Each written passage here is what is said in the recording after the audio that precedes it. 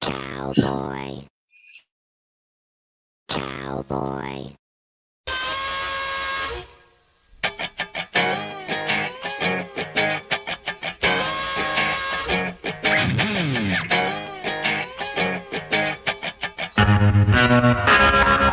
Well, I'm packing up my game and I'ma head out west, where real women come equipped with scripts and fake press. Find a nest in the hills, chill like Flint. Buy an old drop top, find a spot to pimp. Then I'm a kid, rock it up and down your block with a bottle of scotch and watch lots of crotch. Buy a yacht with a flag saying chillin' the most. Then rock that jumping down the coast. Give a toast to the sun, drink with the stars. Get thrown in the mix and tossed out of bars. Sip the Tijuana, I wanna roam. Find Motown, telling fools to come back home. Start an escort service for all the right reasons, and set up shop at the top of Four Seasons. Kid rockin', I'm the real McCoy, and I'm headed out west, sucker, because I wanna be a cowboy, baby. With a top left back and the sunshine shining. Cowboy, baby. West Coast chillin' with the booms I wanna be a cowboy, baby. riding at night 'cause I sleep all day. Cowboy, baby. I can smell a pig from a mile away.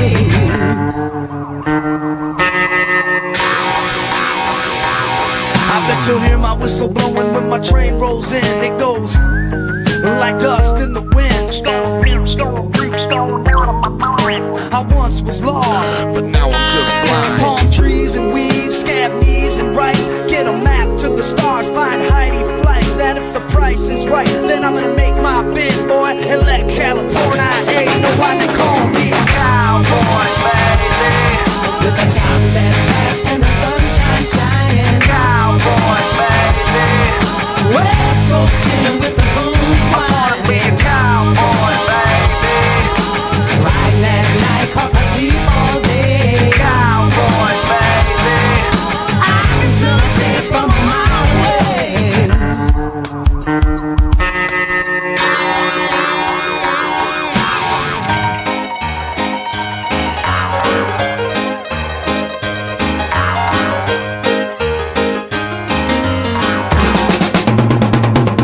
Yeah, Kid Rock, you can call me Tex. Rolling sunset woman with a bottle of Bex. Seen a slimmy in a vet, rolled down my glass and said, yeah, it is right, yo. No kid, gun slinging, spurs hitting the floor. Call me Hoss, I'm the boss with the sauce and the horse. No remorse for the sheriff, it is I ain't right. I'ma paint his town red, then paint his wife.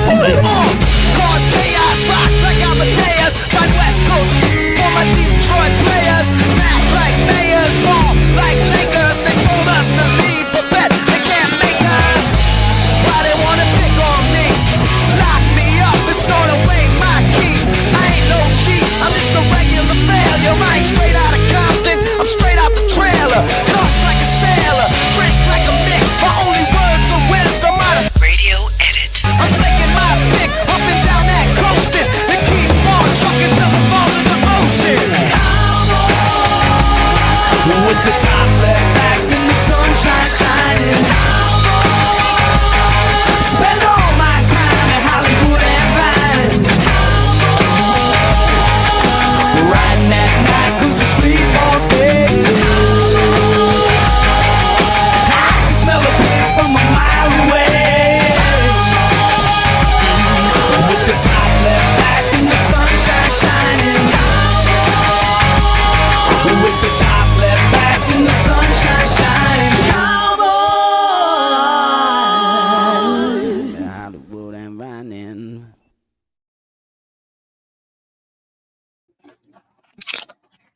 Hello, Jasper. Good morning, good afternoon, whatever time it is where you are. Hello, people.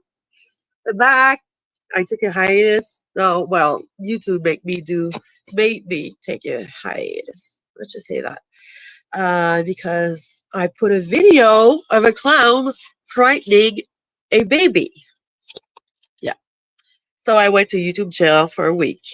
Yeah, I did. And yeah.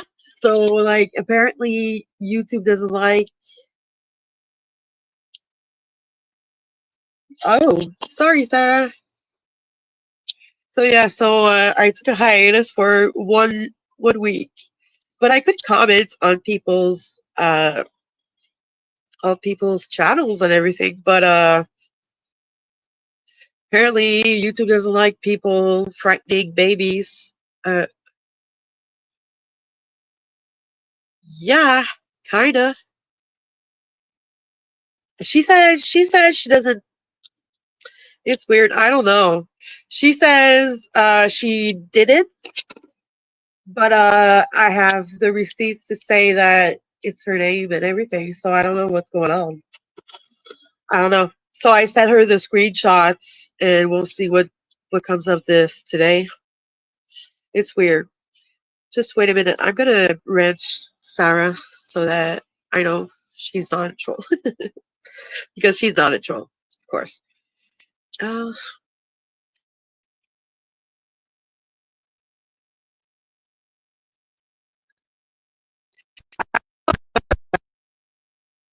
how you got a hold of this, but yeah, she did. Yeah, it's true. I put it on my community page yesterday. It's true. Yeah, I took it off because I didn't want. Like she said that she didn't strike me. Yeah, I don't know. It's weird. Like I've been out of the loop on the internet as of like a week. So I don't know like what happened. Like I don't even know like I know people went after her, I guess. But yeah, Strikegate is alive and well. Let's just say that. I really don't I really don't know. I was out of like YouTube. I was living my life. I was living my life on TikTok actually. I made money on TikTok. It's the first time. Like it's the difference, like from YouTube because on YouTube I'm not monetized. So like when you go on TikTok and you make $60 a night, like directly in your pockets, like it's fun. It's not like I'm not gonna spit on it. Like I liked it, but it's like oh my god, the censorship over there. Oh my god, you guys, the censorship is wild. I cannot say blood. I cannot say crime. Nothing like crime. The word crime. I cannot say it. I cannot say conspiracy. I cannot talk politics. I cannot say gun. We have to say pew pew. I cannot say YouTube. I cannot say Facebook. I cannot say anything. I cannot say porn. I have to say corn. Let's say there's plenty of this. Like sex, I have to say six. I cannot say breast. I cannot say genitals. I cannot say fuck. Like fuck you, rah, rah. I cannot. Uh, it's insane. Like it really, really is a child friendly platform, but like to what extent? Like I know they did have some backlash and they were shut down a while ago. So that's probably why they're going like super strict, but I don't know, seriously, it's insane. Like I took a screen grab, whatever. I recorded the meeting and like of like every word that we cannot say. It's like seriously, even Twitch, a child friendly platform, doesn't have any more doesn't have less doesn't have more censorship than that. It's like you have to remember, like I always say to myself, I have to remember that TikTok is owned by China. Like, and the Chinese and the Japanese, like you see their videos, like "Ah, yeah, yeah." It's like, yeah, you have to be like that. It's insane. So that's why I was like, oh, let's go see YouTube for a while. And like, yeah, Sarah, because of the strike, like I almost lost my channel again because it says you have one copyright strike. If you get another, your channel will be terminated.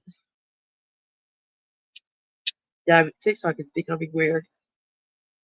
Absolutely. So yeah, so it says, look, wait, I'm gonna show you the screenshots. Why not? Since we're there. Look at it.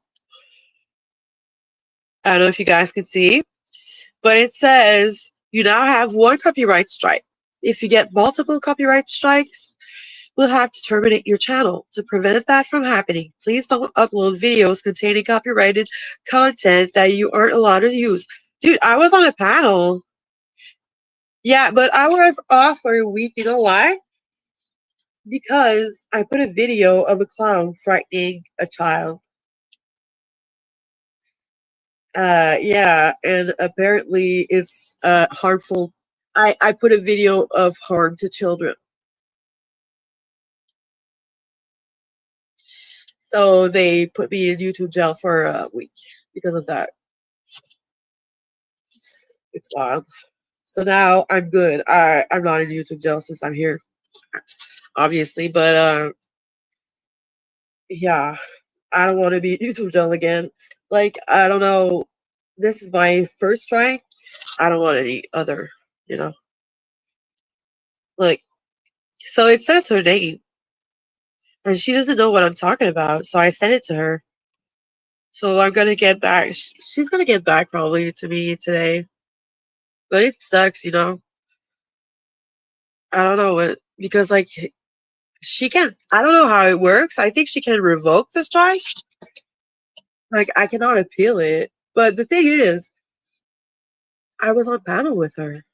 Like, I was on panel with her, and I was restreaming it because StreamYard gave you the option to restream it on your channel. So that's retarded.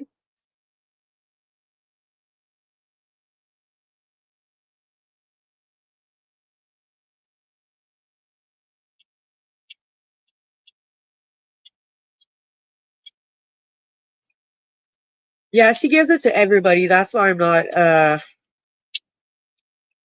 Hi Kristen. Yeah, she gives it to everybody, even people that want to reach out to her on her channel. Like, she gives it to the people. I think that's her real email.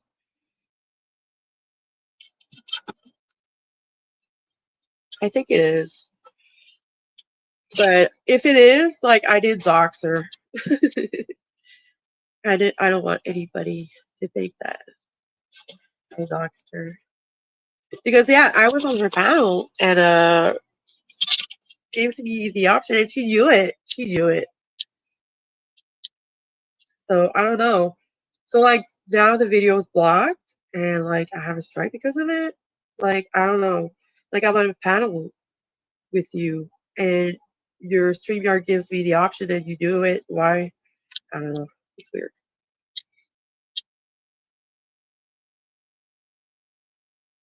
Yeah, me too. I thought of that. So oh, I'm sorry, Kristen. Yeah, of course. I thought the same thing. So that's why I sent her the screenshots because but you know, yeah, that's why I sent her the screenshots because she could say like let's say here, okay? Let's say over here her real name, well, everybody knows it, so I'm not doxing her. It's in like small letters, small caps, and every time she writes, it's in like big caps. Like she uses like big caps. So I was like, well, that's not her if it's in small letters, but it's her real email, so I don't know. It's weird. I don't know what to think of it, but I'm sure everything will be fine. I don't know. I'm so confused. Like I just came back from like a hiatus from YouTube jail, and now like this is happening. Yeah, what's his face? Reg Squirrel said the same thing, Sarah. He said absolutely the same thing. Yeah, exactly. That's why I thought she could retract it, right? Because like it gives me a strike. Like why why why? I didn't do anything to J-Mac. Why would he do that to me? I'm pure and innocent. kidding. But this is wild. I don't know. It's like strike gate, like you said, Sarah. Strike gate number 9. Like, why? Of all the things, like you could have. I don't want to start like drama before like I have news from her. Like she's probably sleeping at that time in Oregon. It's like uh, it's 8 a.m. and she doesn't get she wakes up like she doesn't wake up before like 3 in the afternoon. So I don't know. It's wild. But yeah, Kristen, I was thinking the same thing. I was like, maybe it's like a troll, like pretending it's her, pretending to be her and pass as her because there's people out there that have reasons to do that. But that's wild. I don't know. I didn't do anything. I was out of here. I just know that she got heat this past week. I'm out of it. I don't even know what happened. But now I'm getting heat because apparently, I don't know. Just gonna.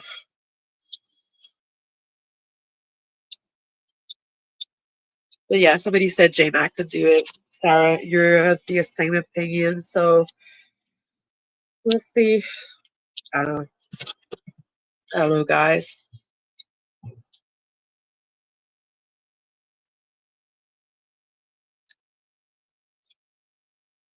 If J Mac did it, she better retract that shit. There was right. Hi, Lizzie. Do you want to come up, Lizzie? The link is in the chat. Hi, Lizzie, pretty baby. Why are you not bought it? That's wild.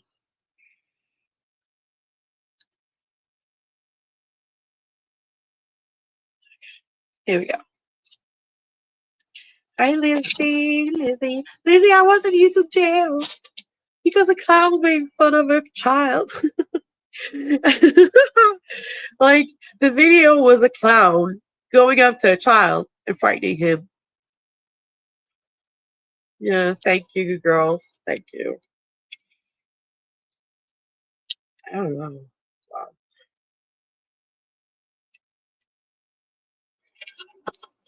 I love you, Lizzie. Lizzie gives me a heart with a 2. That's funny. Okay. Yeah, thanks. I wonder who else. What do you mean? Who else got struck? Probably Stony. Because Stony was also restreaming it. Like, I'm not the only one. Stony was up on panel with me at the same time. Wait. Can I remove that one?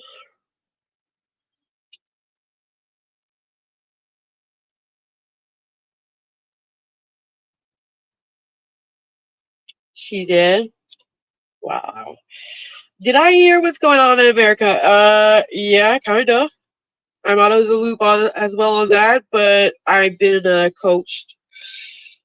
Somebody gave me a brainstorm of it, like today. So I don't know. This is wild, wild, wild, wild. Izzy, here's a link if you want to jump up. I have no clue. If you want to like summarize it for me, that would be great.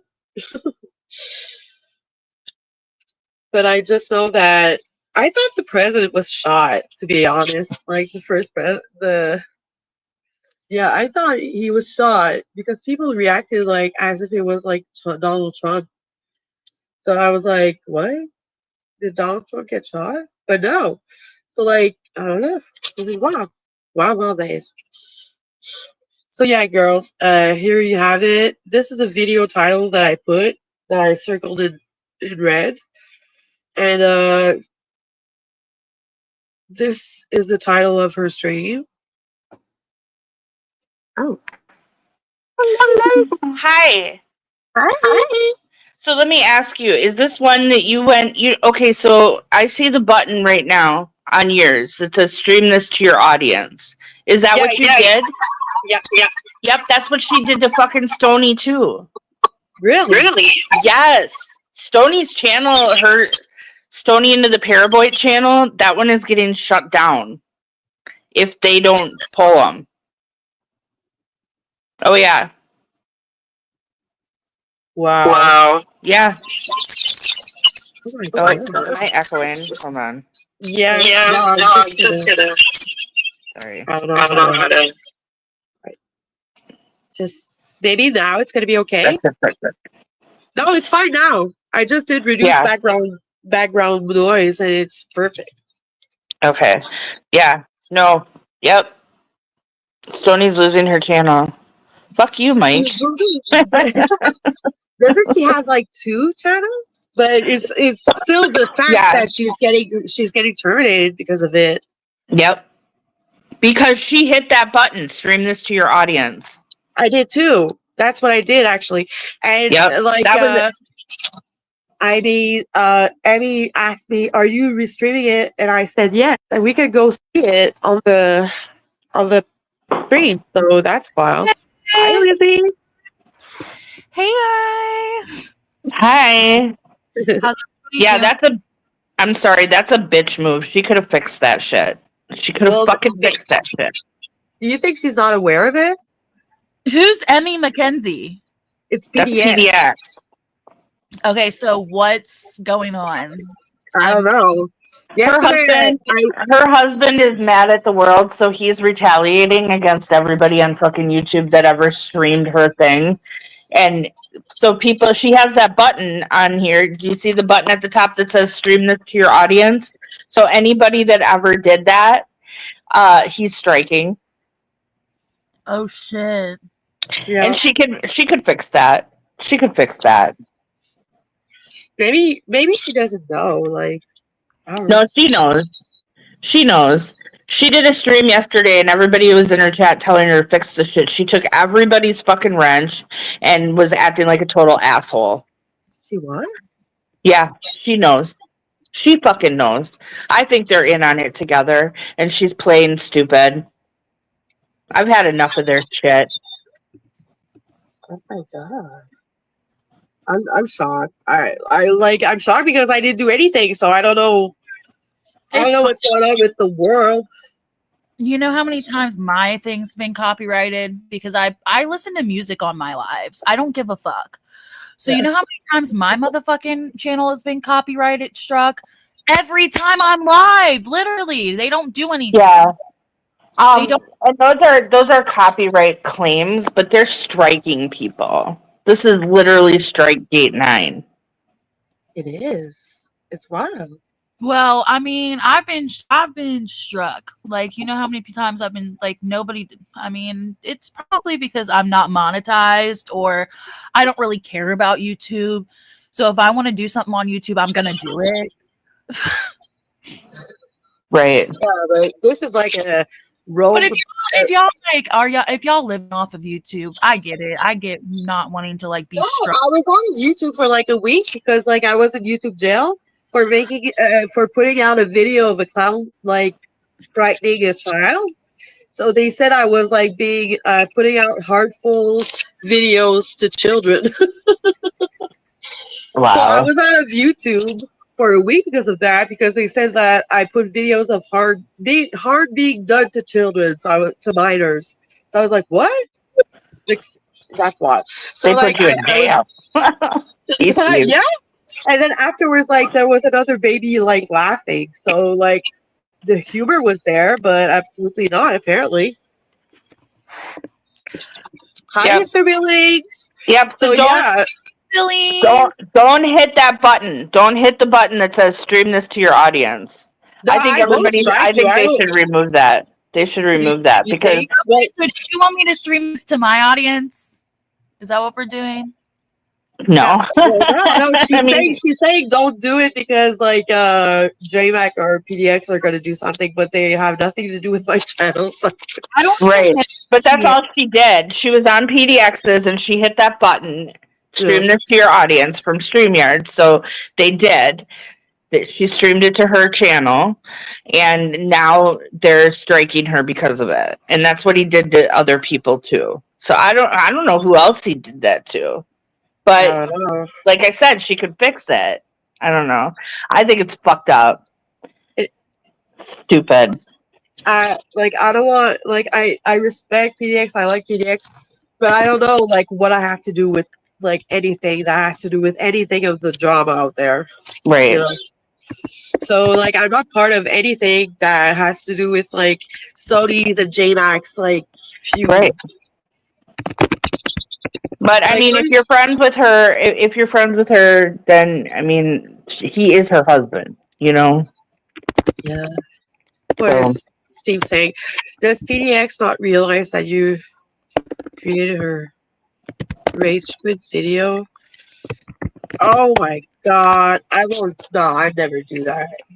Yeah, I did her rage quit video. I could strike her for that, but no, I'm not gonna, you know. But yeah. There's a lot of people like Did out you here. take that? Did you take the video down? No? No, I did not. No, he's Me saying neither, I'd fight it. no, I didn't delete it. I did delete it because I've been told that if I want to appeal, I don't delete anything. Yeah, don't. I would appeal it.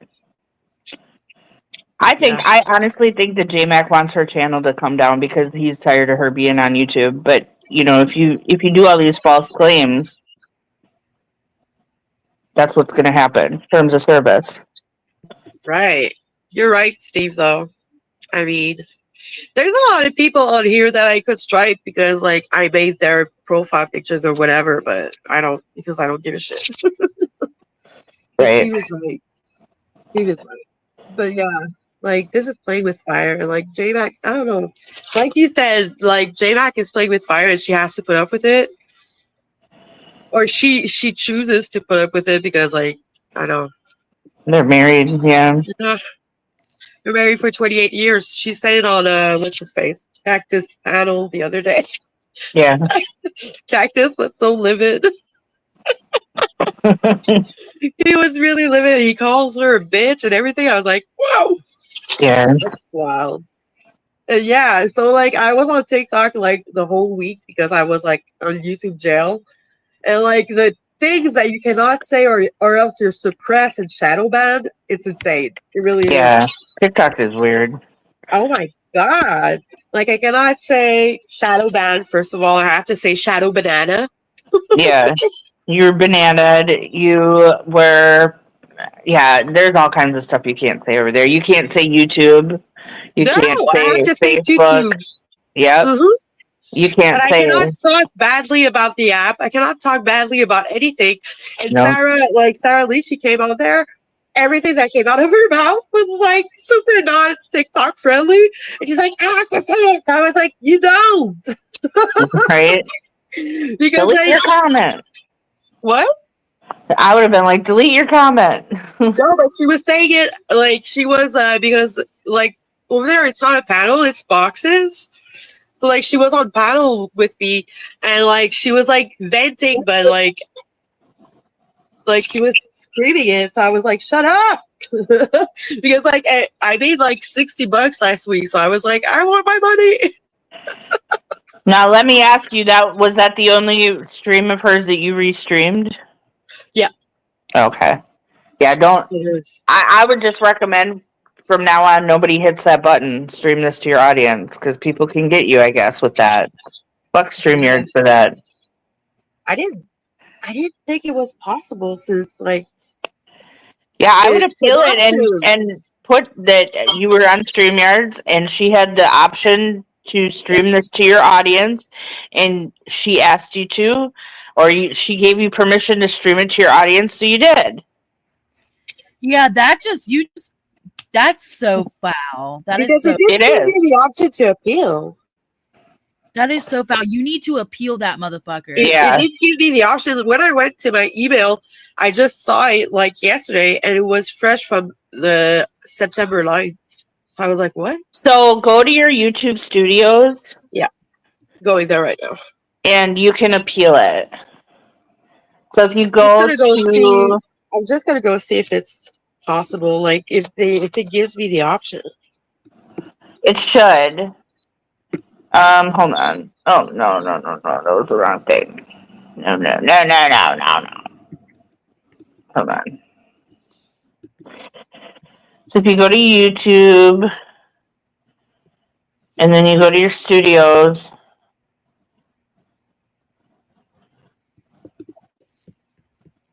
Okay, I'm here. Look Go what it under shows me. copyright. Look what it shows me. Okay, I'm gonna show you. It doesn't even say like appeal or nothing. I'm gonna take that comment off. So it says counter notification or contact claimant. Hold on, let me see. I'm blind as fuck. I don't have my glasses I'm on. sorry. And also it's like in super small letters. Oh, you can go to copyright school. Yeah, you have to go to copyright school. It says submit counter notification. So that would be, yeah. So that would be that. And you can go to YouTube jail. If you go to YouTube school, they'll remove the strike. What's Since that? you never had a strike. It's literally like 30 seconds long. It's just a video and you have to you have to answer a few questions. It's really stupid. Okay. Well, I never did it, so does it say it? YouTube, yeah. Copyright school. Oh, Lizzie dropped off. Bye, Lizzie. Oh my god. Copyright school. I'm gonna put that on my resume afterwards. I went to copyright school.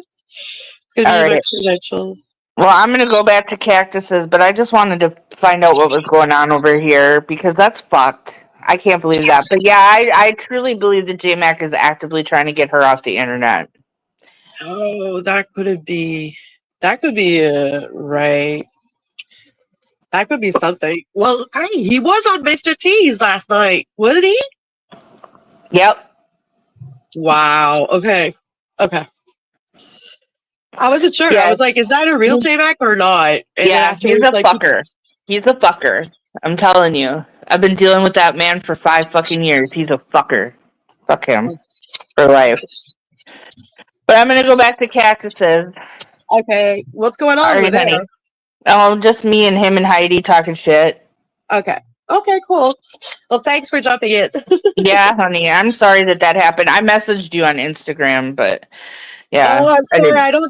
I will see it later on. I'm sorry I didn't see that. I don't go to Instagram, Facebook, Twitter. I just go on Discord. Right. I know. All right, honey. Well, yeah, go to YouTube school and then appeal that shit. Fuck them.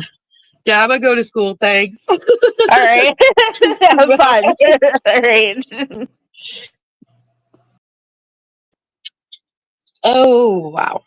So yeah. So everybody knows what's going on now.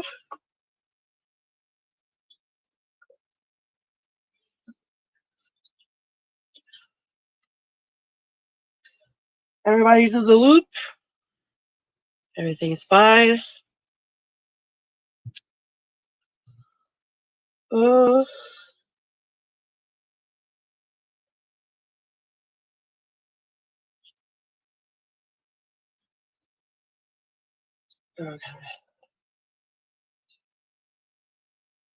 By the way, I'm just gonna play something that happened on my TikTok live. It was so crazy. It really was crazy. Where is it?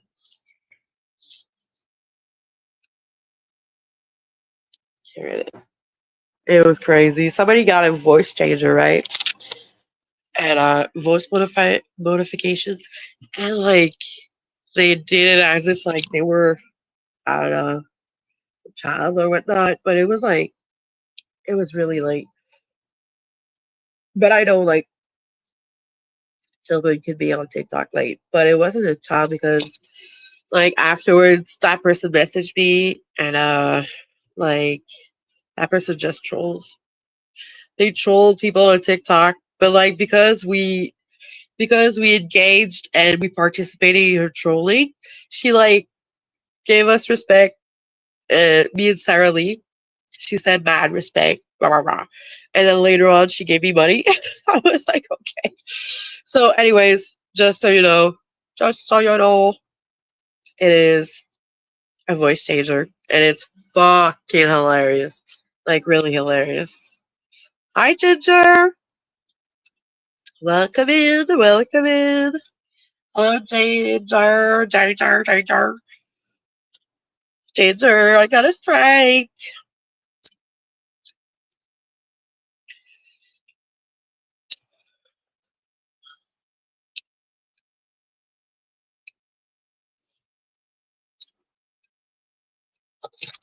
So yeah. Somebody. Hello. Ooh, what are you doing, Ginger? What's up? What are you doing today? You're going through the rounds of YouTube to see what's up, what's good. I feel like because I was put on YouTube jail, like there's people that don't jump on my live stream usually, and they're here right now. That's wild.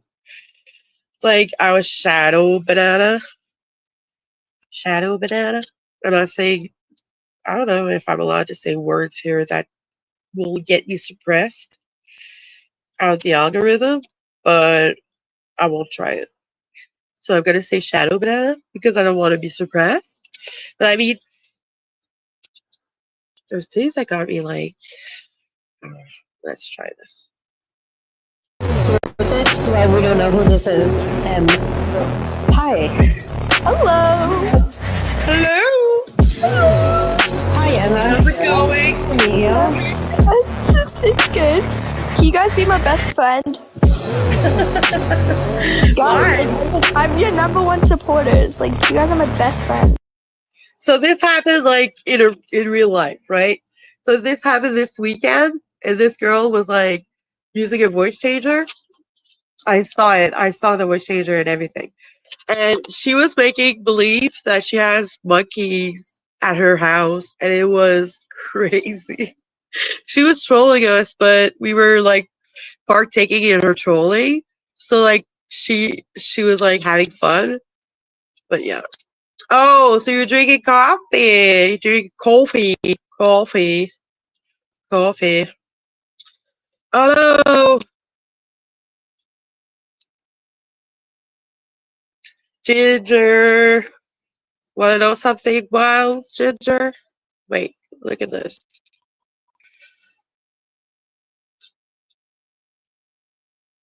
Ginger, are you still here? Please say yes. I just want to show you. I don't know what's going on. Look at this.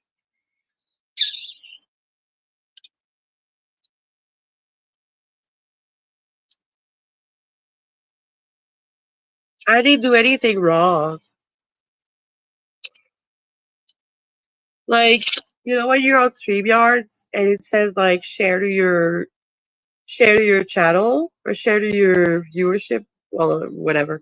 Share to your channel when you're on somebody else's stream. That's what I did, and I got a strike from Abby. I didn't do anything wrong. Well, do you think because she said she didn't strike me? She said she didn't do it. I said, what the fuck? Why did you strike me? She said, I did not strike you. She said that last night.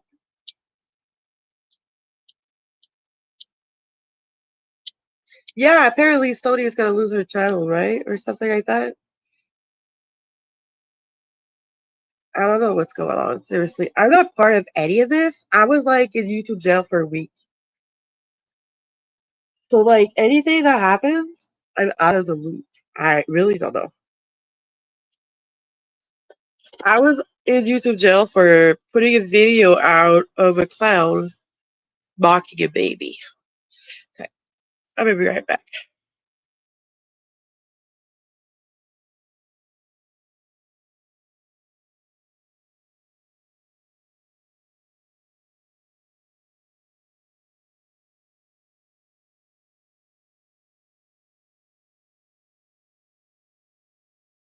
Okay, I'm back. I'm back.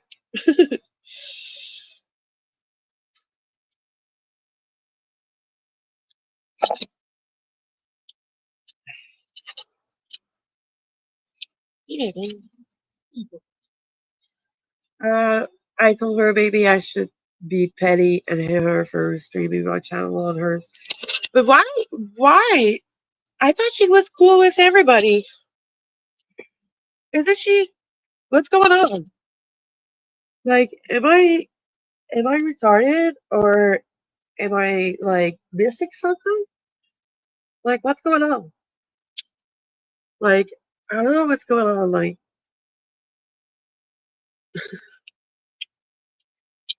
am I retarded? Am I missing something? I'm out of the loop. I wasn't here for a week. I know everybody went after her though, but I don't know why.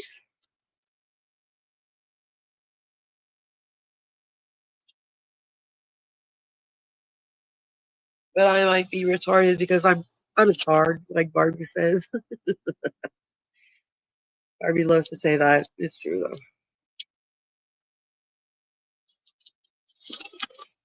But aren't you guys like cool with her? I thought you guys were cool with her. I'm confused. Well, I thought I was cool with her. That's for sure.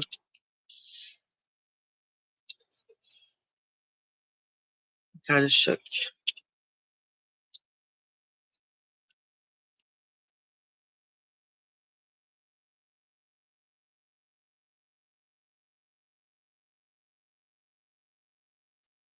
Okay, sorry, I'm back. What did he do? What did he do? I missed a part now. Oh no. I'm sorry, Ginger. I don't know what he did. What did you do to Stony? Well, what did you do to Stony? Did he threaten her life or something? Oh, you mean the strikes? Is that it? Because he like struck her or something? I'm trying to understand everything.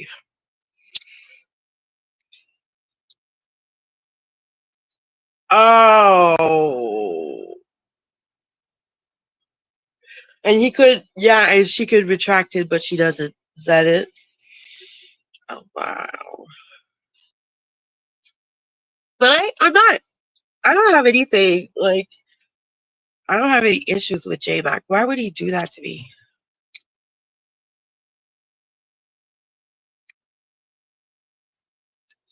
It's a good thing I did stream everything. Because, like, on my other channel, I got struck and everything, but it wasn't him. That's for sure.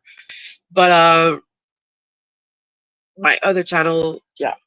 On my other channel, I had, like, multiple streams from, on PDXs. That's fucking wild. Why does he hate us like this? What's going on? Like, where does the hate come from? Where is this? I don't know. Like,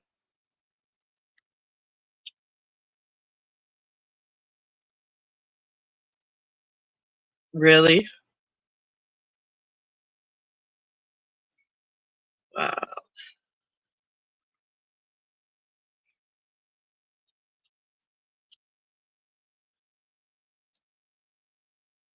Well, I'm gonna text Jody.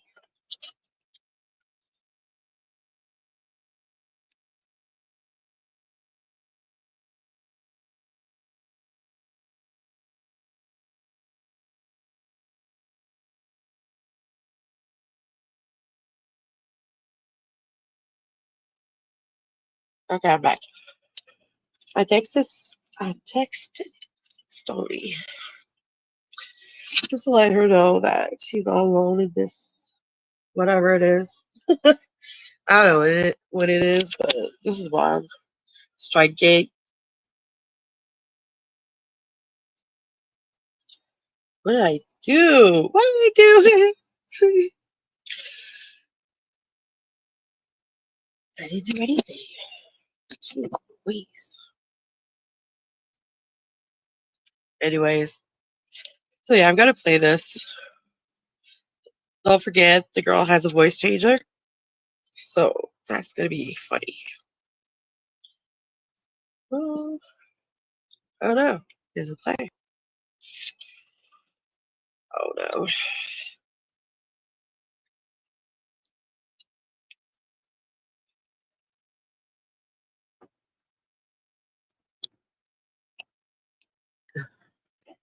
Gonna join us.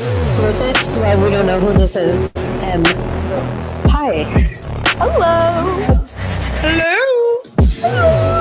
Hi, Emma. How's it going? Nice to meet you. It's good. Oh shit! I forgot there's music. When you screen record on TikTok, they add that music, so I didn't do it. I didn't do it on purpose. I swear. But let's do some little music before we get started with the program. Will you? Will you? Will we? Shall we? Let's do this. Shall we? Cool. There's nobody left. I'm all alone on my own. Let's do this. True crime shit. Let's do this. Yes. High school girl in Michigan was cyberbullied for more than a year, sometimes receiving up to 12 threatening messages a day. And who turned out to be the suspect shocked everyone. The more friends you have, the easier it is to be betrayed by them. It was so bad to the point where I didn't want to even go to school anymore. The motive is still a mystery. Things are about to get so much worse. There's no confirmed motive, but there are some theories being floated out. There's still no explanation for why. Hey, True Crime Besties. Welcome back to an all-new episode of Seriously.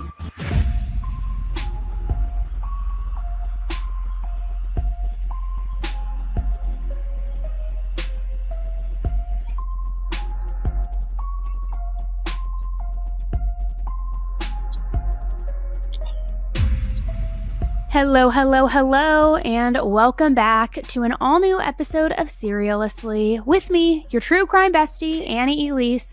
I am here to break down another wild-ass case for you today. It is one that honestly still has me reeling, and my mind is just like warped and shook and all of the things. But before we get into all of that, I hope you all had a fantastic weekend. Hopefully you are getting ready to, I don't know, do something amazing this week. Hopefully you're in like your zen place, whether you're on your way to work, walking, cleaning the house, doing dishes, whatever it is you're doing. Thanks for being here. Thanks for listening with me. I just got back into town myself from CrimeCon over the weekend in Denver, which, let me just tell you, CrimeCon's always an incredible experience. There's so many like victims' families there. There's so many supportive people, and it's just always a really moving weekend. And so if I met you and had the pleasure of meeting you at CrimeCon, thank you for coming up and approaching me and talking with me. I love meeting all of you guys and talking with you. And yeah, it was just another really, I don't want to say uplifting weekend, but kind of. It really was uplifting. It's like talking with a lot of these survivors and these victims' families and hearing that they are appreciative of the coverage and the stories continuing and the voices continuing. It's just, there is something uplifting and also fulfilling in that, if that makes sense. So just coming off the heels of that, now getting ready to hit the road again, this time for the next leg of the tour, hitting Austin, Houston, Dallas, Phoenix. So now's the time, guys. Tickets, there's only a few left for not even all of those shows because some of them are sold out. But I think we have a couple more in Texas, a few tickets left for the Texas shows. So grab them now, AnnieElise.com. You can see me in person, all new exclusive case, meet and greets, the whole shebang. We love you, Annie Elise, but I'm gonna. And they got to high school, they were just inseparable. And I gotta say that. Yeah, I love you, but How deep does this go? So like I said, I have been sitting on this case for about a year. And then I saw this documentary come out last week and I was like, oh, I guess like, people are speaking out now. It's out there. Like maybe we will talk about it. So I watched it just to be like, okay, let me just see how they're portraying it. And when I tell you they left out so many details,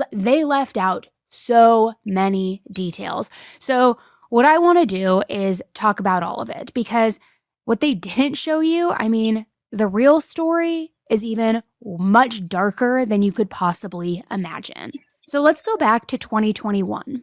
Lauren was your classic small town high school girl in Michigan. She was popular, athletic. She was very close with her family. She also did like a plethora of extracurriculars and sports. She played basketball. She ran cross country. She would spend her weekends kind of just like bouncing between team hangouts, team, kickbacks, parties, family dinners, you name it, all the things. Just a very active social life. And she kind of had this picture perfect life. This full social life, great at sports, lived at home with both of her parents, Kendra and Sean, had this small town feel. And if you asked anyone, they would tell you Lauren had a very good life.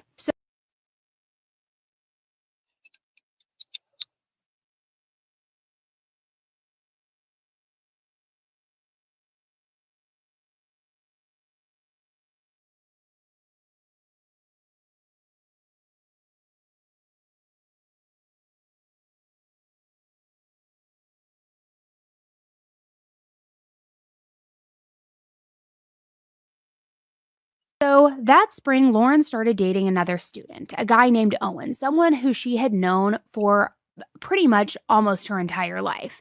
And this was kind of your normal teenage romance. They were having study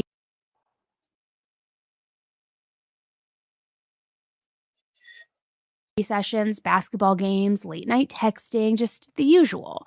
And people called them the golden couple, saying that they were kind of, as the younger kids would put it, goals. Their goals. They were high school sweethearts. They were going to make it. They were going to be end game, all of those things.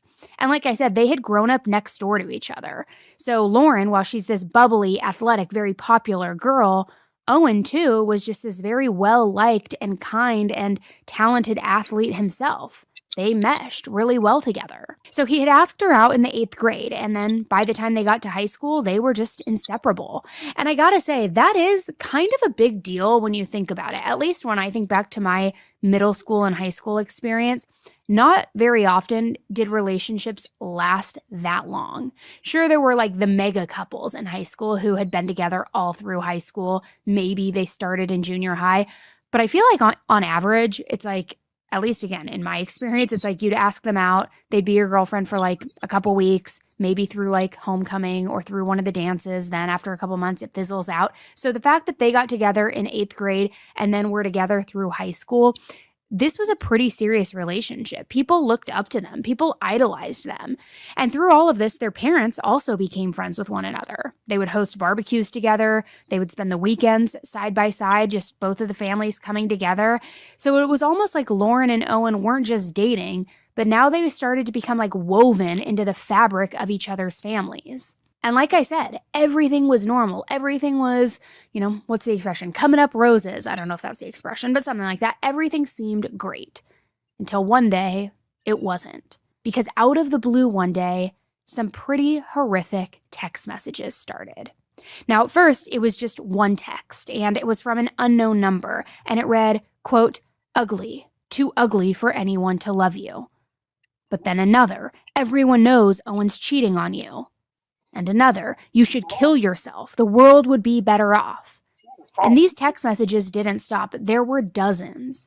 Then there were hundreds. Then there were thousands. It was relentless. This anonymous sender was just so cruel and non-stop, just text after text, just rapid fire. They started accusing Owen of sneaking around behind Lauren's back, saying he's cheating on you. He doesn't want to be with you. You're nothing. You should just give up. They said that Lauren was a bad girlfriend, a bad athlete, a bad person.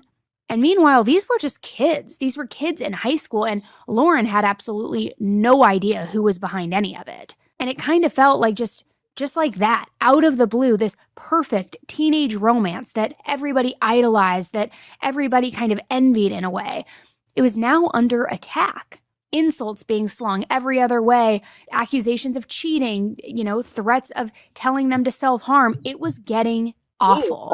But then, suddenly, the messages just poof, they stopped. And for months, there was just complete silence. That is until the following year. The messages ramped back up again, and this time they didn't stop.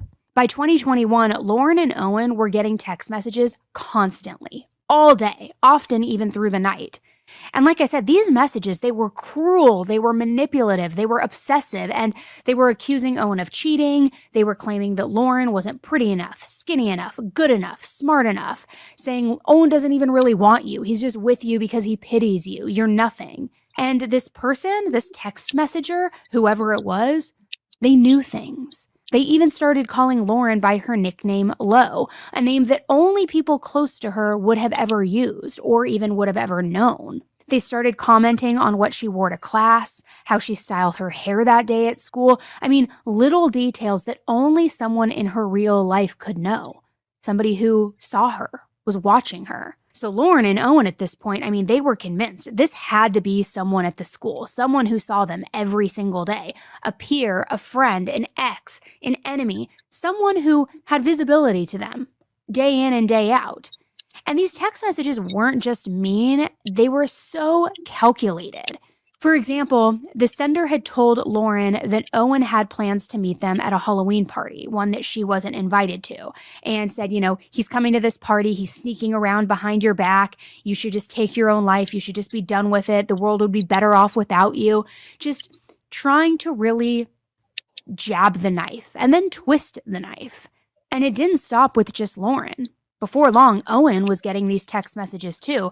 They were telling him, Lauren's incredibly ugly. She's a bad girlfriend. You should dump her. She's nothing.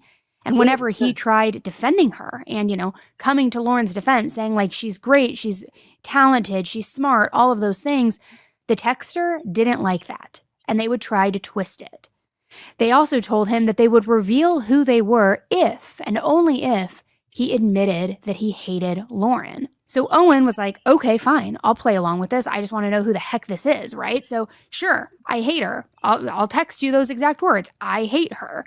And sure enough, this stalker, this texter screenshotted that. That's what they wanted. And then they sent that message to Lauren, trying to weasel their way in between them, being like, look, see, I'm texting with Owen and he does hate you. You're nothing. Like, look at this text message. Just kind of really trying to like blow up their relationship from the inside out. The thing was, though, Lauren was smart. She didn't fall for any of it. Not to mention, she and Owen had been comparing text messages, piecing together what was happening. And they realized this person was lying to both of them, trying to pit them against one another. So they started blocking the phone number, trying to get this person out of their life, leaving them on red, then blocking the phone number entirely. But no matter how many phone numbers they blocked, this sender would just pop back up. Brand new number, brand new text message. It just could not stop. It would not stop. They even started making up these fake social media accounts using real friends' photos, trying to trick Lauren and Owen into accepting the friend request so that they could keep tormenting them, keep harassing them and sending them messages. And over time, these messages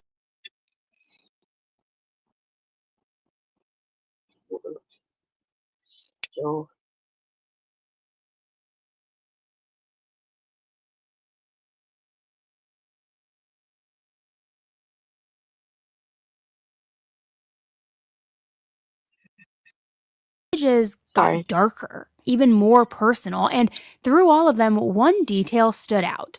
This texter, in all of the messages that they sent, would always type the word careless as one word, like it read careless. So, for example, instead of typing, I couldn't care less, breaking up the words, it would say, I couldn't care less. And it was over and over, the same phrasing, the same insults, the same obsession, quite honestly. And as the months passed, like I said, the harassment, it really started escalating. This stalker was now watching Lauren, watching her in real time, texting her about those outfits, her hairstyles. They even started texting her about her basketball game stats, watching her games in real time, and then texting her after the game, taunting her and tormenting her. Whoever it was, they were close, too close. And the nightmare was only just beginning. Which, here's the thing, given the close proximity of who this person must have been, I mean, you might assume that it was some classmate who had a grudge of some sort. Maybe a jealous ex, maybe some mean girl just stirring up drama, maybe somebody who just liked the theatrics of it all, something like that. But what this person did went way beyond your typical teenage bullying.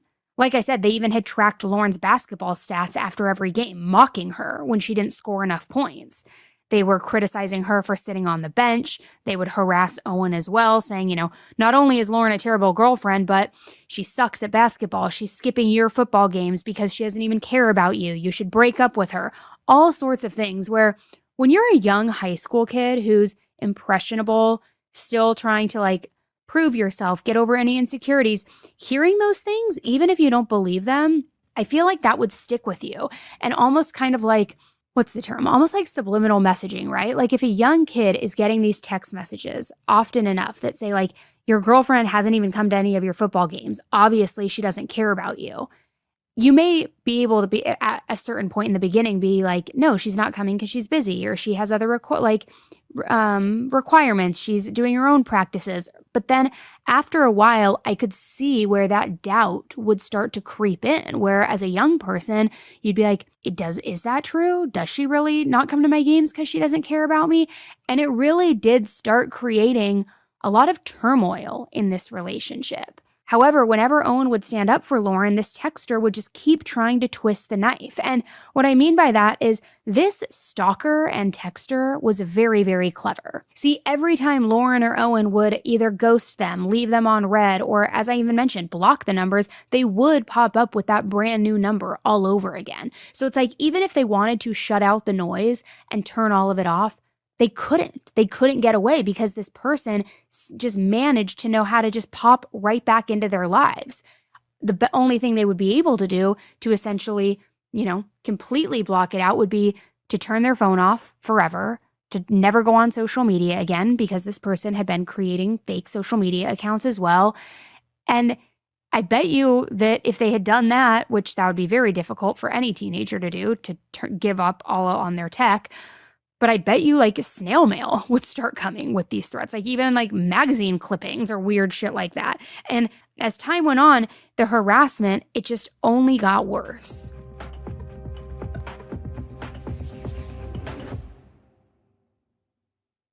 I want to talk about your home's security for a minute, because for the longest time, I thought that home security was just a loud alarm going off after somebody already broke in, scaring them off, hoping to get your neighbor's attention, then you deal with the aftermath of it all. But that's a reactive approach. I mean, by the time an intruder is already inside, your sense of safety is completely shattered.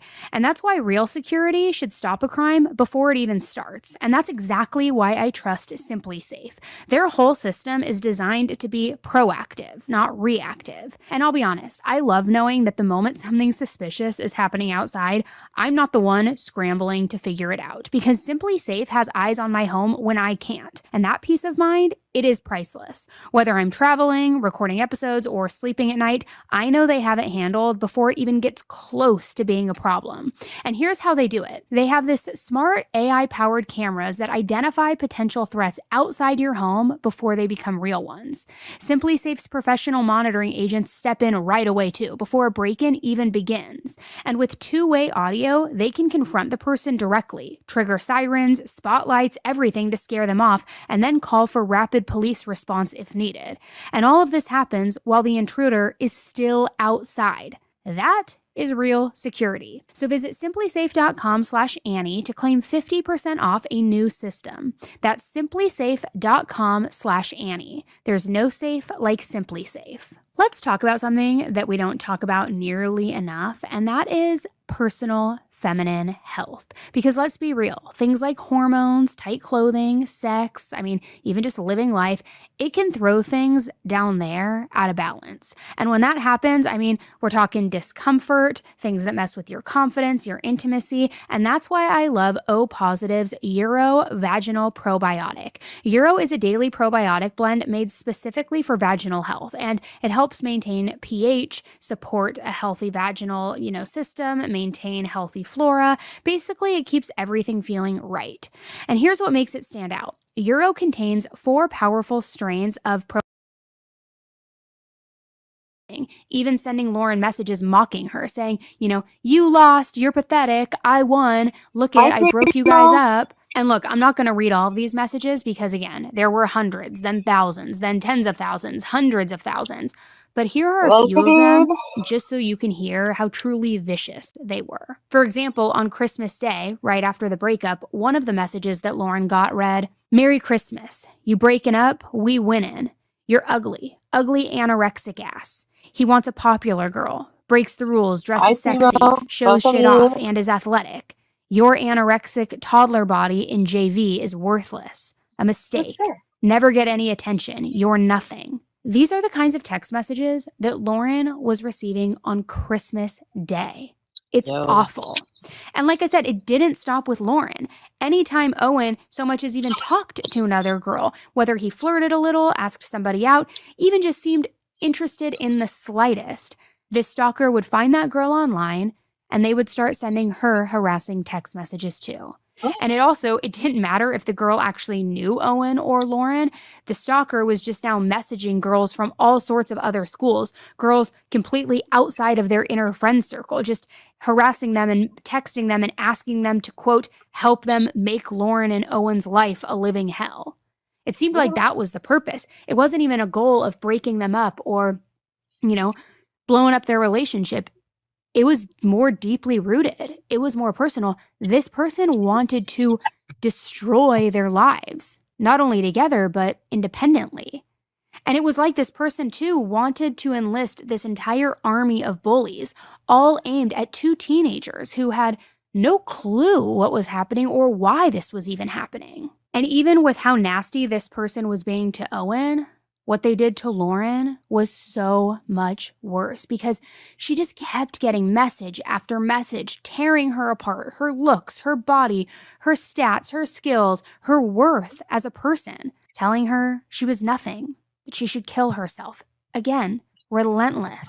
And now, finally, after she finally opened up to her mom and was leaning on her for support, she just was telling her mom everything, sharing every message with her, every single mean thing that was said to her, just really finally having a support system in place to have her back. Every message, every new account that popped up, every threat, every insult, all of it was shared with her mom. And her mom, Kendra, to her credit, she did not shrug any of it off. She wasn't going to chalk it up to just teenage drama anymore. She documented everything, and she took it straight to these school officials every single time. But here's the crazy part. Even with all of that evidence, the hundreds of text messages, the screenshots, the usernames, the email accounts, the school could not figure anything out. And by New Year's Day, they were just completely stuck. They had no idea what to do. And look, this is where a lot of schools may have given up, okay? They could have just written it off as teen drama, as people just, whatever, trying to stir things up and create drama, whatever it is. They could have just told Lauren and Owen, block the numbers again, ignore the accounts, move on. But the school didn't. They weren't going to shrug this off. They knew that this was serious. So they called in the police. And the officers also were not about to treat this like some silly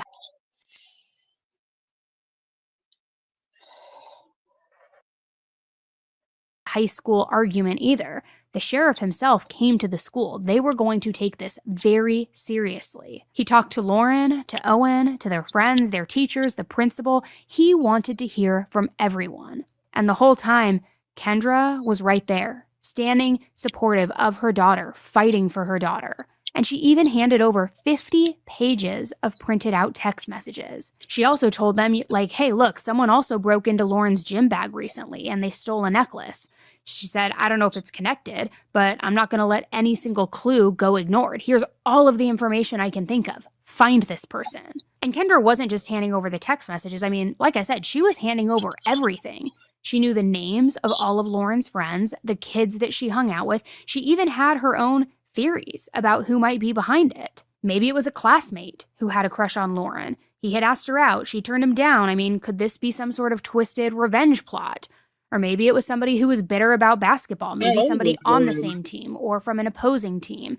Kids who didn't make varsity, who saw Lauren take the spot that they wanted. There was also a rumor about somebody who hacked into Lauren's school computer so that they could steal her homework and cheat. So, I mean, none of it was a smoking gun, but there were a lot of options and possible leads, and Kendra knew all of those leads, every detail. She was relentless in this. But things kept escalating.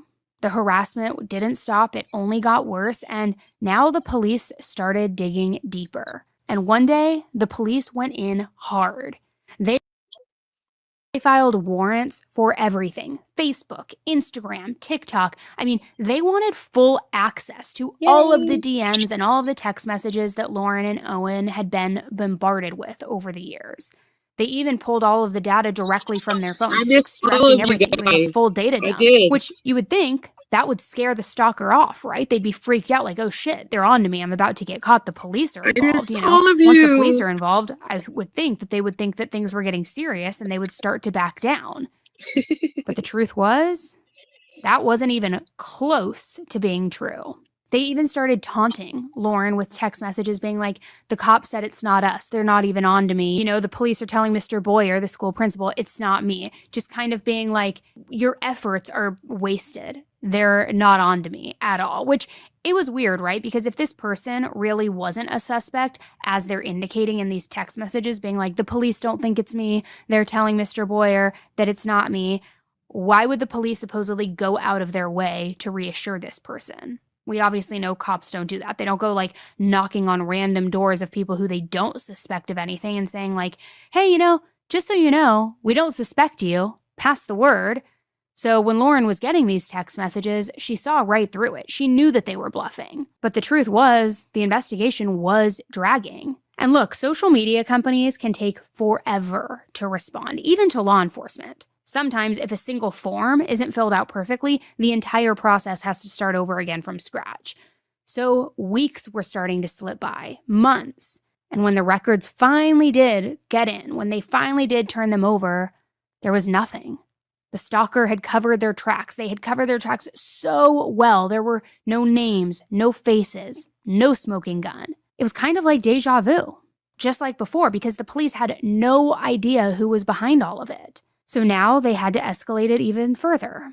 And that's when they decided to call in the big guns. They called in the FBI. And now these federal agents were bringing in their cyber experts. And the kind of people who are trained to track down criminals who think that they can't be found. I mean, it's very difficult to get past them. So they spent months digging through the data, tracing accounts, following digital footprints, things that most people don't even know exist. Like, things that track you that you have no clue are even an option. And finally, around April 2022, they found what they were looking for. The exact device, the exact location. And after years of relentless psychological warfare and torture, this stalker's digital mask was about to just come flying off.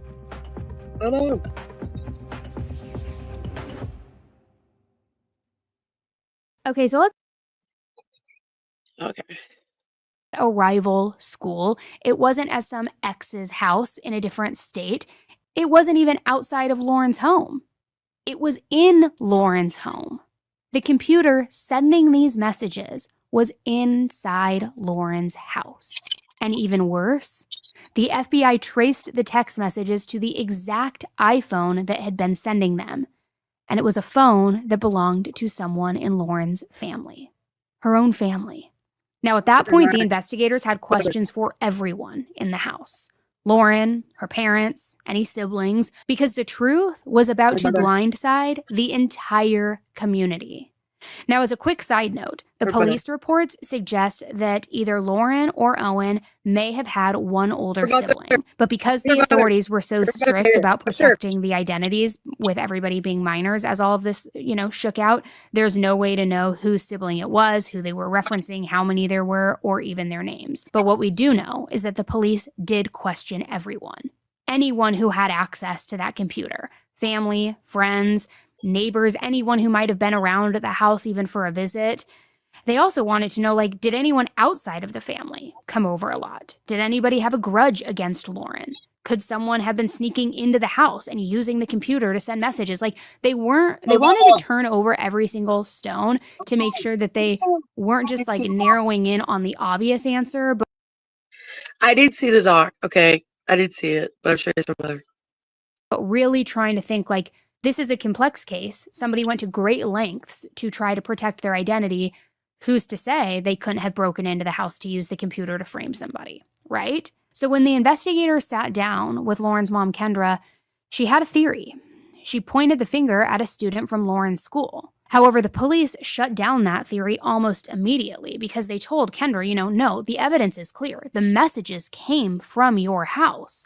So unless this student basically lives here, there's no way that they're behind it. So then Kendra started pivoting to another theory. Okay, well, if it's not some kid from school, could it possibly be my husband, Sean? He has access to the computer. Though she didn't have a motive for him. She had no reason at all why he would do this to his own daughter.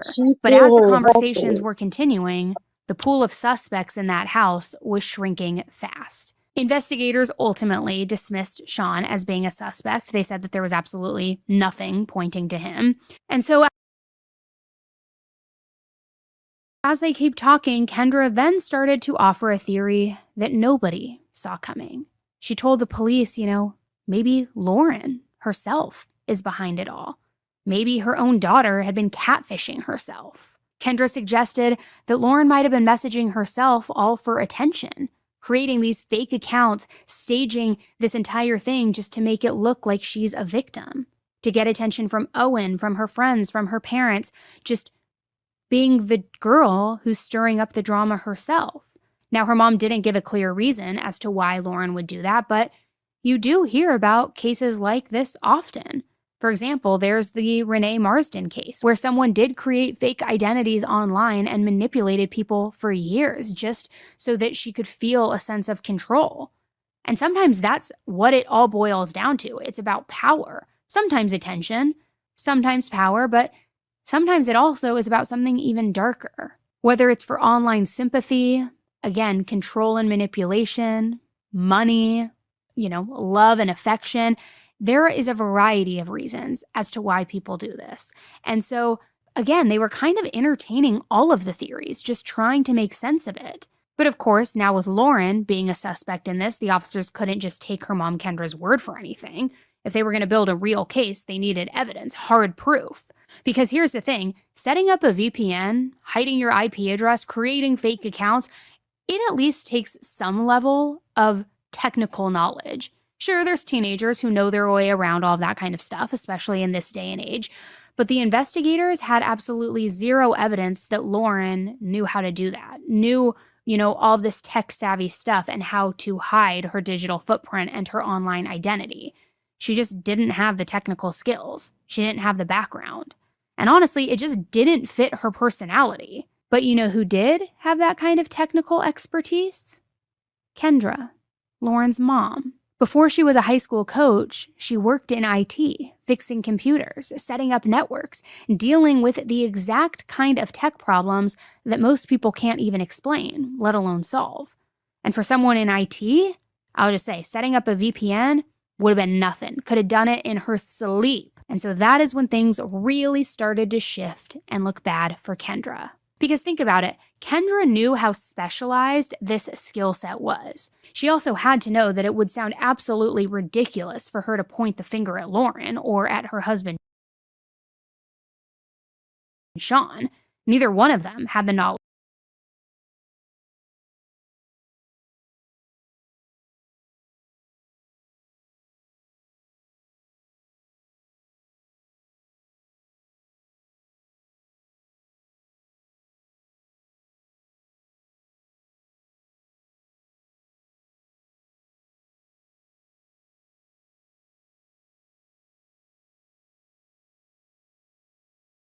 to pull this off.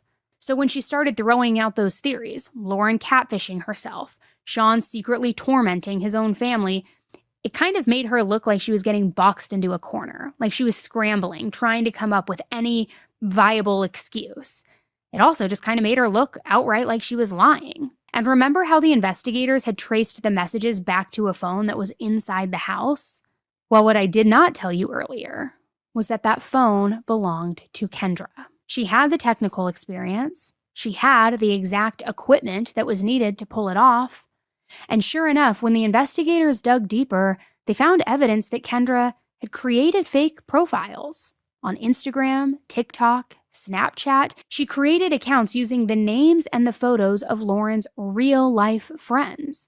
And she did this so that all of those messages would seem more authentic, more personal, like it was coming from them. So now the walls started closing in. Now at this point, the investigators realized something even darker in all of this. Kendra wasn't just catfishing her daughter. She was framing other kids, teenagers, making it look like they were the ones behind all of this harassment. Innocent bystanders were getting dragged into this just complete and utter nightmare. Now, something else that kept nagging at me when I was doing my initial research on this case about a year ago, and I can't say for sure whether the police considered it or not because they've never commented on it publicly, but remember how the stalker was obsessed with Lauren's basketball stats? Her games, her playing time, the points that she scored or points that she didn't score? Well, Kendra was a basketball coach. So was this just random cruelty to make it seem like Lauren was being watched, or were these messages in fact personal?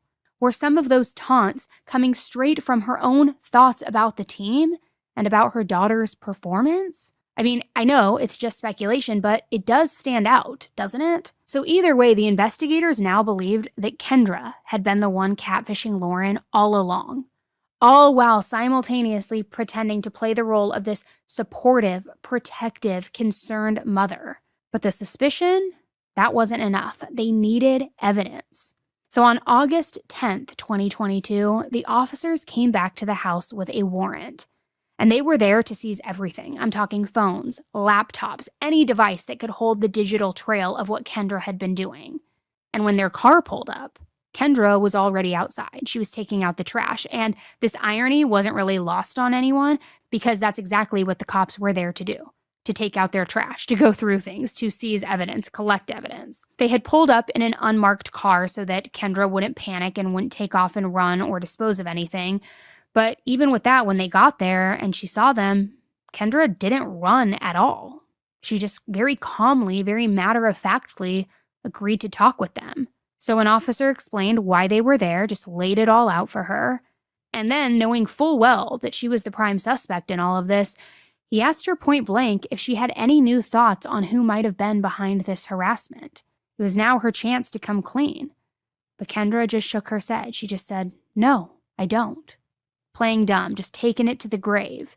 The officer didn't waste any time, though. He told her point blank that they were close to making an arrest. He also warned her not to skip town, said, things are going to get a whole lot worse if you even try. He even suggested that Kendra, Sean, and Lauren all start family therapy because, clearly something in that house was very, very broken. Then, after talking with Kendra, he called Sean and asked him to come home from work. And when he did, he pulled him aside so that he could talk to him, just fill him in on everything that he had found, that the device came from their house, that it was Kendra's device, that she was the one behind it. And when Sean heard what his wife had allegedly been doing, he was floored. This was the woman that he shared a home with, a life with, and she had been living this entire double life. Because investigators also learned that Kendra had lied to Sean, her husband, about a lot of other things too. For example, she had told Sean she quit her job voluntarily, but she actually had been fired. And it took the investigators 4 more months to comb through everything. Kendra's phone, her laptop, every single scrap of data. But when they were done with it, they had all of it. Hundreds of pages of text messages, TikTok DMs, Snapchats, Instagram messages, Facebook conversations, and every single message traced directly back to Kendra. So, on December 8th, 2022, when the officers finally came to arrest her, Kendra didn't fight it. She surrendered peacefully. But then, once she was in custody, things started to change because the excuses all started pouring out. She said that the reason she did this was because she was trying to, coax out the real harasser, the real stalker, that she had sent the initial messages in 2020, but then stopped, and then somebody else started harassing her daughter, so she created all these fake accounts to try to, get clues and break the case and figure out who it was, which it just absolutely made no sense whatsoever, especially given, the context of these messages. And finally, she told the officers, the whole thing had just, quote, according to her, gotten out of hand, and that she only meant to send a few messages, but that she got caught up in the thrill of it all, and that once it was going, things just started to spiral. As if that somehow makes tormenting your own daughter for nearly 2 years more reasonable. Obviously not. She even had the audacity to ask the police if they could keep it quiet. She didn't want other parents finding out, which, can you imagine? I mean, as a parent, being so detached from reality that you not only do this to your own child, but then you act like the real problem in all of this is whether or not people are going to find out. And think about Owen's parents, too. Think about the parents of all of the kids who had been blamed, tormented, harassed, and now this adult wants it to be hush-hush to protect their own sanity and privacy. And look, when you break down who Kendra was and her past, here's the strange part. She had no prior record, no arrests, no warning signs. She kind of went from this upstanding citizen to just catfishing her own daughter like it was her full-time job. And maybe that's why she didn't realize how deep in trouble she truly was, because when the charges did come down, I mean, they were serious. She ended up being charged with 2 counts of stalking a minor for what she did to Lauren and Owen. She also was charged with 2 counts of using a computer to commit a crime and 1 count of obstruction of justice. Now, she was released on a $5,000 bond while she awaited trial that took place in 2023. But if she was going to be convicted on every charge and given the maximum sentence, she was looking at 35 years in prison. So, of course, the big question that everybody wanted answered was why? What could possibly motivate a mother to torture her own child like this? What did she want so badly enough that she would risk decades behind bars? And the motive, the real motive, it was about to shock everyone.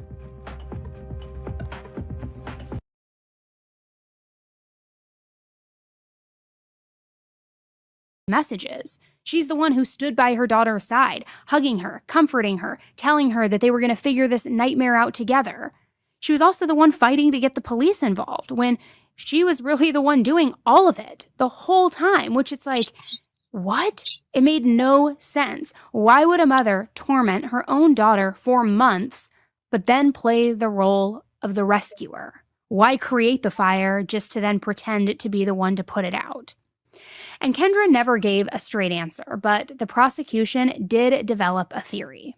Apparently, Lauren and Kendra had always been extremely close. Lauren was a mama's girl. She would tell Kendra everything, leaning on her for advice, talking about boys, friends, relationships, spending all of her free time with her. That is until Owen entered the picture. Because suddenly, Lauren wasn't running to her mom with every problem. She wasn't venting about school, about sports, about drama with her friends. Instead, she was doing what a lot of teen girls do.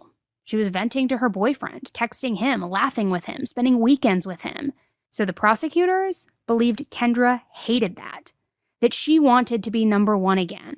And maybe losing her job had something to do with it too. Maybe being fired bruised her ego a bit and kind of left her angry or bored or with too much time on her hands.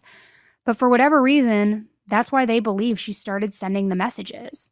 Not necessarily to break Lauren and Owen up, but to give Lauren a problem that is so major, so big, so terrifying that she would have no choice but to come running to her mom for help.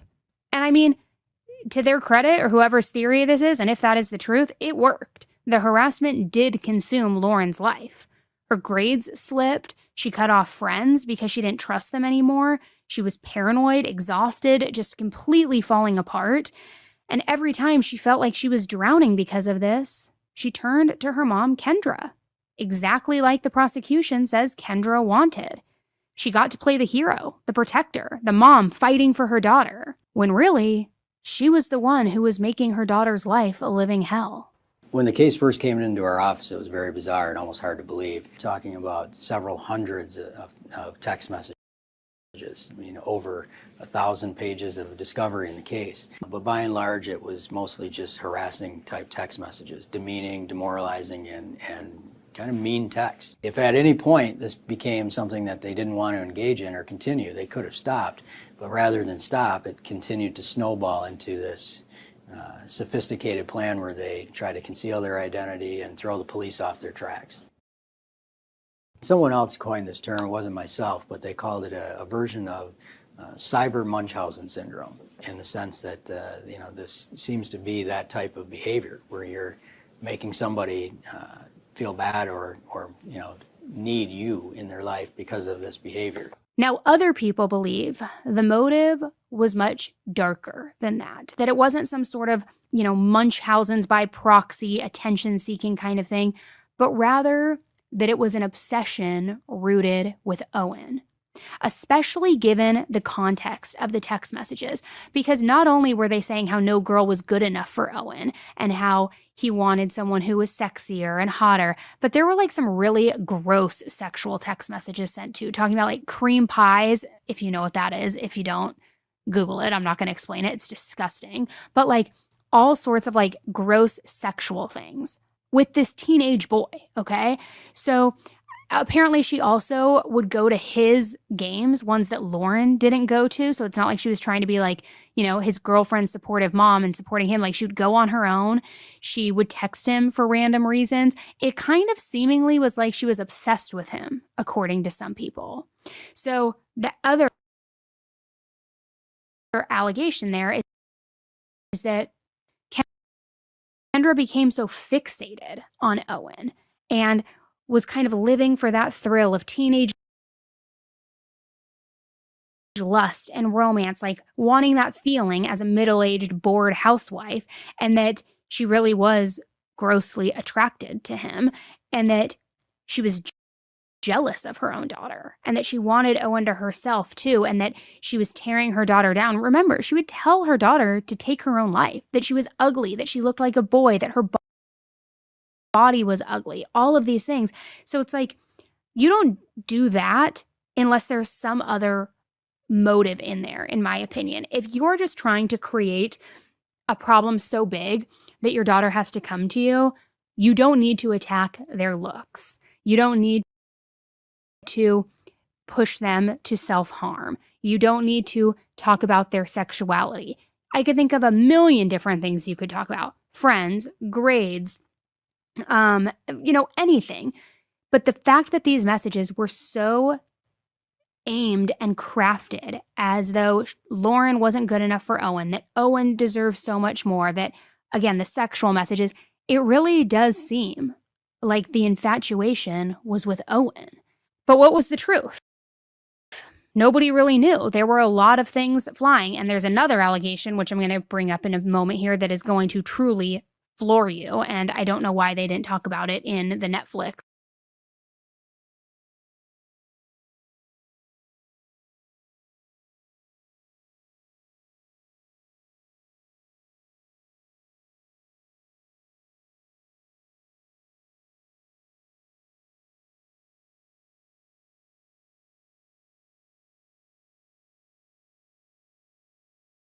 doc, but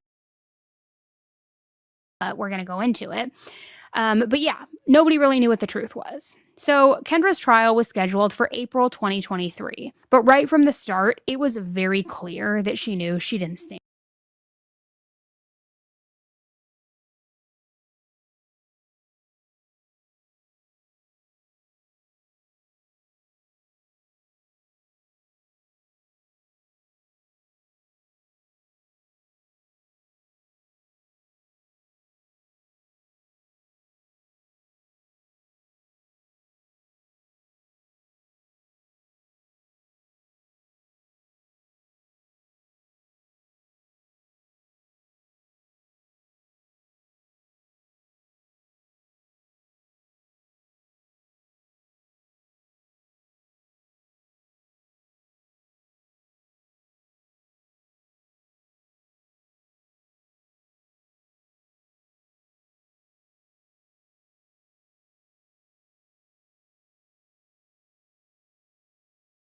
a chance in this.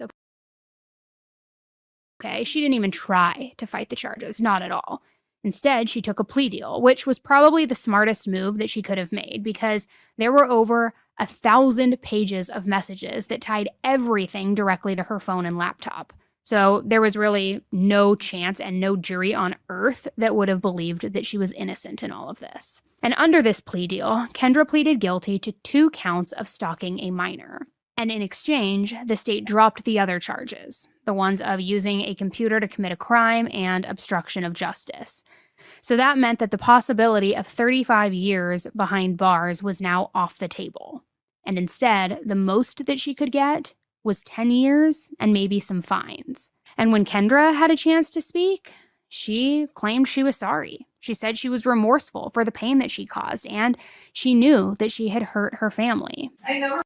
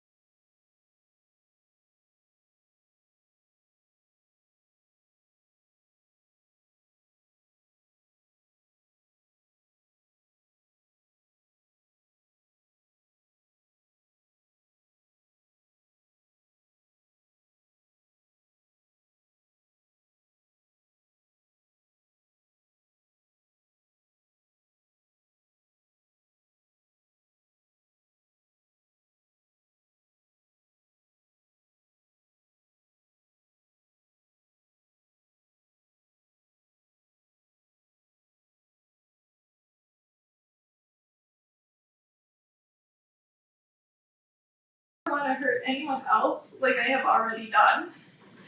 I actually look forward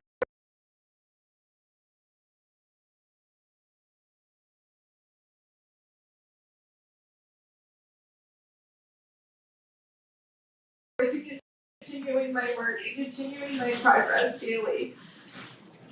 I have caused a lot of damage to my family.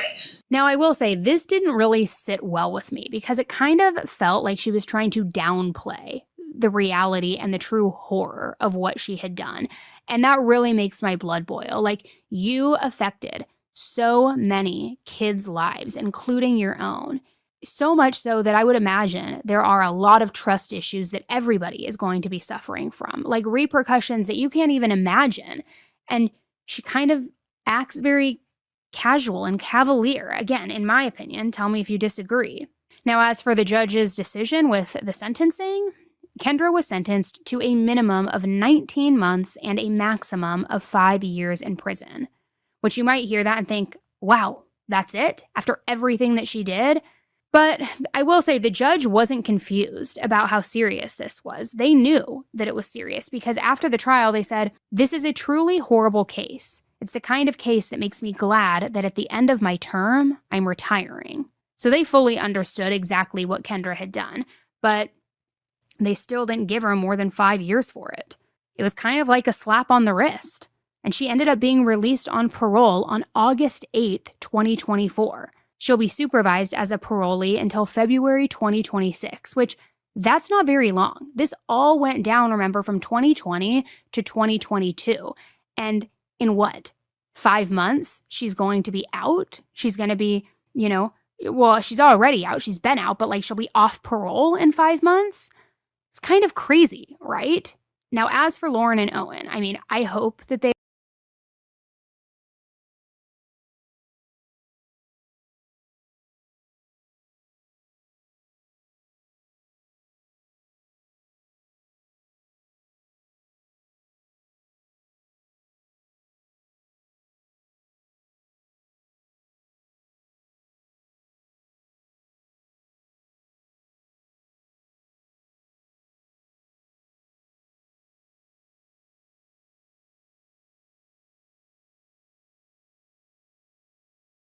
they're getting therapy and building normal lives, finding some peace.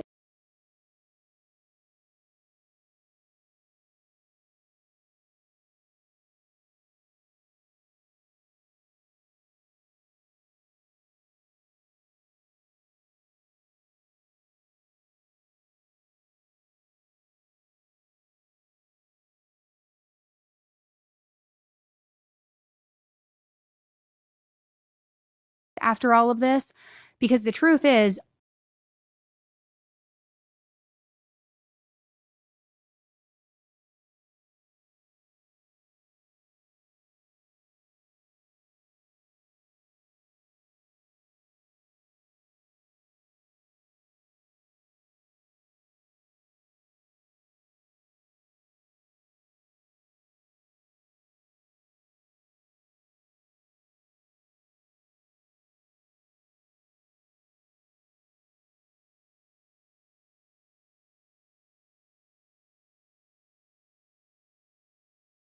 all of that is enough to destroy a person. And when the person behind that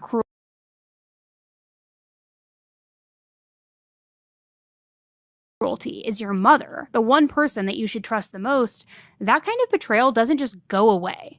It leaves scars that you'll always deal with, you'll always see. Now, the other theory that I wanted to mention here, and a loose allegation that has been out there, is that Lauren and Sean, her dad, knew more as this was going on, possibly even that Lauren was involved. And I want to be very, very careful to clarify here that it is not proven, it is just conversation that is out there, but that Kendra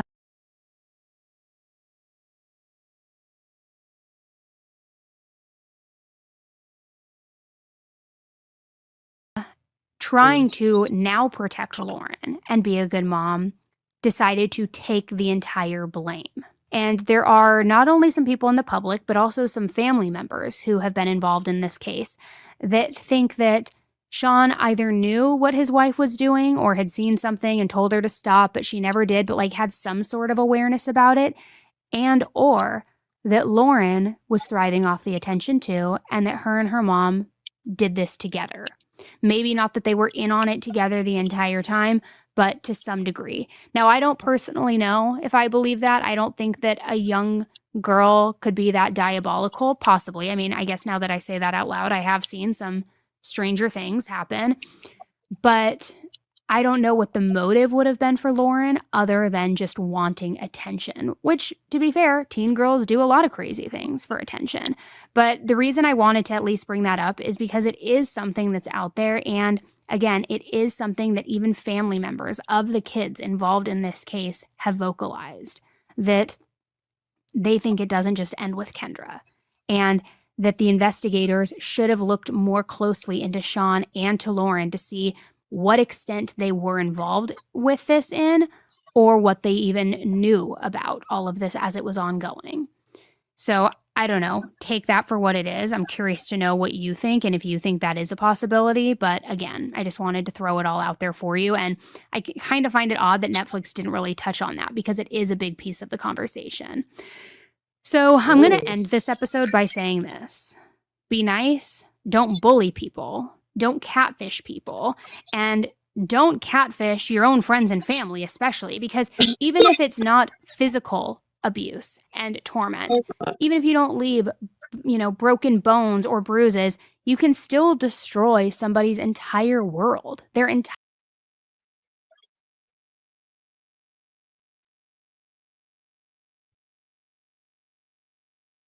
life. Words are powerful. They are extremely powerful. And catfishing and all of this, it is a whole different level. I've used the term already in this episode, but I'm going to say it again. It's a whole other level of psychological warfare, making people doubt themselves, have deep-seated insecurities, wonder who they can trust. Babe, you're here at the right moment. Do you know why? Because we're gonna play I love the 2000s. So you're here in the right moment. Oh, okay. Anyways, I'm gonna play that. Yay! With these mother snakes on this mother plane. So, you think you're a fan of the 2000s? Woo! Okay, Oprah, can you handle this? Eating, yes. It's I love the 2000s. Never do this again, VH1. And this is 2006. Hands up! The flicks. I have to get to a library, fast. The fashions. Yes. The trends. Hey, we're not couch potatoes anymore. Check this out. The tunes. I'm on tonight. My hips don't lie, and I'm starting to feel you, boy. The TV. Please, get to the point. The totally explosive year that gave us these burning questions. Who's to blame in the year's messiest celebrity split? Paul is nothing but kittens and rainbows in my book, and she's a dirty whore. What are these kids up to? We're breaking free. Oh my God, I love Zac Efron so much. Did I say that out loud? And why can't Pluto get any respect? It is still classed as a dwarf planet. I'm sorry. I believe the correct term is little person planet. The answers to those questions, plus one woman's road to self-discovery. White people, white problems. Because you love the 2000s. You got a problem in the mind, Dubla. I'm so glad it's over. Because you still think Miley Cyrus is a wholesome child star. I wonder if she'll ever try to shed that good girl image. Admit it. This is 2006. Kiss my fat ass.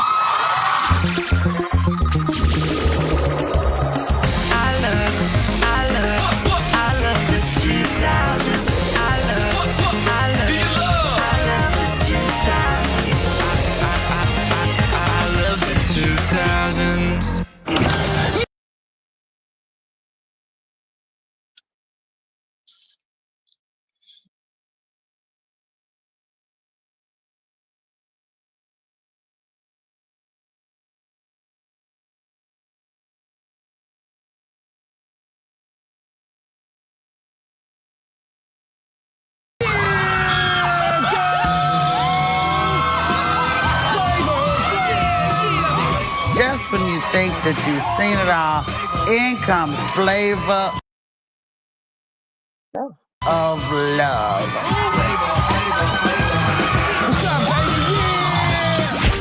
So VH1 brilliantly decides to bring us The Black Bachelor, starring the hype man from Public Enemy. I'm talking about Flavor Flav. They try to set him up with skanks. He decides which one's the most lovable. Very hard because they're all quite lovable. Some of these women, they was looking nice. You up here kissing this ugly mother. Excuse me, Flav, but you know you ugly. One time.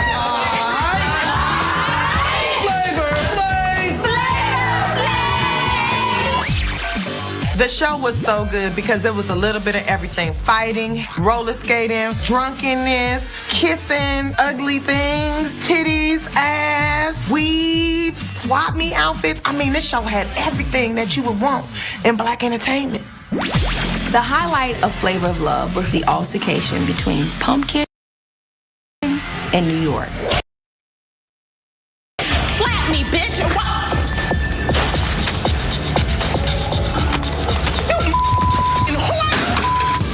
Because of the Flavor Flav show, sometimes I'm just like, you know what, you did overcharge me.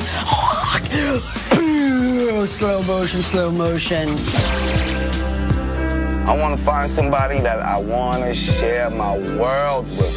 If a shriveled, aging rapper with a clock around his neck and a biking helmet can't find love, is there hope for any of us?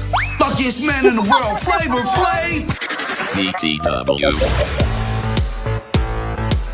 The one thing that every single video game had in common was you sat your fat ass on the couch and you just... But then Wii comes out and it's a complete game changer. What makes the system so different is the unique controller. It had a controller that looked like my dildo. I used to play the original Nintendo and I'd move the controller like this because I was a spaz, and now that's an essential part of gameplay. Nintendo released Wii with the idea that it wasn't just for kids, like your grandparents are supposed to be able to play it. Grandparents aren't for video games. Grandparents are for giving you hugs and baking you stuff that doesn't taste as good as you remember. The amazing thing about the Wii was it was like, what? Oh my gosh, I'm playing tennis, and it's acting the racket like what I'm doing. My wife thought she could play tennis.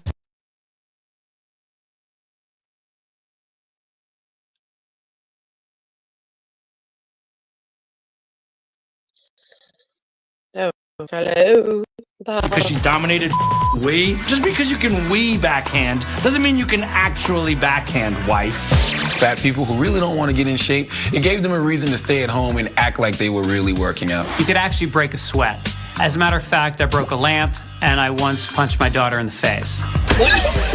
People get hurt all the time. The clip of the guy who hits his little kid. I hit myself in the face. It could be that the real purpose of the Wii was to populate YouTube with awesome clips of people destroying their television. Oh my God. Everybody was buying it. This was a good Christmas. Still have mine.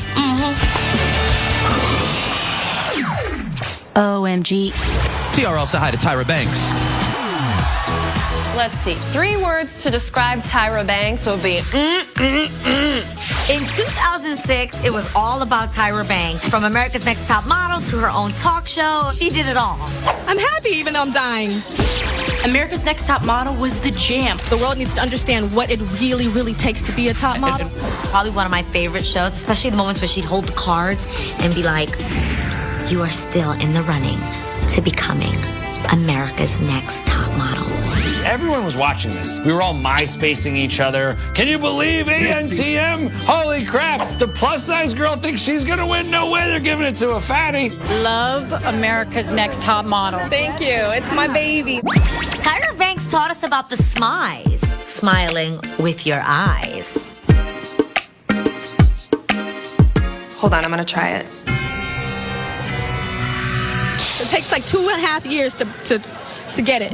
Tyra Banks really got some great drama out of these Next Top Models, and then she got her own talk show. Tyra wanted to be the Bull Oprah. So Tyra Banks, after being caught in a very unflattering swimsuit, goes on a crazy rant on her talk show. I have one thing to say to you. Kiss my fat ass. Okay, Tyra. You're pretty. We all think you're pretty. Just pet her head and let her rock back and forth for a while. She's great. More women should be like that. We were in Tyra's world. You know, it was Tyra's world. We were just watching it spin. WTF.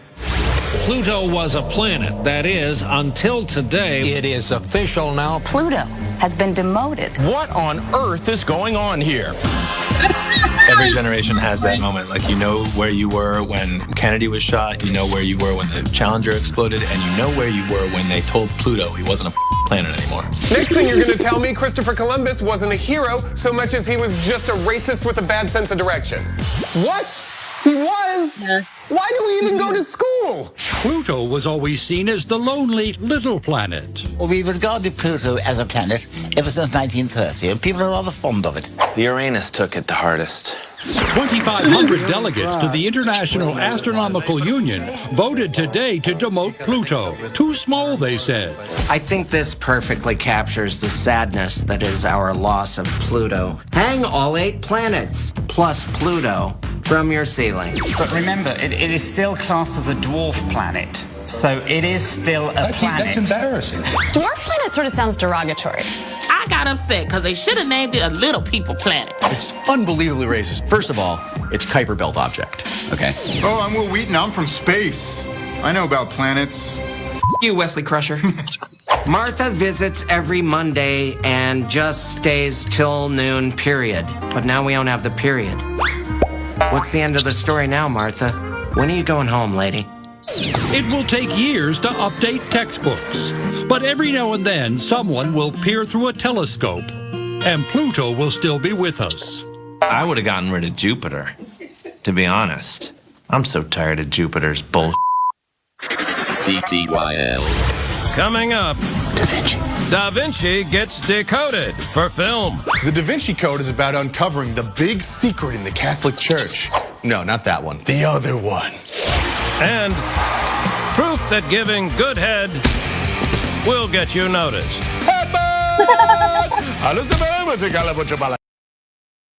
Oh my God.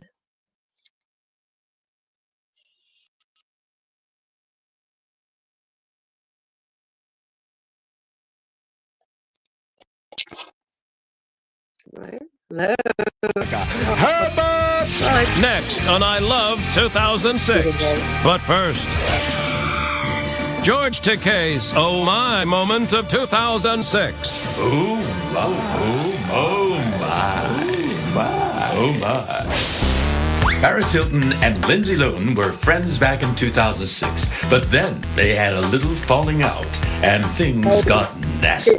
Paris's BFF, Brandon Davis, got involved and started trashing Lindsay to the press. But Lindsay Lohan is a fire crotch. Oh my. As my lovely mother always said, if you can't say something nice, shut the up. That's your...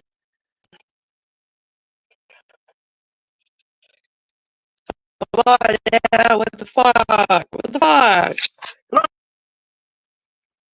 Your oh my moment of 2006. See you next year.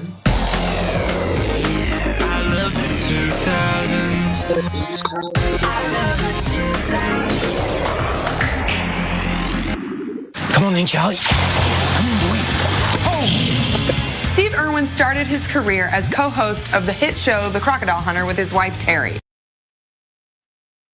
Okay, I have to press pause because this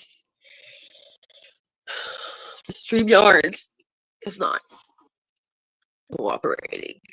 It was one of those shows that I absolutely loved watching it with my daughters. The show became huge, wildly popular here, all over the world. My favorite part of Steve. I have to wait. Was Crikey. Oh, right. Crikey. I used to try to imitate it. These crocs, they're not your ordinary crocs. You got to grab them in the mandibular. So what I got to do is whammo, grab her around the head and use my entire body to pin her down. In 2006, the world very tragically lost Steve Irwin. Such tragic news out of Australia. The popular TV personality Steve Irwin, the crocodile hunter, killed by a stingray. It's just really sad. He was universally liked. In every episode, you feel like, oh, he's about to die. So then when he actually died doing a show, you're like, oh, this was real. Like, he could have died in any of those shows. It just happened to be the one. I watched The Crocodile Hunter, and from the very beginning, I was kind of like, don't do that. Oh, sorry, mate. What did you think was going to happen? Oh, you're going to bite me on the nose. No, you're not. Everyone loves Steve Irwin, and then he died, and everyone was trying to be like, oh, well, that's what happens when you're down there. Come on, remember the good times, you dicks. You've wrestled over hundreds of crocodiles. Are you insane? Yes. I hope everybody remembers Dad as the true blue Aussie guy he was. I think people love anyone that just genuinely seems to love what they're doing. And it's so cool that he was able to take his greatest passion in life and build his entire career around it. It's my job to show you this snake. Not so you're scared, not so you fear this animal, but so you're passionate and enthusiastic about all of our wildlife. Pour out your Fosters. Pour out your Fosters for the homie Crocodile Hunter. Isn't she cute? Isn't she just darling? She's gorgeous. FYI. Demons, omens, codes, monks, ranks, rocks. Madonna of the rocks. Da Vinci. The Da Vinci Code. Oh, the book was awesome. I was first in line to see the movie. I read the book knowing the movie was coming out, so I was like picturing Tom Hanks the whole time, which I think made the book a lot better. Tom Hanks plays a symbologist, which I don't even know if that's a real job or not. Pardon me? He was solving a deeply religious mystery having to do with a bunch of clues that do not translate well to film. I have to get to a library, fast. I read the book pretty closely, but nowhere does it describe Tom Hanks' hair like that. What are you talking about? I like straight hair Tom Hanks. It's just me. Better than Castaway Tom Hanks. So skinny. Oh, and then there was the albino guy. Wasn't there an albino running around? Albinos? Evil! You see an albino, punch it in the face and run. I was real excited about the Da Vinci Code. I'm a conspiracy theorist. I love that stuff. What if the world discovers that the greatest story ever told is actually a lie? Basically, the Da Vinci Code is exploring the possibility that Jesus and Mary Magdalene actually had a child. You are the last living descendant of Jesus Christ. That sounds like a Lifetime movie. It's like a Lifetime movie for Jesus. Let's be honest, Jesus probably got kids running all over Jerusalem. You don't have that much swagger and call yourself the Son of God and not use it to your benefit, if you know what I mean. The Da Vinci Code movie, as expected, it's drawing protests from Christian groups. Between you and me, having grown up an Irish Catholic from Boston, there is nothing a Catholic likes more than being outraged by something. It is just fiction, but it's still offensive anyway. I guess not enough people were mad because it brought in like $250 million. Because at the end of the day, grown-ups like puzzles. LOL. Every 4 years, the World Cup comes around, and people in America get excited for soccer. It's France versus Italy. It's tied in overtime, and out of the blue. Did he just headbutt that guy?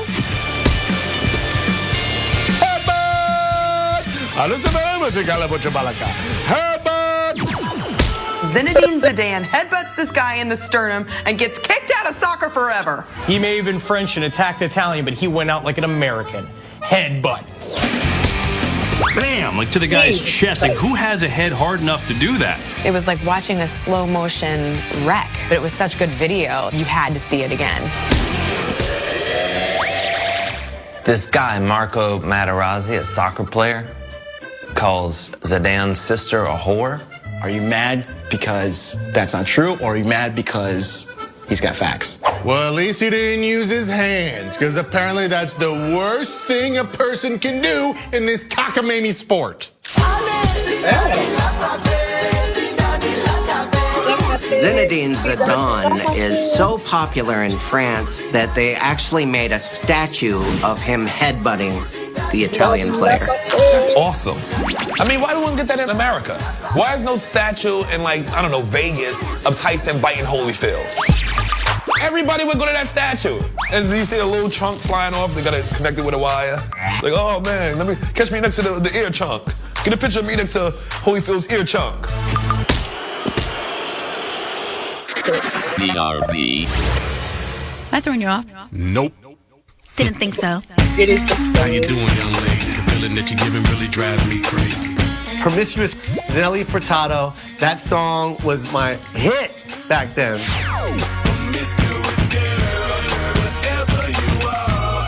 I bought it, and so did 40 million other people.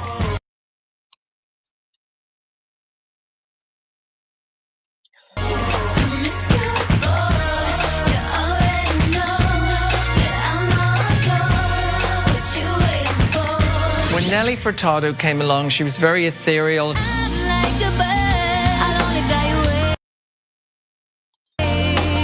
But then she got Timbaland on board. It's okay, it's alright. I got something that you know. And things got intense and a little slutty. You were like, that's Nelly Furtado? What? She wasn't like a bird anymore. She was like a tigress in heat. See you with nothing on, feeling on me before you bring that on. Nelly was smoking hot in this video. Like, that is her look.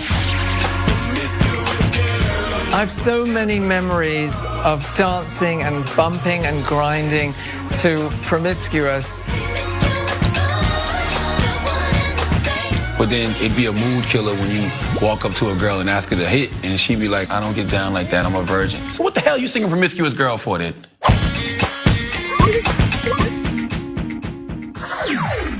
JK.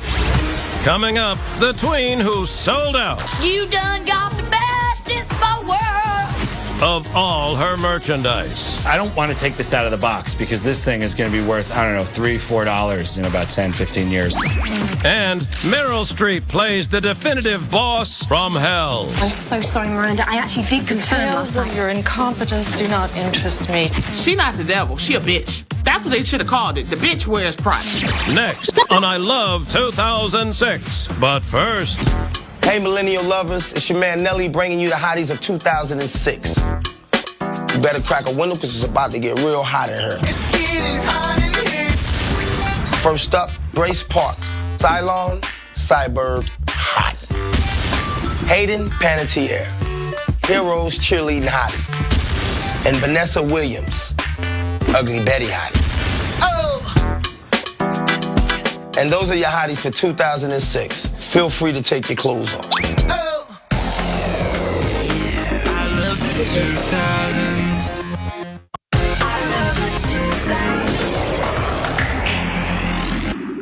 My name's not really Miley. Oh yeah, Hannah Montana, believe me. I have 3 kids, so I got the great pleasure of watching hours upon hours of Hannah Montana. I was too old at the time to watch it, but yes, I did watch it religiously. Really? Great. Miley Cyrus's dad, Billy Ray Cyrus, got to play her dad on the show. I'm Billy Ray Cyrus. And he totally still rocked that mullet. Well, no, Dad, why? I was there for the Hannah Montana explosion. The first tour that Miley ever did was opening up for the Cheetah Girls as Hannah Montana. I was by myself singing her song in the shower the next day. You done got the bestest of both worlds. I did actually do the show. I played Coach Lewis. And on set, she was just sassy. What I'm trying to say is, Beyonce, you're not. I was like, okay, Miss Miley Cyrus, I see you. Hannah Montana merchandise was out of control, from cups to books to blankets. Our kids bought everything she did. I don't want to take this out of the box because this thing is going to be worth, I don't know, $3, $4 in about 10, 15 years. Please, get to the point.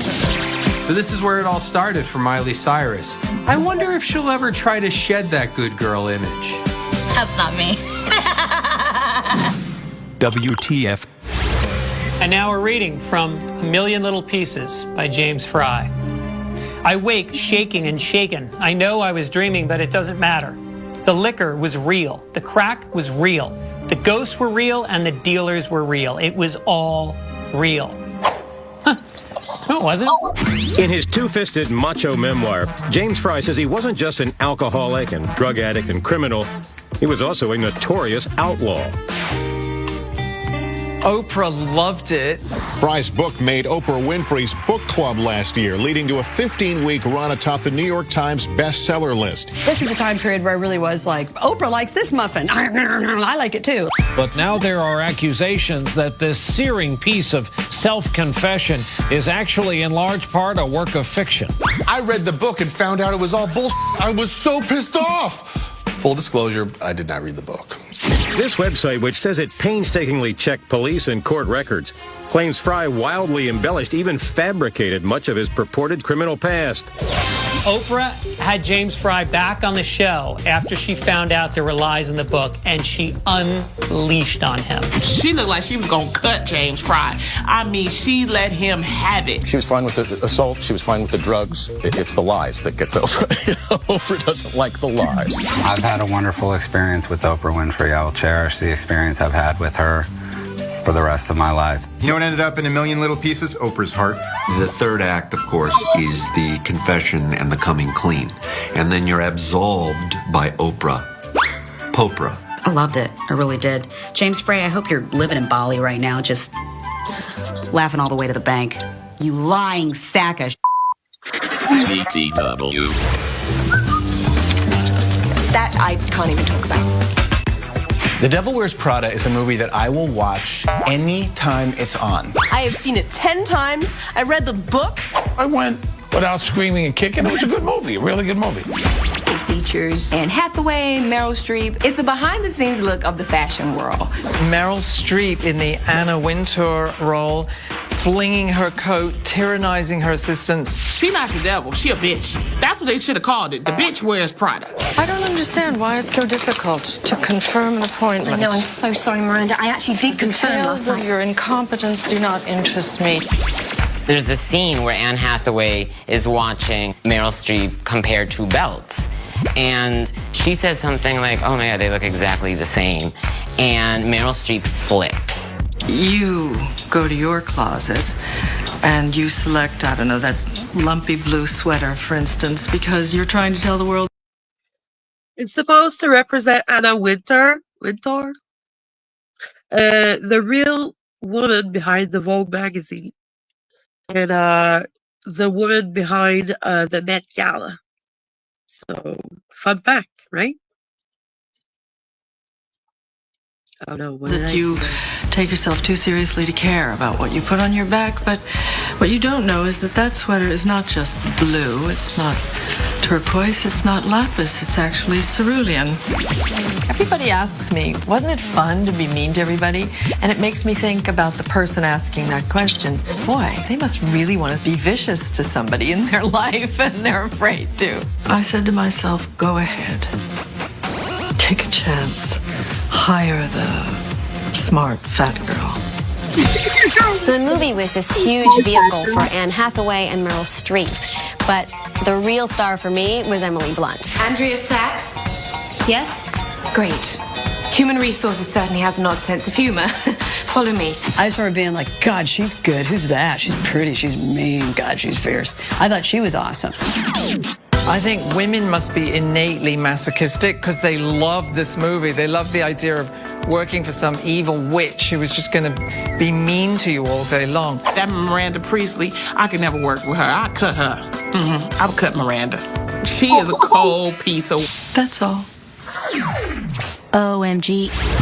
Coming up, a phenomenon that exploded on YouTube. People like to be hosed down with. I did that, but I didn't do it because of YouTube. We just did it in school, I think. Maybe you do it in school. I did it in elementary school before YouTube was there. Put Mentos and Coca-Cola. Fizzy beverages, in my experience. And Shakira lets her hips do the talking. I'm on tonight, you know my hips don't lie, and I'm starting to feel it's right. I love Shakira. She is my spirit animal. Next on I Love 2006. But first... This is the year in Spears. Britney, that is. 2006, a tumultuous year for the darling Princess of Pop, photographed driving with baby Sean Preston in her lap, an obvious safety hazard, and later caught nearly dropping the baby in the streets of Manhattan. The world cried out for the welfare of the child. Brit then gave birth to child number 2 and gave hubby Kevin the boot. She was a busy woman, perhaps too busy, as she forgot to wear her knickers and was caught leaving a vehicle with her hoo-ha exposed. Say it ain't so. Oh, my. And that was the year in Spears.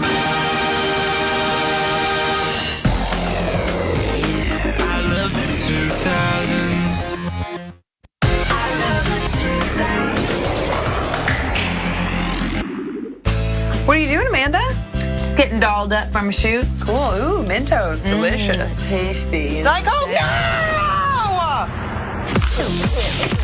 If you take a Mentos and drop it into a Diet Coke, it creates a chemical reaction that will make your mom freak out if you do it in the living room. I mean, this wasn't that surprising to me. Obviously, when you put potassium benzoate of part-time and CO2 gas in contact with something containing gelatin and gum-arabic ingredients, it's going to create a foam. I'm a loser. The Mentos Diet Coke trick was popularized by 2 guys from Maine who'd been unsuccessfully combining stuff with lobster for months. Guys on YouTube nailed it. I just ended up doing about $28,000 worth of property damage. This little gimmick is spreading across the nation, and now the internet. Almost 1,000 of these videos have been posted online. You had to try. It's one of those things like you have to at least do it once for yourself. You think, well, Diet Coke and Mentos, huge mess everywhere. Don't do that. I can't stop doing it.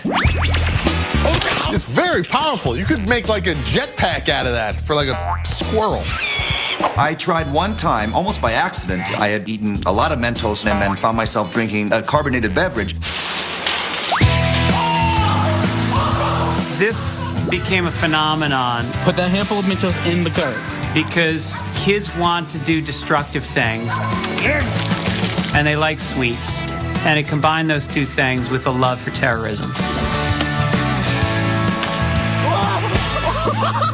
Whatever happened to the simple vinegar baking soda volcano? Now it's all corporate. It's like combine this brand and this brand. Science used to be free. Our minds are not for sale. LOL. Shakira, Shakira. I never really knew that she could dance like this. She make a man wanna speak Spanish. I loved Shakira's Hips Don't Lie. As a Latina, I was really into the song. Oh, baby, when you talk like that, you make a woman go mad. You can't resist Shakira. I am a Shakira fan. I like her. I like her a lot. I love Shakira. She is my spirit animal. I'm on tonight, you know my hips don't lie, and I'm starting to feel it's right. All the attraction. The thing I love about this song is Shakira's goat voice. Oh boy, I can see your body moving. It makes you just want to work your hips and just.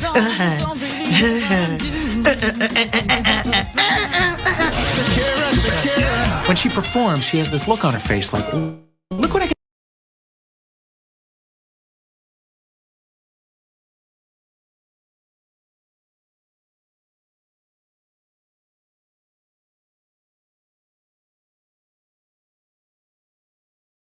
Do with my butt. I mean, her hips couldn't tell a lie if they tried. I'm on tonight, my hips don't lie, and I'm starting to feel you, boy. I have absolutely used the term "my hips don't lie," sadly in Instagram photos. Baby, like this is perfection. Anytime something becomes a phenomenon like that, you just never want to hear it again. But now that it's been a while, Oh, baby, when you talk like that, now you're psyched when you hear it and you're like, yes, goat voice, let's go. keep on eating the size of my body. TTYL. Oh, give her a kiss, Paul. In 2006, Paul McCartney and Heather Mills split up after 4 years of being together. You know, they both said that they felt like something was missing. Not her leg. What should ideally be a very private decision is instead very public tonight. She's been portrayed as a self-promoting fantasist who dabbled in porn. She's accused him of abuse and drunkenness.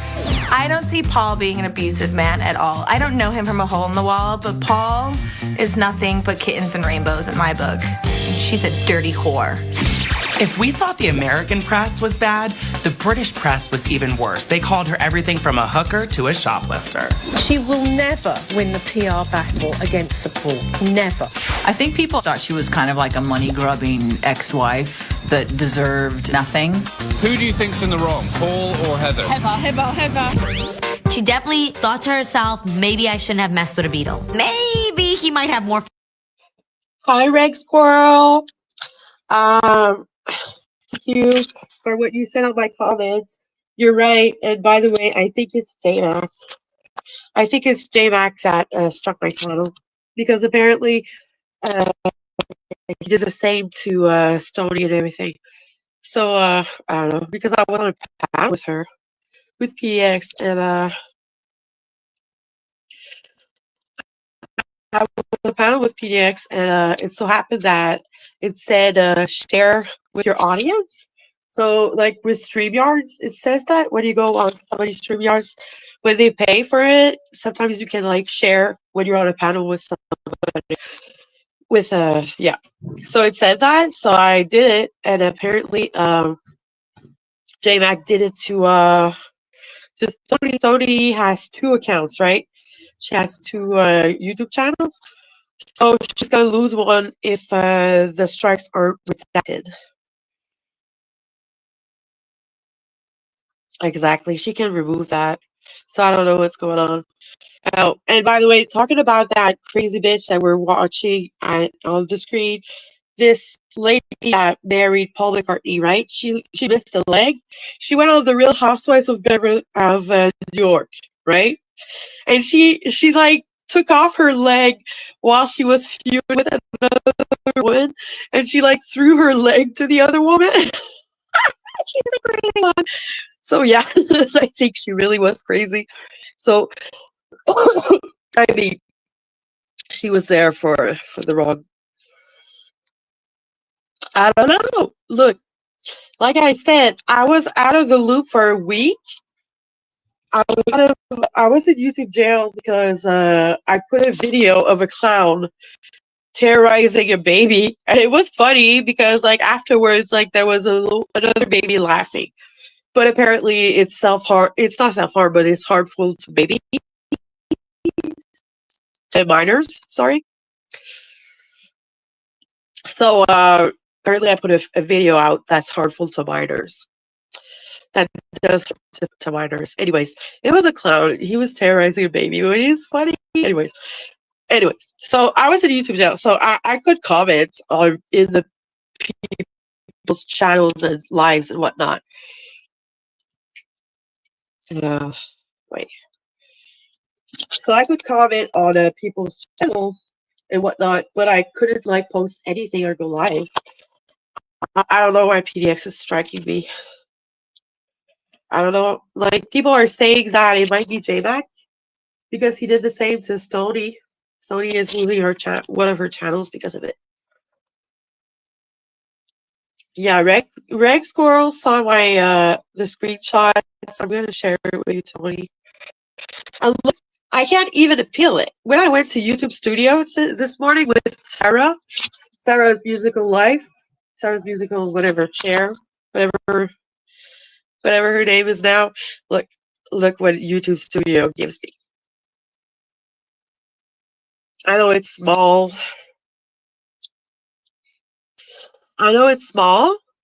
But I can't like appeal it. It says submit counter notification or contact claimants.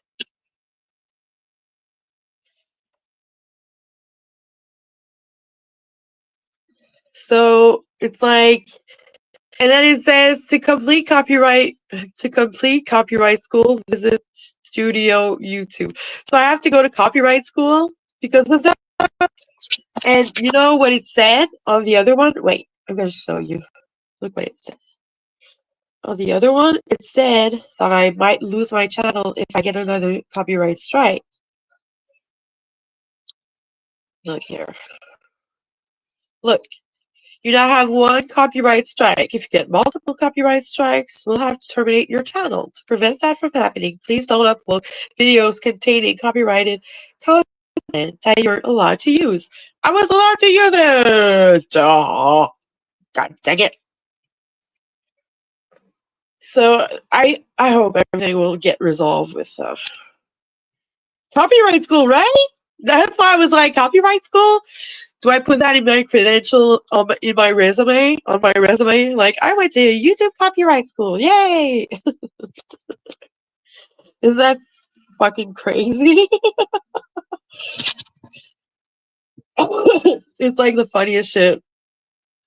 Fight it. I can't even appeal it. So I'm gonna counter it. Look, wait. It says, look, right here. Submit counter notification. That's what I'm gonna do. And afterwards, they're gonna put me in detention in copyright school. I'm gonna have to write an essay. I'm kidding. But like, you know what? I don't know for you guys when you were in detention, but when I was in detention, I had to write like, I had to pick a page in the dictionary and write and copy everything. Copy everything like on that page. So I had to write the word and the definition of the word. Another word, the definition of the word. So that's what we had to do in detention. So I mean, I'm gonna go in detention at copyright school. If I counter, I don't know how it's gonna work. But yeah, because I have to counter. I don't know. Unless like she revokes it. Because I don't think she knew. Like, you know, when I posted that like last night, I was like, I'm gonna like ask her what the fuck is going on. So I did. I said, what the fuck? Why are you striking me? Then she said, I did not strike you. I was like, yes, you did. And I sent it to her. So we'll see. We'll see when she wakes up or something. But why? Like, why? I'm out of the loop on everything, on every of their drama and whatnot. So like, why? This is petty shit. Do lines.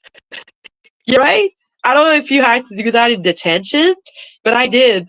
So I had to like copy a dictionary page, and like I had to number the page of the dictionary that I that I was copying, and then I had to like copy everything, and it had to be spick and span. Like I couldn't like write sloppy or whatnot. It had to be like perfect, or else they'll tell me like you're going to detention again tomorrow, and you're gonna have to like perfect your writing because it cannot be sloppy. So yeah, so detention was hard.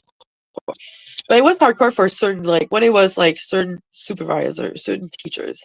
Because it wasn't always the same teacher that was doing, like, detention with us. So anyways. But yeah, so that's my options. And, yeah. That are my options. These are my options. If you fight it, end up doxing yourself, Ashley will get your address. Your channel is linked to. I don't have any address. There's no address. It's a fake account. It's not a fake account. I mean, it's a spoof email address. Like in Canada, we're protected with the address, with addresses. So like we don't have to write our address on anything, unless like because let's say because I lost my other channel, right, because of copyright claims and somebody like rogue striking me. So I lost my other channel because he was striking me like nonstop, and the trolls like got me. So like that was, I didn't know that when you go on here or whatnot, it's better to not use your personal Google account. I didn't know that. So this is not my personal Google account. So there's no like personal information, I guess, that somebody can use against me. But why would she like GX is my friend, so I guess she like why would she dox me? And like okay, if she does, right? If it happens, like I'd give my address to anybody here. What do you want to do? Like in Canada, everything is protected. So if you dox somebody, the international laws are gonna protect me. So if like something like if somebody, let's say, calls me a pizza, right? Like fake calls me a pizza or whatnot. Well, I can report it to the police. Better get back to work. Okay, Rick Squirrel, thank you for joining. So let's say, I don't know, I just know that if somebody like does certain things like doxing and like fake calling the pizza place and stuff like that, you know, they're gonna be reprimanded because they're really like over here with that. Like there's this girl named Keffels, this girl, guy girl, I don't know how to say it. She's a guy girl. She was a guy. What's her face? I think her name was Justin, something like that. Anyways, so she got oh, my hair is annoying right now. So she got she was like, I have to leave on video because I'm being doxxed. But that person was like, that person is not a good person. So like people wanted to like dox her and everything and like harm her because she was like inciting minors to create their own puberty blockers. So she was like, you only have to do this and this. Like she was on Twitter actively telling them what to do to create puberty blockers, like homemade puberty blockers, if their parents wouldn't want them to go to the doctor to get some. So it was actively like inciting them and like encouraging them to do it homemade. You don't do that. It's puberty blockers. They play with your hormones forever. But anyways, so like she really is, and then like she has like an army of trans people going after anybody that goes after her because she's like really vocal on shit and it's insane. You see, like I couldn't even talk about this on TikTok because TikTok doesn't let you speak about things, or else I'd be suppressed. It's insane. Anyways, Linda, I think it's Linda McCartney. Yeah, she's a crazy bitch. She was in Real Housewives of New York, and she took her leg, threw it at another woman. So she's a crazy bitch. Here we go. Let's continue with that. Friends than me.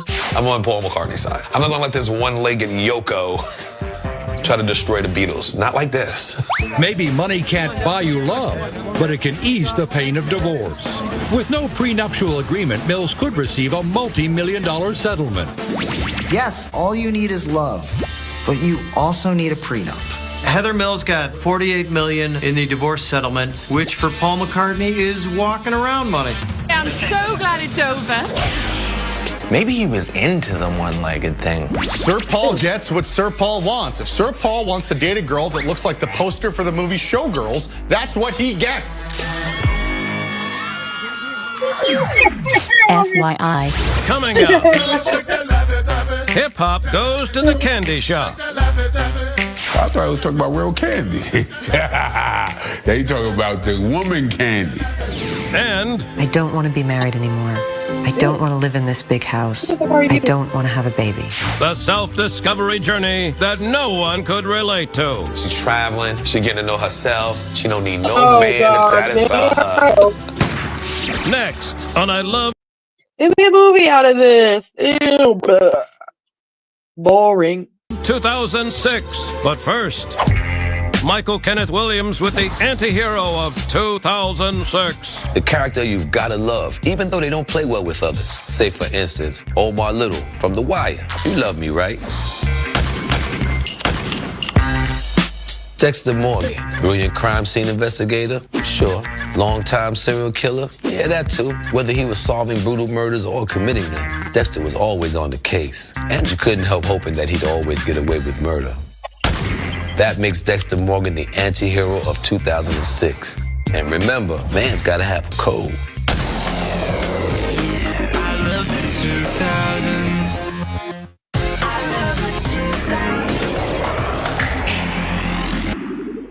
I'd like to audition, Miss Darbus. I loved High School Musical. I still love High School Musical. That was my one huge guilty pleasure. I remember when I saw High School Musical on the front page of USA Today, and I thought,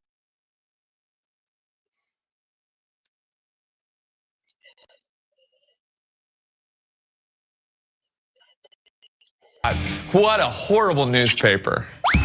You have Vanessa Hudgens, Zac Efron, of course. Hey. My 4-year-old niece at the time, her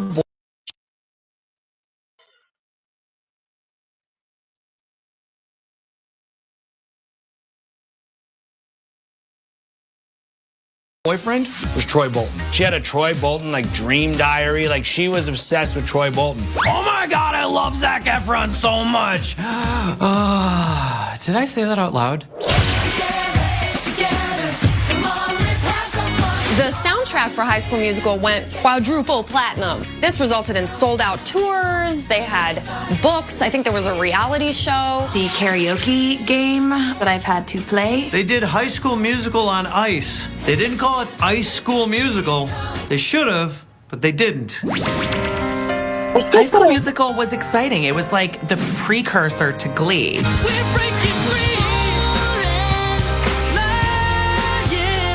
It was fun and positive, and yes, it got a little cheesy at times. High School Musical is one of those things that everyone says they hate, but they actually kind of love it a little bit. High School Musical was nothing like my high school. We had clear backpacks and metal detectors, but I fantasize of a high school singing, but I'm gay, so.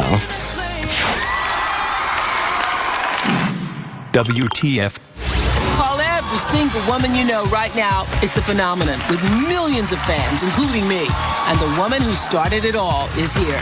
I would get on the subway and every woman was holding a copy of Eat, Pray, Love. And I thought, I better read this book so I can pretend I care about it. I haven't been this excited since Bono was here. Really? Oprah loves this book because it's all three of her favorite things. Eat, pray before you eat, and boy, did Oprah love to eat. Eating, yes! 31-year-old Elizabeth Gilbert was literally falling apart. I don't want to be married anymore. I don't want to live in this big house. I don't want to have a baby. She decides that she's going to get a divorce and she's going to travel the world. She goes to Italy, India, Indonesia just to find herself. So apparently finding... Oh my god, oh my god, oh my god, oh my god, oh my god. This was the boringest movie ever. If you remember, Julia Roberts played in it. Oh my god, it's a must movie ever. It's a religion. It's a mindset. Shut the fuck up. Thank you. I didn't like it. I hate it. yourself involves getting a lot of vaccinations. Everybody else gets divorced and just like joins a gym and takes a flamenco class. But the thing is, when you're rich, going on a year-long trip is you're adopting a cat. I went to Italy first and I ate my guts out for 4 months. I could not afford to go to Italy for 4 months. I could go to Olive Garden. So I spent 4 months in the Paramus Olive Garden. Management was very upset with me about it. And I was like, you said it's all you can eat pasta. I love you because you wanted to eat. You gotta start with eating. Gotta start. I love you because you wanted to eat. Yes. It was so huge. It was eventually made into a movie with Julia Roberts. I think they got this wrong. It's about loving to eat prey. You know, the carnivore's handbook. Exactly.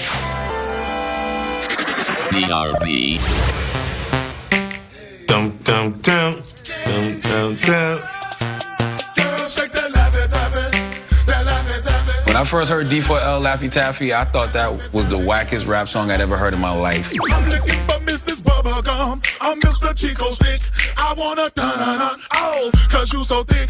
That song was great and awful at the same time. I mean, I loved it and wanted to punch it in its genitalia. I know you wanna ride, you're a star, and it shows. What's happening? What's up? What's up? Let's go, let's go, let's go. I thought I was talking about real candy. They talking about the woman candy.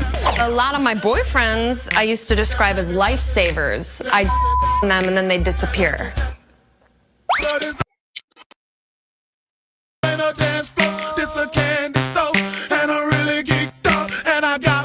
It's all about booty, shaking, cuckoo, wieners. Shake that Laffy Taffy. It's just a creative way of saying, girl, shake that ass.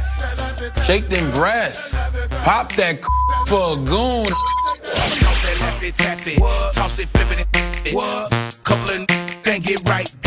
D4L was a one-hit wonder. But to be known as a one-hit wonder with one of the dumbest songs ever probably feels pretty great, honestly. You tricked America. JK. Coming up, the internet hijacks snakes on a plane. This is the first movie that changed its marketing from serious thriller to isn't this stupid while the movie was being made. Next on I Love 2006. But first, hey guys, Brett Michaels here. It's time to once again reminisce about what we love to hate or hated to love. Your guilty pleasures of 2006.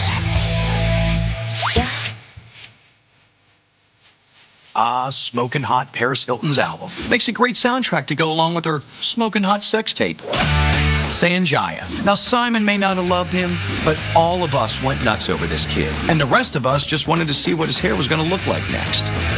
And Channing Tatum. The man can dance, and the man can act. Double Threat Tatum was every lady's guilty pleasure. And those are your guilty pleasures of 2006. Doesn't it feel good to know that all of us have guilty pleasures? I love the 2000s.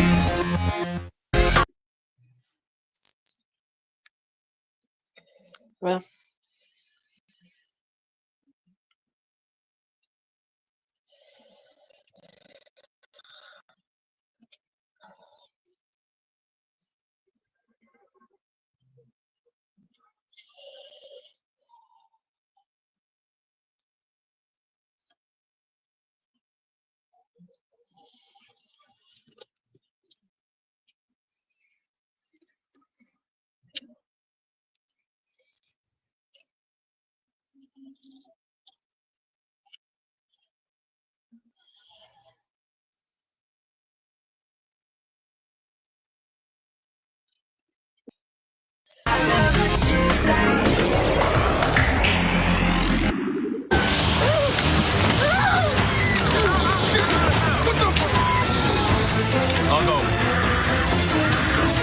Snakes on a Plane, I went to the theater to watch it. Did not wait for DVD. The plot of Snakes on a Plane, see if you can stay with me here, is there's a plane and it's got snakes on it.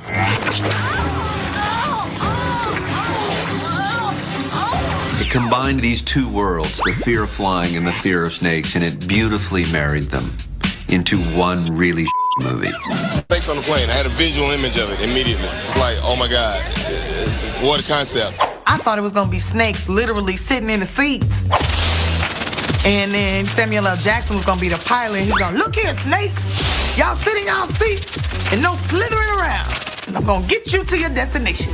The movie hadn't even been made, but the title alone ignited an online frenzy. Some like Hollywood Insider got the scoop that Samuel L. Jackson was going to be starring in a movie called Snakes on a Plane, and the internet went nuts. 10 blogs turned into 1,000 message boards, turned into 100,000 kind of copycat sites. There was so much excitement building for this film. People were making like their own versions of the trailer. They had bears on a submarine and sharks on a subway. Dogs playing poker. So many people were talking about snakes that the filmmakers started to listen to the buzz. There's this one line that became so famous that the studio actually ended up adding it into the movie. I have had it with these snakes on this plane. Are you happy now, Internet? I said the thing you wanted me to say.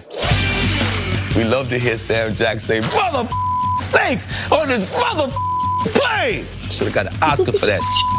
This is the first movie that changed its marketing from serious thriller to isn't this stupid while the movie was being made. I got the tattoo because the movie Snakes on a Plane is going to be one of the biggest movies ever. After all the internet buzz, the total take for the film was a disappointment. People either want to see this movie or they don't. On the internet, everyone was talking about Snakes on a Plane. And in real life, no one was going to see it. What the f***'s that you had to do with anything? JK. And now, Hal Sparks' Millennium Remix, 2006.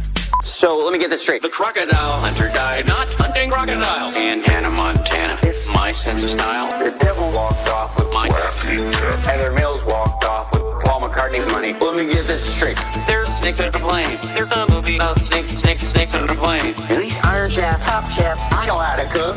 Ladies and gentlemen. Wait. You don't know anything about Moulin Rouge? It's with Nicole Kidman and Edwin McGregor. What? That's why. So, Tony, are you familiar with the Lindsay Lohan Paris Hilton feud and everything that transpired? Like, even like while they were feuding, okay, there was, I think it was Paris Hilton's friends or Paris Hilton or both of them. I don't know. But what they were doing was putting out flyers of a missing dog called Lilo. And there were flyers everywhere in California, like where she lived, where Lindsay Lohan lived, right? There was lots of like flyers everywhere for a missing dog named Lilo. Okay, wait, I'm gonna go check it. But it's really, really insane. I think I'm gonna play a deep dive on this. Or are you familiar with the Aaron Carter and Nick Carter story of how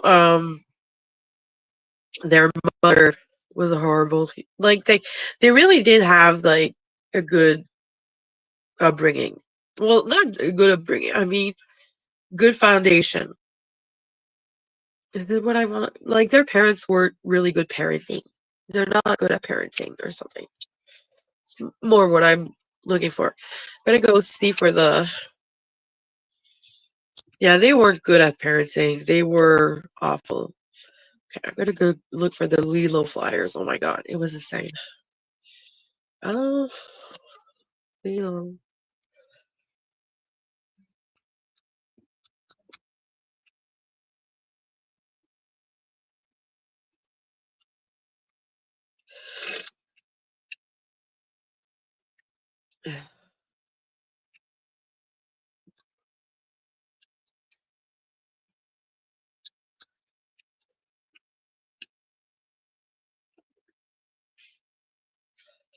Oh.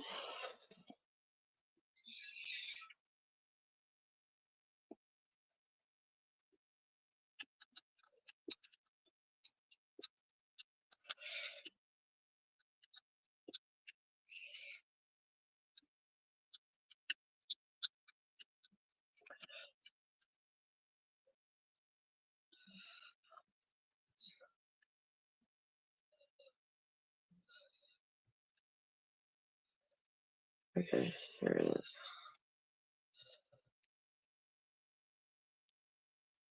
Okay, I'm back. Oh my god, that's long. Everybody went away. Away. Okay, look at the fire. I'm back. Look at this fire. They put that all around her house. It's so mean. Look at that. Okay, have you seen her? Age 3 dog years. Weight anorexic. Eyes dilated. Coat spotted, freckled.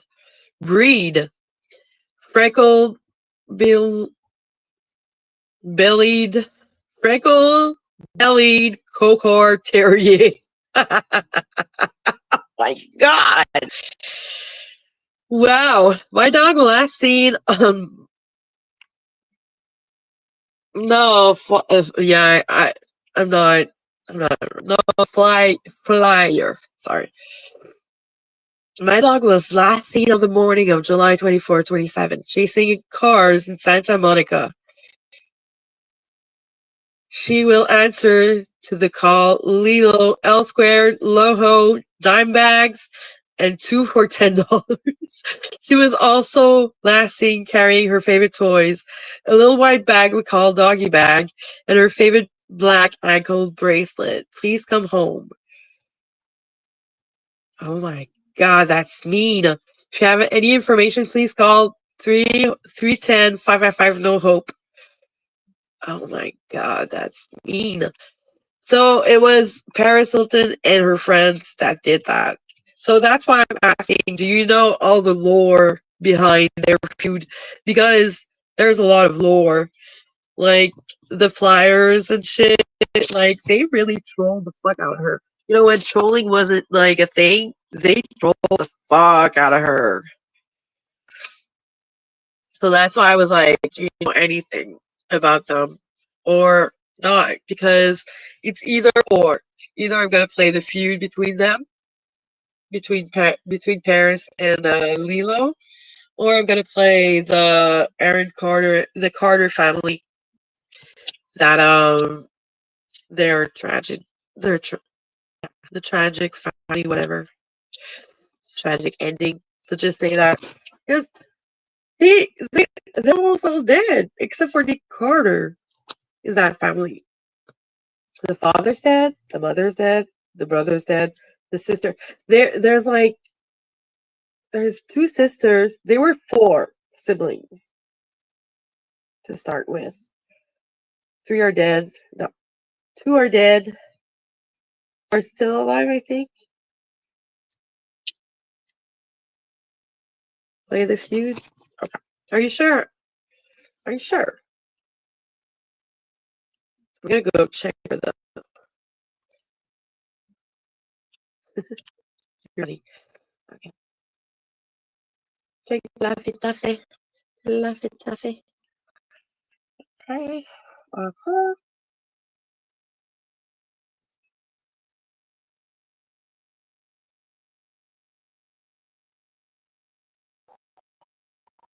The Laffy Taffy. Check the Laffy Taffy. You have recently said that you never want Lindsay Lohan's name spoken in the same sentence as yours. Harris, say 3 nice things about Lindsay Lohan. They want more. Lindsay Lohan, she's a firecracker.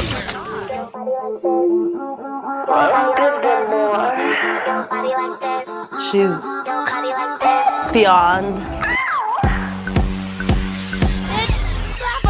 Makeup. I'll be on the ground trying to get my cake up. Tarjay bras, I'm rocking Marc Jacobs. All day flossing, y'all fake stuff. Hey, listen, Lip, who are you kidding? Everything you're trying to do, I done did it. You can never run the game, cause I'm in it. This should last 5 seconds, take you 15 minutes. I put it down for my city and I get gritty, yeah, but that's what's up. And just because a girl pretty with the big ass titties don't mean I won't.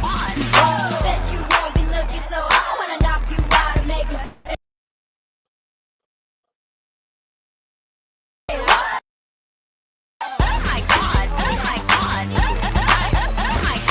She said they went to bed and left you in the room, and I'm like, you didn't even like send her like let her go. You and Brittany went out for the night, and then did Lindsay like kind of crash? Or Yeah, she totally party crashed.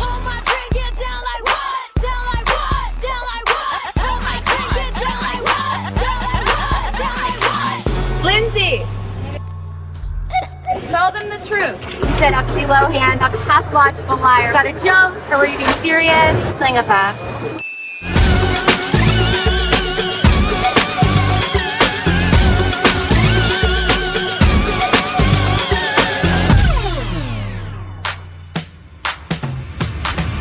Juicy tracksuits, flip phones, and mega socialites stealing each other's boyfriends. This was young Hollywood's MO in the early 2000s. And today's deep dive subject was the Queen Bee herself. Paris Hilton and Lindsay Lohan started out as BFFs. 23-year-old Paris wanting to show 18-year-old Lindsay the ins and outs of Hollywood stardom, friendships, and boyfriends. But as Lindsay discovered the Los Angeles party scene and subsequently the cutthroat social scene, Paris and Lindsay would be ripped in opposite directions, quite literally becoming friends with each other's arch enemies, and eventually even girlfriends to the same guy. Once girl code was broken once, the young Hollywood scene became a free-for-all. This would explode into the longest running feud from the early 2000s, and Paris and Lindsay would fight tooth and nail for the heart of Greek shipping heir Stavros Niarchos. From posting lost dog posters with mugshots on them to stealing $10,000 worth of designer clothes and threatening to burn them, nothing was off limits. Paris even hacked into Lindsay's sidekick. But then again, Lindsay did go sleep with Joel Mack. Girl, you're gonna give it away. No, you're right. So sit back in your juicy tracksuit and make sure you charge your Sidekick LX, because we're hopping in the Mercedes-Benz SLR McLaren with Lindsay, Brittany, and Paris. And it's gonna be a very bumpy, sexually tumultuous, and glamorous ride through the year 2007. To start the story off, we need to go back to February 17th, 1981, the day future starlet and modern royalty, Paris Hilton, was born to Richard and Kathy Hilton, as in the second biggest hotel chain in the world. Growing up in a life of luxury, the Hiltons would raise Paris in the billionaire circle of Manhattan, New York. 5 years later, a few boroughs down in the Bronx, Lindsay Lohan would be born to Dina and Michael Lohan, who were on the opposite side of the spectrum, often struggling to make ends meet. While Paris was being taught rigorous manners and being sent to boarding schools against her will, a 3-year-old Lindsay Lohan was getting started in the acting world, booming across 60 different television commercials and making a major name for herself as a toddler. This would transition to Lindsay booking the TV drama Another World in 1996 and being discovered by Nancy Meyers in 1998. Nancy truly saw Lindsay's star quality and booked her for the 2 main roles of what is now known as one of the most iconic movies of all time, The Parent Trap. Lindsay would be signed to a 3-movie deal with Disney, and she would absolutely explode on the scene in the new millennium, releasing such hits as Life Size and Get a Clue. But her next era would be her golden one, and it just so happened to line up with Paris Hilton's golden era as well. See, after sneaking into her grandparents' house with David LaChapelle and making waves with her photo shoot, Paris booked a Fox reality show with her longtime friend Nicole Richie called The Simple Life. Now, we've already detailed the rise and fall of Paris and Nicole's friendship along with The Simple Life, so be sure to check out our video on the real story behind Paris Hilton and Nicole Richie. Needless to say, 3 weeks before The Simple Life was about to premiere, news broke that a scandalous video of Paris Hilton hit the internet, one that she never consented to being released or even remembered filming. The Simple Life would debut to much fanfare, as would Lindsay Lohan's new classic Disney movies Freaky Friday with Jamie Lee Curtis and Herbie Fully Loaded. Lindsay worked with Tina Fey on the cultural classic Mean Girls, but little did Lindsay know how much the movie would mirror her life. As in 2004, Lindsay Lohan would make the big move to Los Angeles, California with her roommate Raven Simone, and one of the first girls to introduce themselves and show an 18-year-old Lindsay Lohan around was the 23-year-old Queen Bee herself, Paris Hilton. Paris took Lindsay under her wing, picking her out the perfect sidekick so she could stay connected to all her new LA besties, and even taking her shopping at her favorite store, Kitson. Paris and Lindsay would hit the town and start partying the night away. Lindsay felt like she had a true friend who could look out for her when she needed it.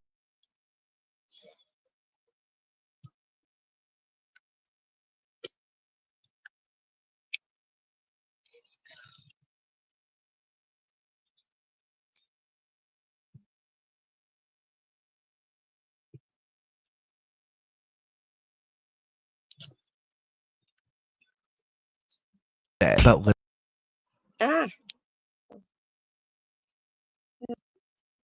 little did Lindsay know what web she was about to be tangled up in. See, Lindsay befriended both Paris Hilton and Nicole Richie, but Paris and Nicole's friendship would sour after Nicole allegedly showed Paris's tape at a viewing party for her night on SNL, laughing with all their mutual friends over Paris's private video. This caused Paris to distance from Nicole and would actually cause Lindsay and Nicole to grow closer together. Steal your man while you're doing drugs with Lindsay Lohan. Get in, loser. We're going shopping.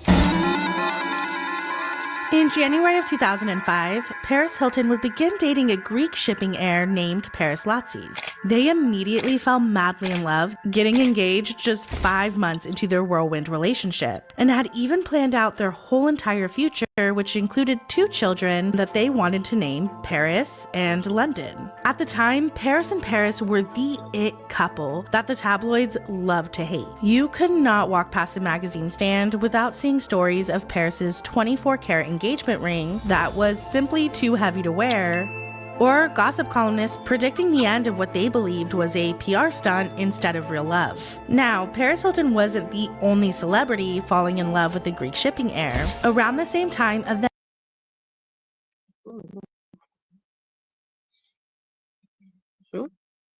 and 19-year-old Mary-Kate Olsen debuted with her new man, Stavros Niarchos III, one of the heirs to the multi-billion-dollar Greek shipping company Niarchos Ltd. If you've seen the second part of our series on Mary-Kate and Ashley Olsen, then you unfortunately already know what's coming. On October 2nd, just 4 months after getting engaged, Paris Hilton announced that she was breaking off her engagement to Paris Latsis, whose family allegedly didn't approve of her. Within hours of Paris's announcement, publications would begin speculating that Paris Hilton was already in a new relationship with Mary-Kate's boyfriend, Stavros Niarchos. The duo had been spotted out multiple times together partying in Hollywood. Onlookers said that Paris and Stavros danced, took shots of tequila all night long, and were caught kissing. Sadly, Mary-Kate Olsen would find out with the rest of the world that she was being cheated on and that her relationship was over. Her heart was completely crushed after reading the tabloids. Now, Mary-Kate is an extremely private person, so her heartbreak and the affair being plastered all over the media would end up being the catalyst to her decision to drop out of NYU.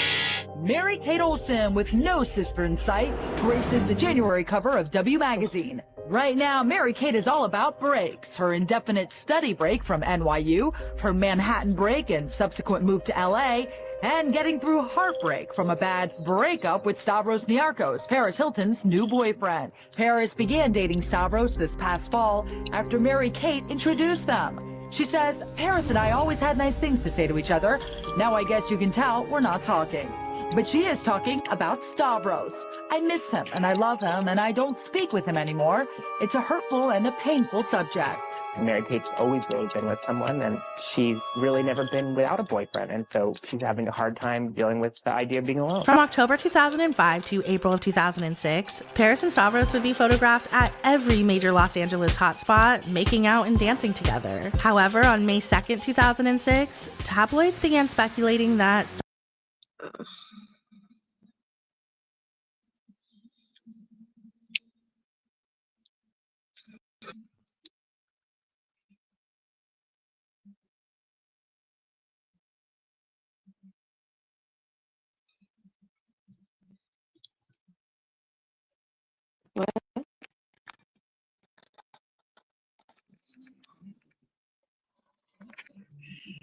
Stavros and Paris had broken up.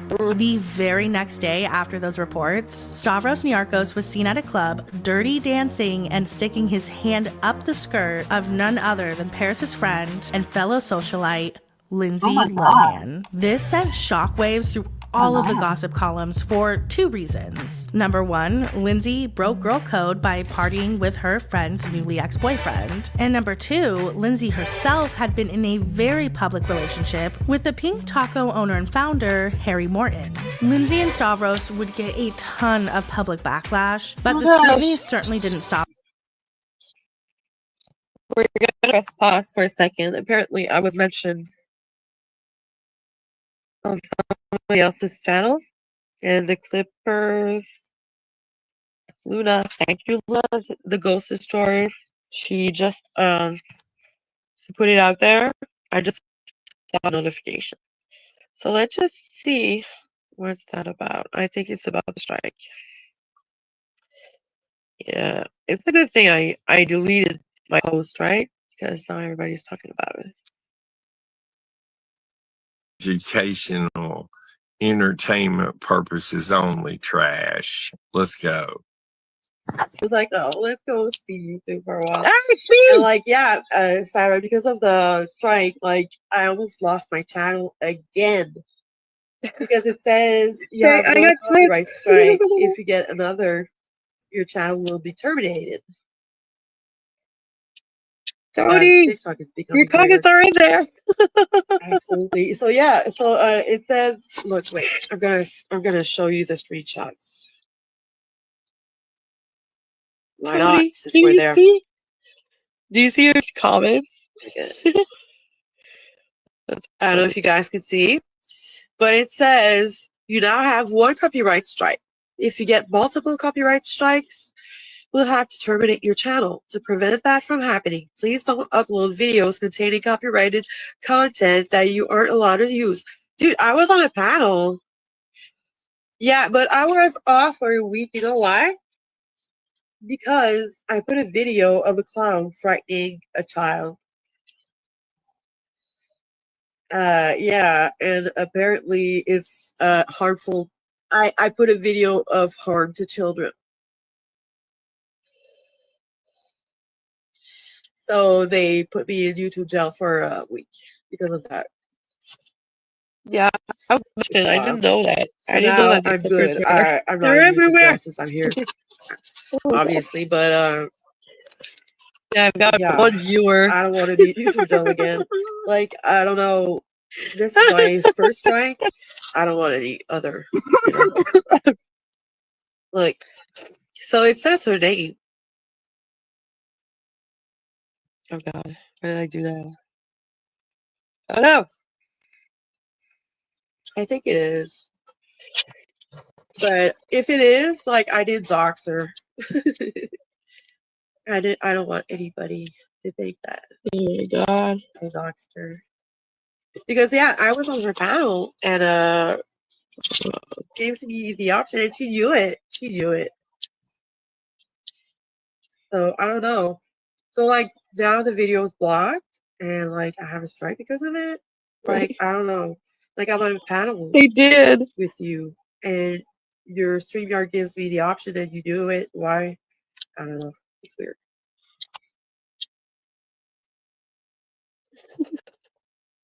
Yeah, me too. I thought of that. So Oh, I'm sorry, Kristen. Yeah, of course. I thought the same thing. So that's why I sent her the screenshots because, but you know, yeah, that's why I sent her the screenshots. Yeah, I'm just looking to see if I said something wrong because it's a clip, right? I don't want any beef. Like, I love PDX. Except that.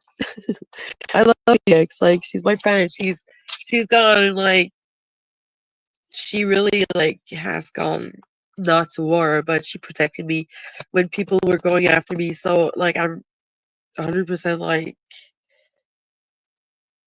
appreciative of this. And, like, I always will be. So I just don't want it to be misconstrued. That's why I'm listening. Because she could say, like, let's say here, okay? Let's say over here.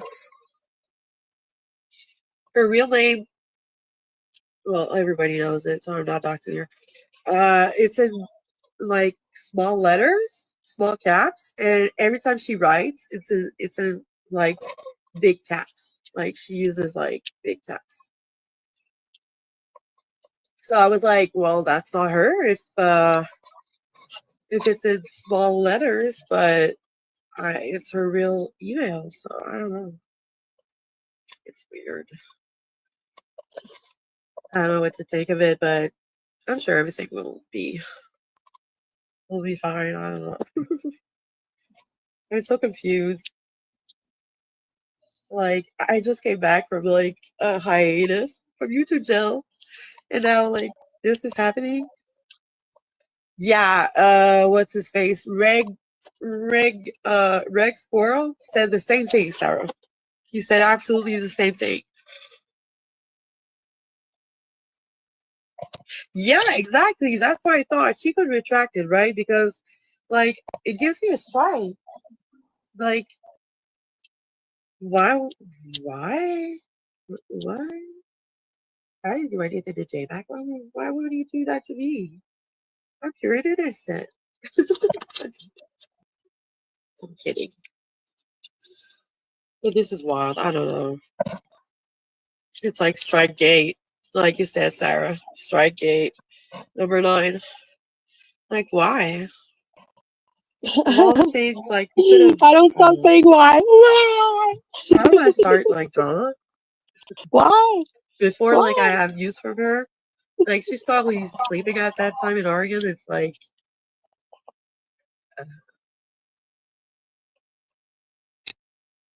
It's 8 a.m. And she doesn't get. She wakes up, like. She doesn't wake up before, like, 3 in the afternoon. So, I don't know. It's wild. But yeah, Kristen, I was thinking the same thing. I was like, maybe it's like a troll, like, pretending it's her, pretending to be her and pass as her, because there's people out there that have reasons to do that. But that's wild. I don't know. I didn't do anything. I was out of here. I just know that she got heat this past week. I'm out of it. I don't even know what happened. But now I'm getting heat because apparently, I don't know. Just gonna.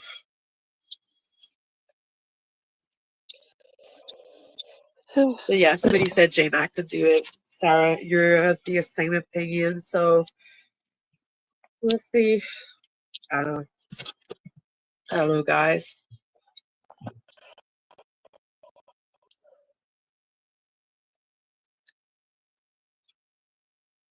If J-Mac did it, she better retract that shit. They're out of their minds. Right? Highly. Wow. You gone. Okay, that's good.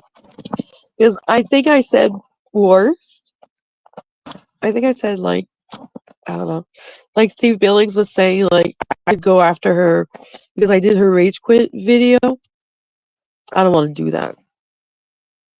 I don't want to, like, I don't know. The PDX is my friend as far as I know, and nothing. Like, if it's a misunderstanding, I'm gonna give her the benefit of the doubt, you know, because I'm not like impulsive like that. I just want, like, I don't really like, you know, right now, what bothers me the most is more the fact that I thought we were cool, not that I got a strike, you know, like my friendship with her, even though it's an internet friendship, I mean, still friendship. It's more important to me than the strike. So let's go back to the feud. Them as for the next couple of weeks, the duo would be spotted over 3 times partying together. Once at Butter, once at Bungalow 8, and they even went to an Elephant concert together on May 17th, 2006. On the very same day, while Lindsay and Stavros were enjoying the concert, Paris would seemingly begin exacting her revenge on Lindsay for taking Stavros as her new man so quickly after their breakup and publicly humiliating her. Lindsay Lohan has got the stinkiest, sweaty, orange anyone has ever seen. I haven't seen it. Paris, do you agree with him? But it shits out freckles, it's orange, and it smells like diarrhea. Paris, do you agree with him? It smells like diarrhea. We think she's a fire crotch. Or we know. Are we going to the parking lot or are we going? I mean, we don't think that. We know it's obvious. Red hair comes from inside her. The truth is, her movie bombed, and her is orange. Whose movie bombed?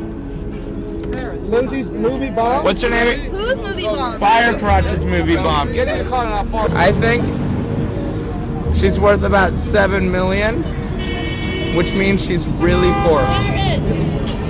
It's disgusting. All right, that's all I have to say. Nobody would f her with a 10-foot pole. I wouldn't f her. I wouldn't f her with my shrink. Starlet, is that what your necklace? Smelly. Henry. Paris, what does your necklace say? It's our last word, okay? We're gonna leave. But Lindsay Lohan is a fire crotch, and she has freckles coming out of her vagina, and her clitoris is 7 feet long. Go now. Jesus. All right, man. Paris Hilton's publicist, Elliot Mintz, would blame the incident entirely on Brandon, stating that his words did not reflect the views of Paris Hilton. But the very public damage was done. This firecrotch comment would follow Lindsay to this very day, even making it into the new Mean Girls movie. Talk show and radio hosts alike would rip into Lindsay's hygiene and body hair any chance that they got. Lindsay did respond to the infamous video on a few occasions throughout her career, the first being in an Elle magazine interview where Lindsay revealed she hadn't seen the video yet, but was aware of it because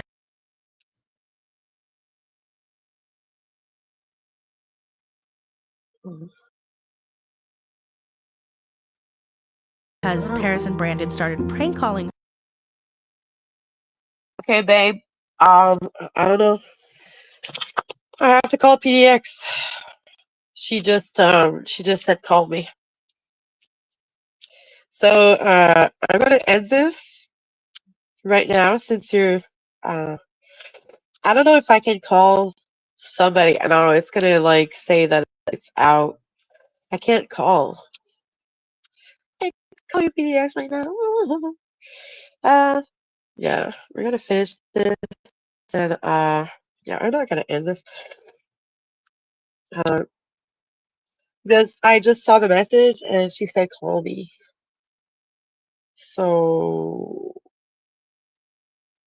I don't know. How much time do we have left on this? I don't know, we have some time. Her saying this same disgusting comments. Lindsay boiled the situation down to Paris needing to, quote, think before she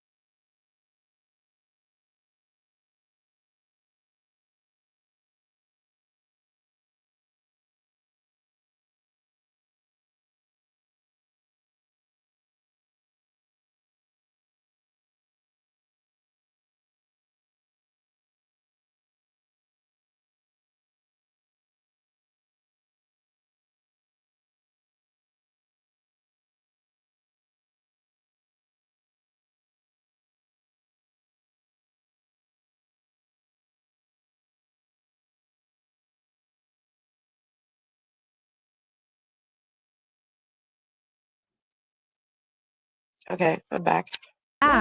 Obviously, she's very comfortable making videos. Shots were officially fired, and the feud between Lindsay and Paris was only getting started. The next scandal would be much harder for Paris's publicist to explain away. In July of 2006, someone had apparently hacked into Lindsay Lohan's BlackBerry, sending out harassing messages to people on her buddy list. Lohan's representative told the New York Post that the messages sent were disgusting and very mean.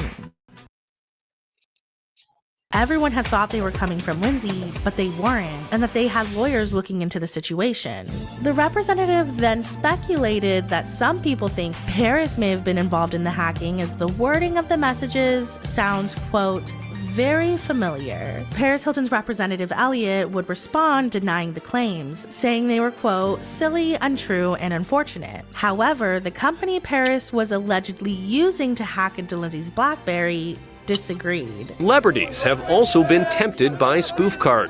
One case involved Lindsay Lohan. A few years back, Paris Hilton was using our technology to access a whole bunch of Hollywood celebrities' voicemail, including Lindsay Lohan, and we had to terminate her account for misusing it. After this, the feud would continue to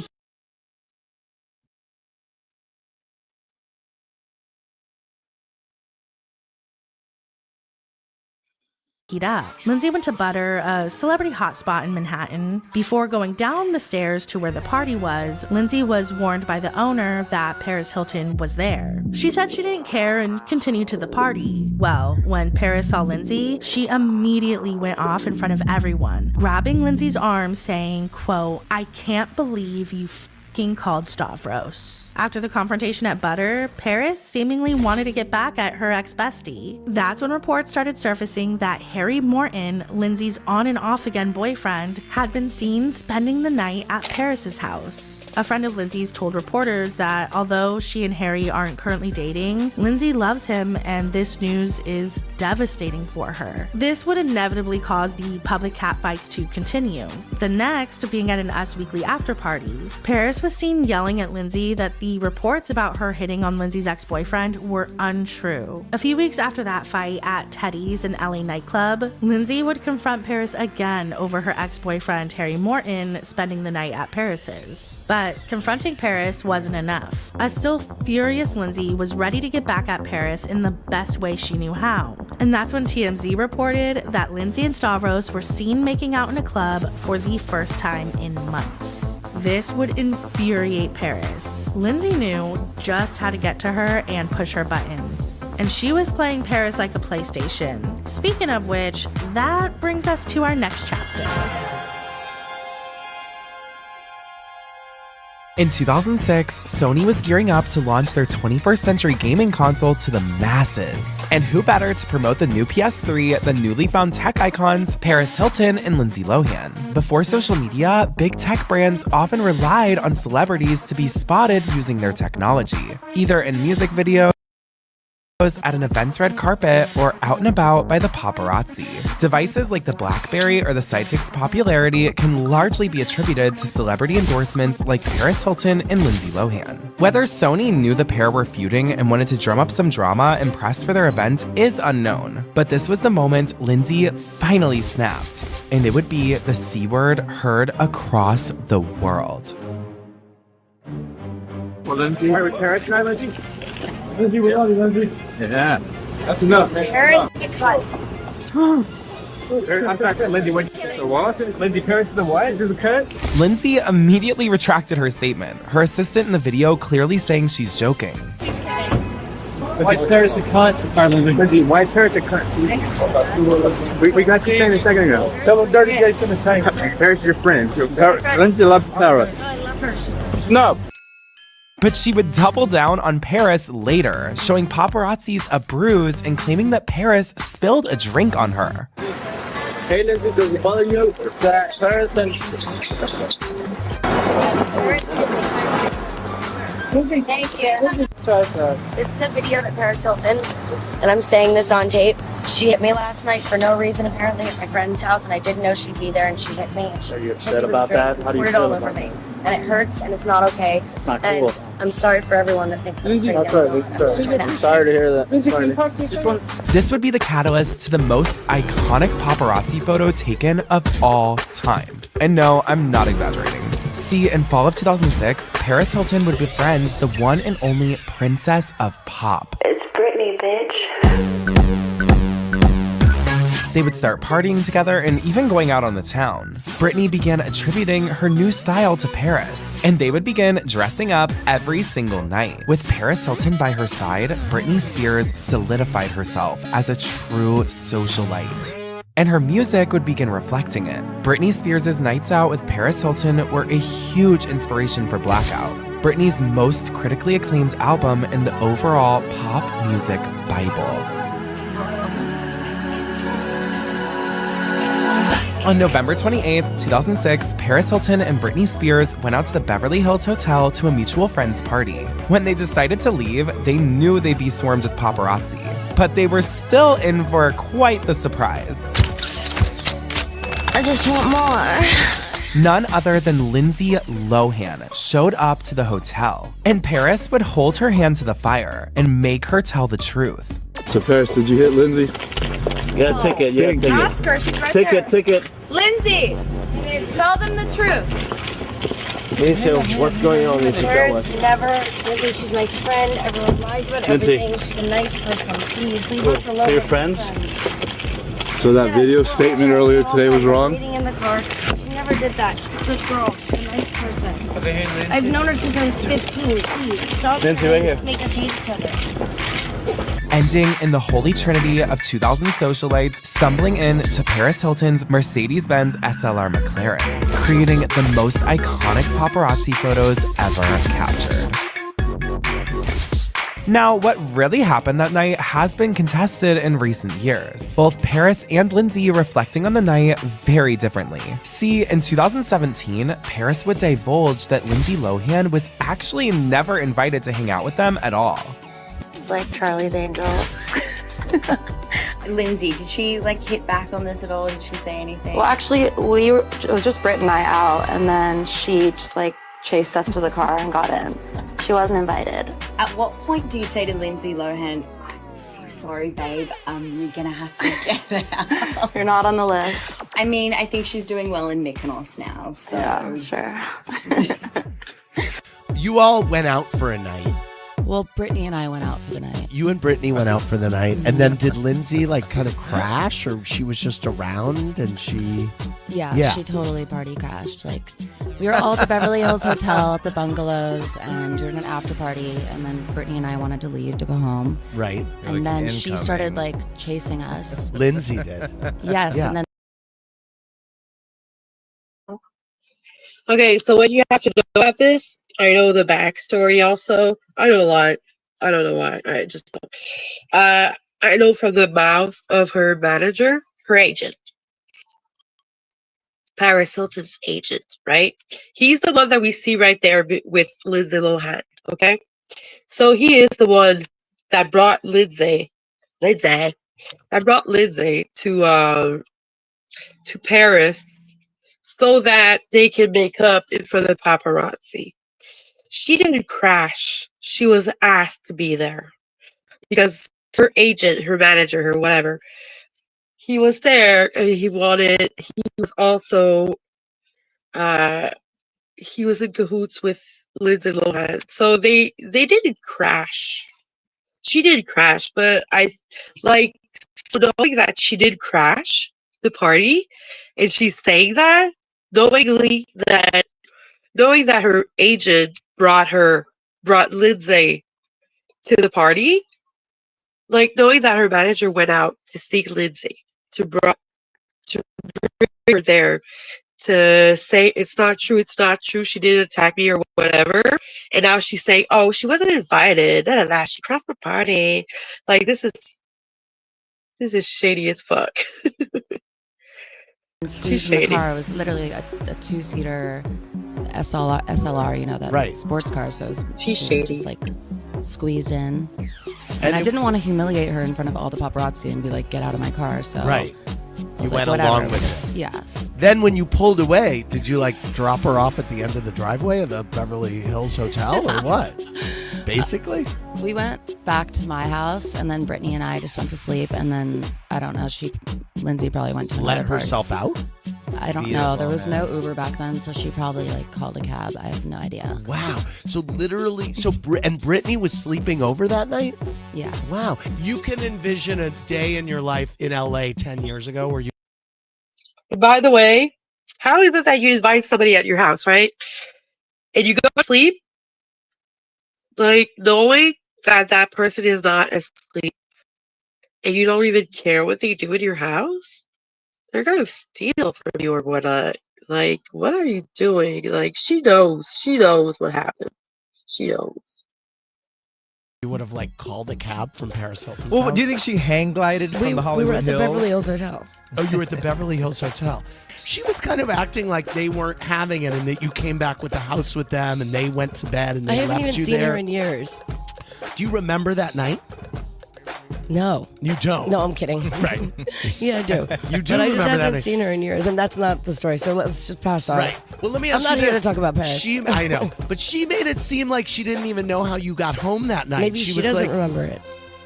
There End you of go. story. Right. Okay. I was like, well, she said they went to bed and left you in the room. And I'm like, you didn't even like send her, let her go?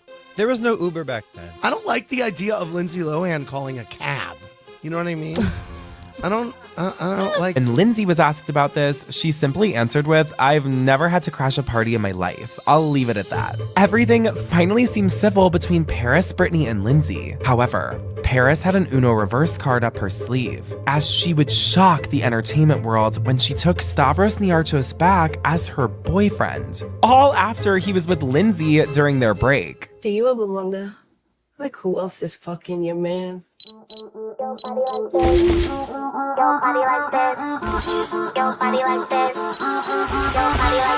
Paris would even begin sporting a huge ring on her finger, causing news publications to speculate whether or not they were engaged. But there was major trouble in paradise. Early in 2007, various reports that Paris and Stavros were getting into screaming matches at the club began making their rounds. And on March 2nd, 2007, Paris Hilton and Stavros Niarchos would publicly break up again, ending their brief rekindling. But only 25 days later, reports would emerge that Lindsay Lohan was at a nightclub seeking out Stavros, and they were even seen leaving together.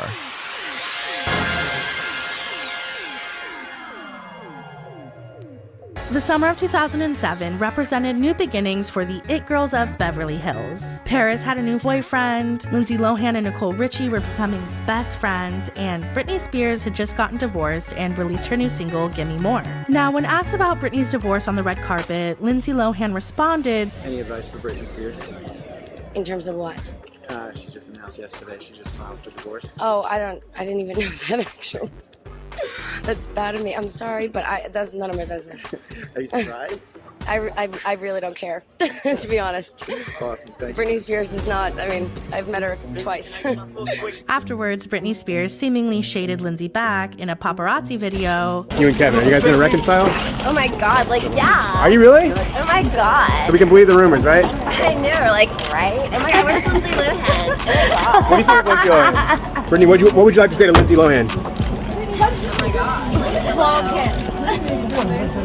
Thank you, Brittany. Lindsay may have had a few things to say about Britney. However, when it came to Paris, Lindsay wouldn't say a word. In fact, she pleaded the fifth on David Letterman when asked about Paris's legal troubles. Speaking of legal troubles, there were tons of those to go around in the summer of 2007. Lindsay Lohan would be arrested on 2 separate occasions for drunken driving and was ordered to attend a rehabilitation facility for 45 days that specialized in substance abuse and various addictions. Paris Hilton was then caught driving with a suspended license, which violated her probation from her previous DUI. She would then be sentenced to 45 days in jail. Yeah, it's a couple of days before you're headed off to jail. How are you feeling?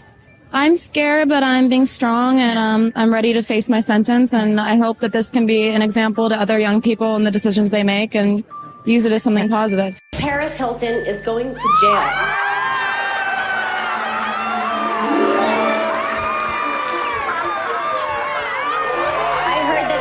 feel like more comfortable in prison, the guards are gonna paint the bars to look like penises.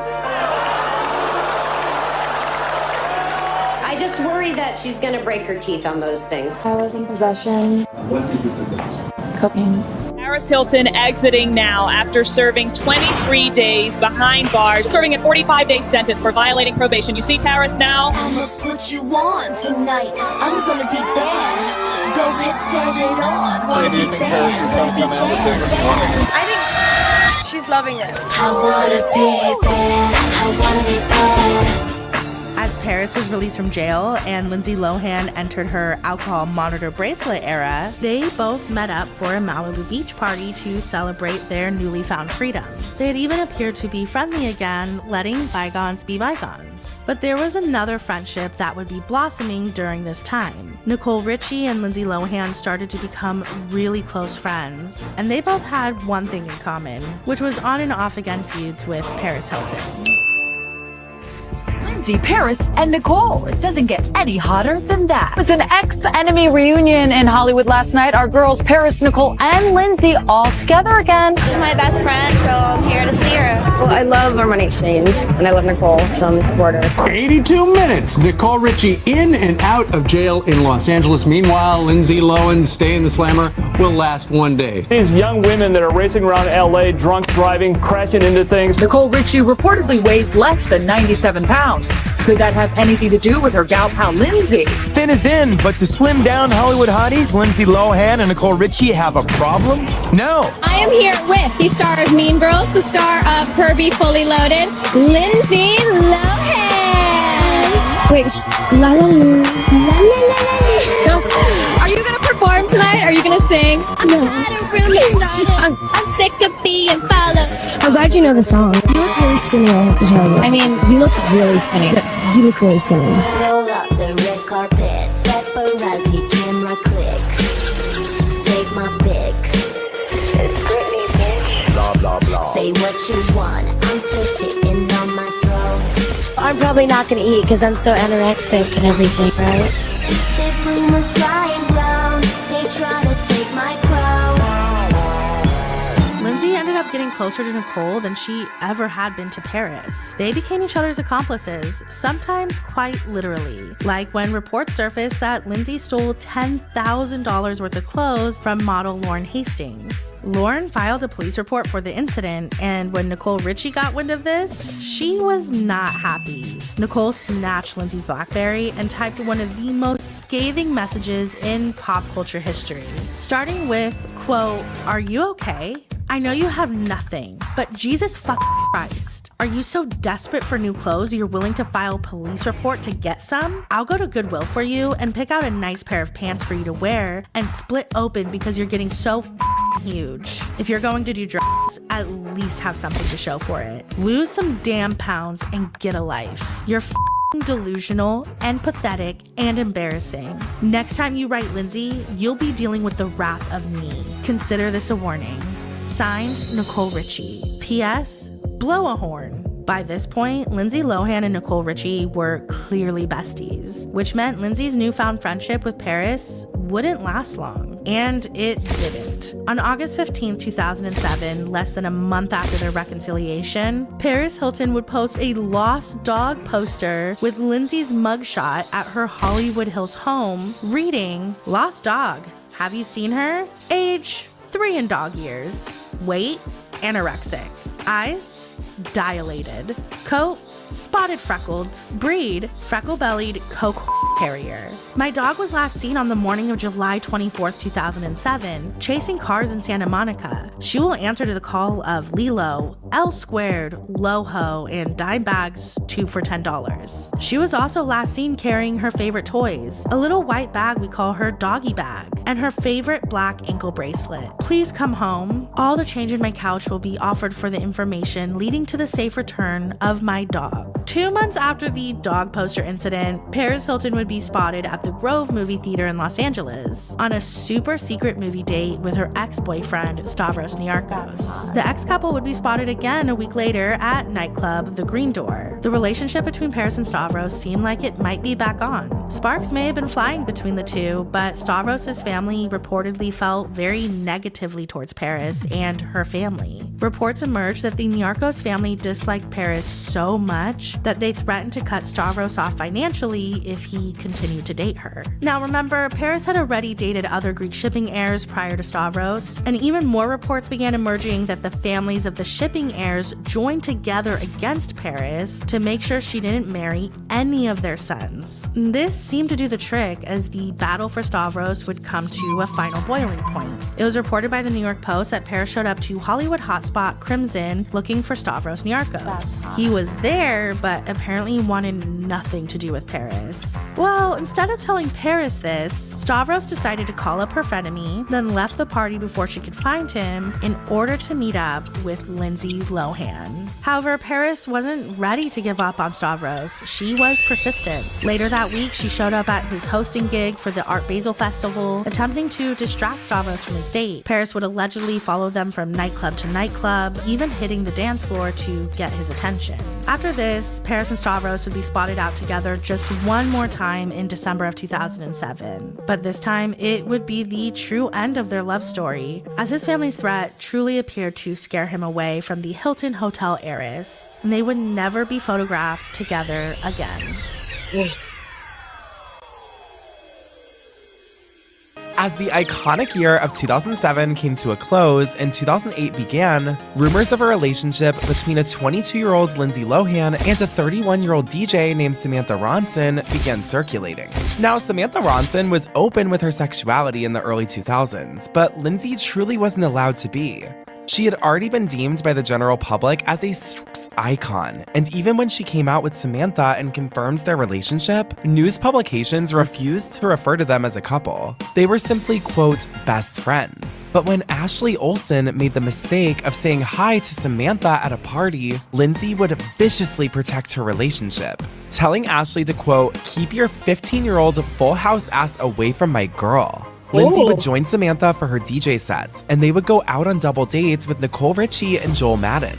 Now, this is very important. Please remember this specific fact. Lindsay and Samantha's relationship was clearly passionate. However, things would get downright nasty when one night in May 2008, Nicole Richie would receive a text from none other than her estranged friend, Paris Hilton.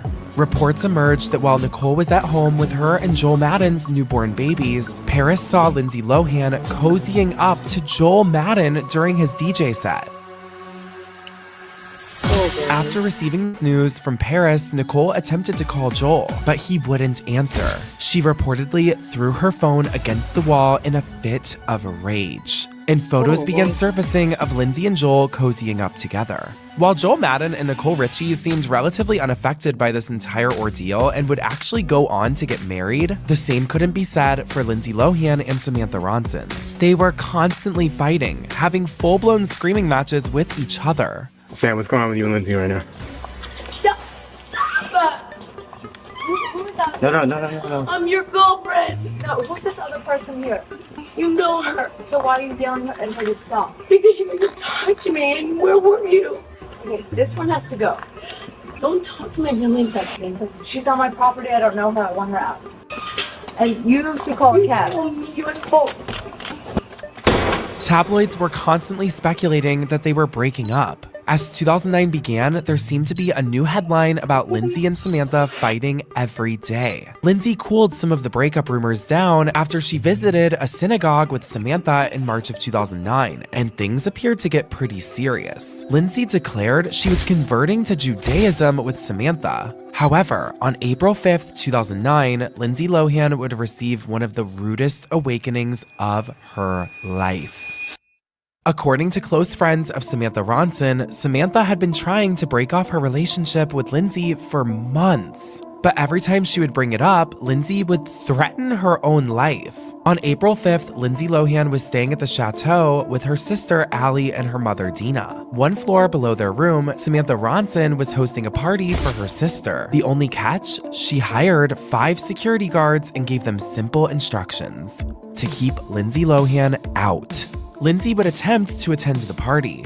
later claiming to publications that she didn't even know her and Samantha were broken up, and that when she was denied entry to the party and escorted off the premises, she was completely shocked and flabbergasted. This was Lindsay's final straw. She hadn't just lost her girlfriend, she'd lost her final friend. Samantha Ronson wanted nothing to do with Lindsay Lohan. Paris wanted nothing to do with Lindsay.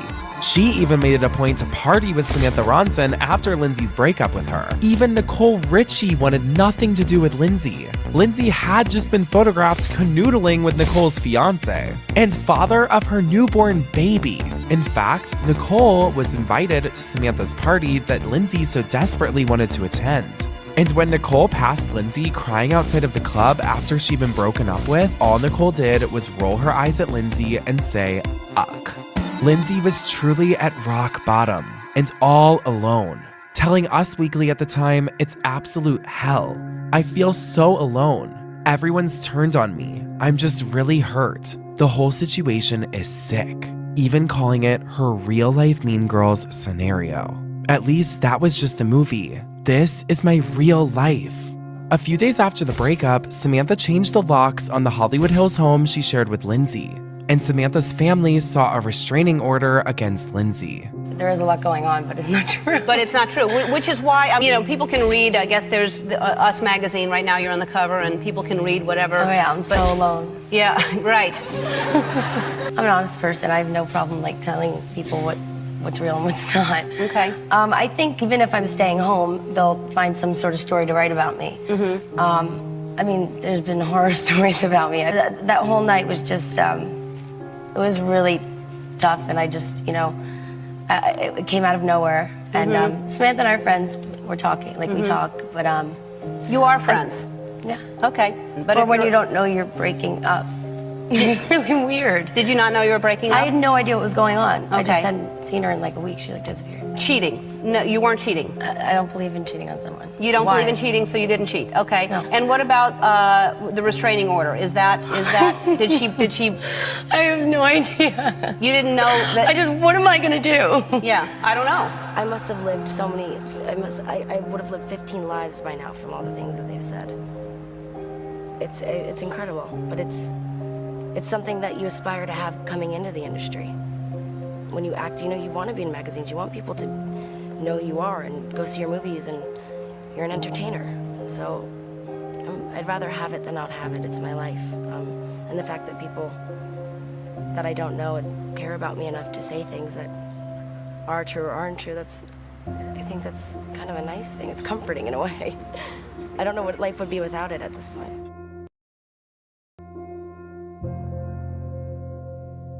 This would mark the start of some of the worst years of Lindsay Lohan's life and the end of her golden era. During this time, Lindsay would have no friends and would start her social circle entirely anew, mostly filled with therapists and doctors, as her world would truly take a turn for the worse.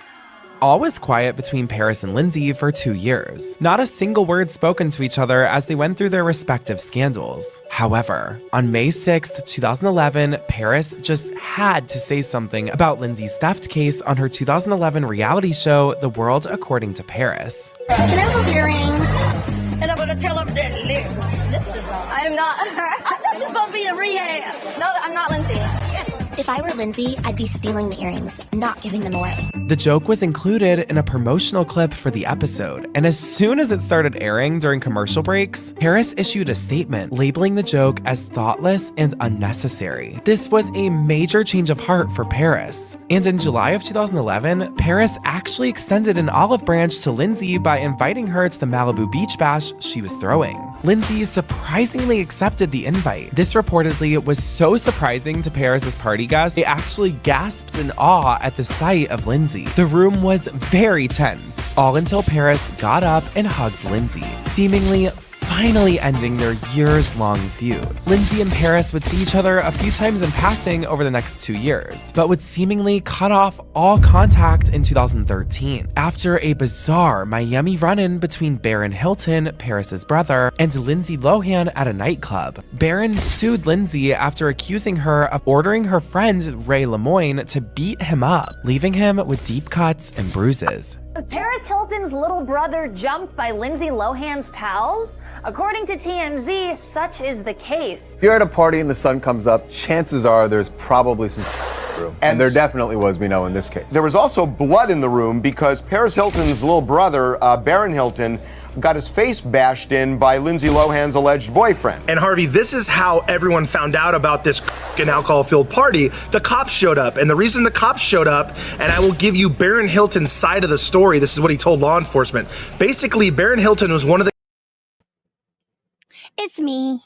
Hi, babe. Hi. How's it going? Good. How about yourself? Good. Sorry, I didn't want to end the live right now. I was going to call you, though. No, that's okay. Yeah, no, we need to talk because it wasn't me. When Jay went through and hit everybody, Okay. it got That's you. okay. I said to everybody, like, I wanna wait till PDX wakes up and sees like the text messages because like I don't want to insinuate anything. So I didn't know what was going on. Yeah, it wasn't me. And Jay, I told Jay, I'm like, you need to go live because I'm getting blamed for all this shit for yours and Stoney's feud. You know, with So what's Stoney, going on? Why is he striking everybody? he's not trying to strike everybody. It was striking Stoney. That was it. But you were in that mix of he went through my list of videos. Yeah. He's kind of funny today. I told him, I said, you need to fucking go live. I'm like, I'm getting blamed for everything. So, yeah. Yeah, because like I was like, well, if it's J-Mac, like I don't know what's going on. I didn't do anything to J-Mac. But He I hit think you on accident, I guess, is what he said. I'm like, Yeah. I wake up and I'm like, what the fuck? And he's like, what? I'm like, you hit my friend Canadian girl. He goes, what? I go, yeah. Yeah, He because goes, like he goes, Sarah's musical chair. Her name is Sarah's musical chair now. uh-huh. She was like, she came in my chat and she came talking about it because like yesterday night I posted it on my community post and I was like, what the fuck is going on? But then I deleted it and then I guess people saw it really fast. So like the clippers they clipped it, but I was like, I don't know what's going on. I was like, why? I didn't stop saying why. So like everybody was like, well, you did her rage quit video, you can strike her for that. I was like, no, I don't want to do anything. What did you? No, you know your rage quit video? Oh, yeah. I was like, Yeah. I'm not gonna strike. Like, I don't know. I don't think like PDX. Like, I think PDX would come to me first if she had any issue. Yeah, and I don't. Yeah, I exactly. honestly, it wasn't me. And so Jay's like, get a hold of her. I want to talk to her. I'm like, well, you need to go live. I'm like, I'm getting blamed for fucking everything. So. Yeah, because people were like, PDX needs to take it off, take the strike off. Because I don't know if you saw the screenshot, but it says like, if I get another one, my channel will be terminated. So I was like, oh no. But the strike, it really was like the strike that bothered me. I was like, because I I'm don't cool want with you to lose your channel. You're my friend. No, exactly. I was like, it's not the strike that bothers me. Like I was saying to Tony like earlier, I was like, the strike doesn't bother me more than like we have a friendship. So like it bothers me more than like the strike because Yeah, I was like, I totally understand. That's why this first thing I did when I saw your message. I'm on a live stream, people. you're popular. Oh, my phone's been blowing up. So Yeah. So what's going on with Sony and J-Mac? Are they still? Why are they still feuding? It's been a long feud. And, Yeah, but it's been a he's feud going- because of the Lego he's shit. explain why he did what he did and used my channel to do what he did. So they've been arguing for like a couple weeks. Well, Stoney was demanding an apology. He gave Maria an apology, but Stoney never got her apology yet, whatever. So Stoney starts playing old videos. I mean, old shit, bringing up old shit from our last feud. And I was Of on... you? No, of him. Oh. Excuse me. Wow. And I was on Ken and Cindy's panel because it was Cindy's birthday. Jay comes Yeah. in because the video she was playing at the time. He goes, you better go tell her I'm going to long form her fucking ass. I'm going to long form her. I'm going to get her channel taken out. I'm like, oh, dear Lord. So I got off Ken's panel went over to Stoney's panel. I went up there. I'm like, Stoney, can we just please stop? I did. I asked her. I'm like, can we please stop? J-Mac, can we stop? You need to stop. We all just need to stop this bullshit. She goes, why? I said, he's going to long form you. And I go, I don't want that to happen. So I But told what her. does that mean, long form somebody? That means he's going to long form and strike her channel. Strike everything that has to do with him? You got to fill out a long form, yes. Okay, I get it. And I told her, you know, and she goes, well, you know what? Now I'm going to double down and I'm going to make it worse. I was like, she said that? She said that. Of course she did. Of course she did. Why am I surprised? And so I went back to Cindy's for her birthday. Yeah. I woke up the next morning, people calling me and screaming at me. Yesterday? Not yesterday, last week? No, what's today? Thursday? What? Monday. Monday? Oh, Monday or wow. Tuesday. Monday or Tuesday. Anyways. Okay. So Tuesday, everybody was calling you up? Yeah, it was like Tuesday. Yeah, everybody was calling me saying, you need to take those strikes away from Stoney. I'm like, what the fuck are you talking about? So I wanted to talk with Stoney. And she didn't want to get on a call and talk with me because I didn't know what happened. They told me that she has like 18 forms filled out on her channel from my channel. I'm like, what? So Yeah, she thought she's going to lose her channel, apparently. Jay went to my account and struck her. And then you have fucking what's his name? Cactus going, oh, PDX gave J-Mac her phone so she could strike her. No, J-Mac did that all on his own. I was on a panel. He's on his own computer, you know. I mean, we've been married fucking you have your each other's. Yeah, I mean, fuck. And so yeah, there I go. I know like, that. fuck, man. Everybody knows that. I don't know why Cactus would be like, he's saying that just to be a, you know.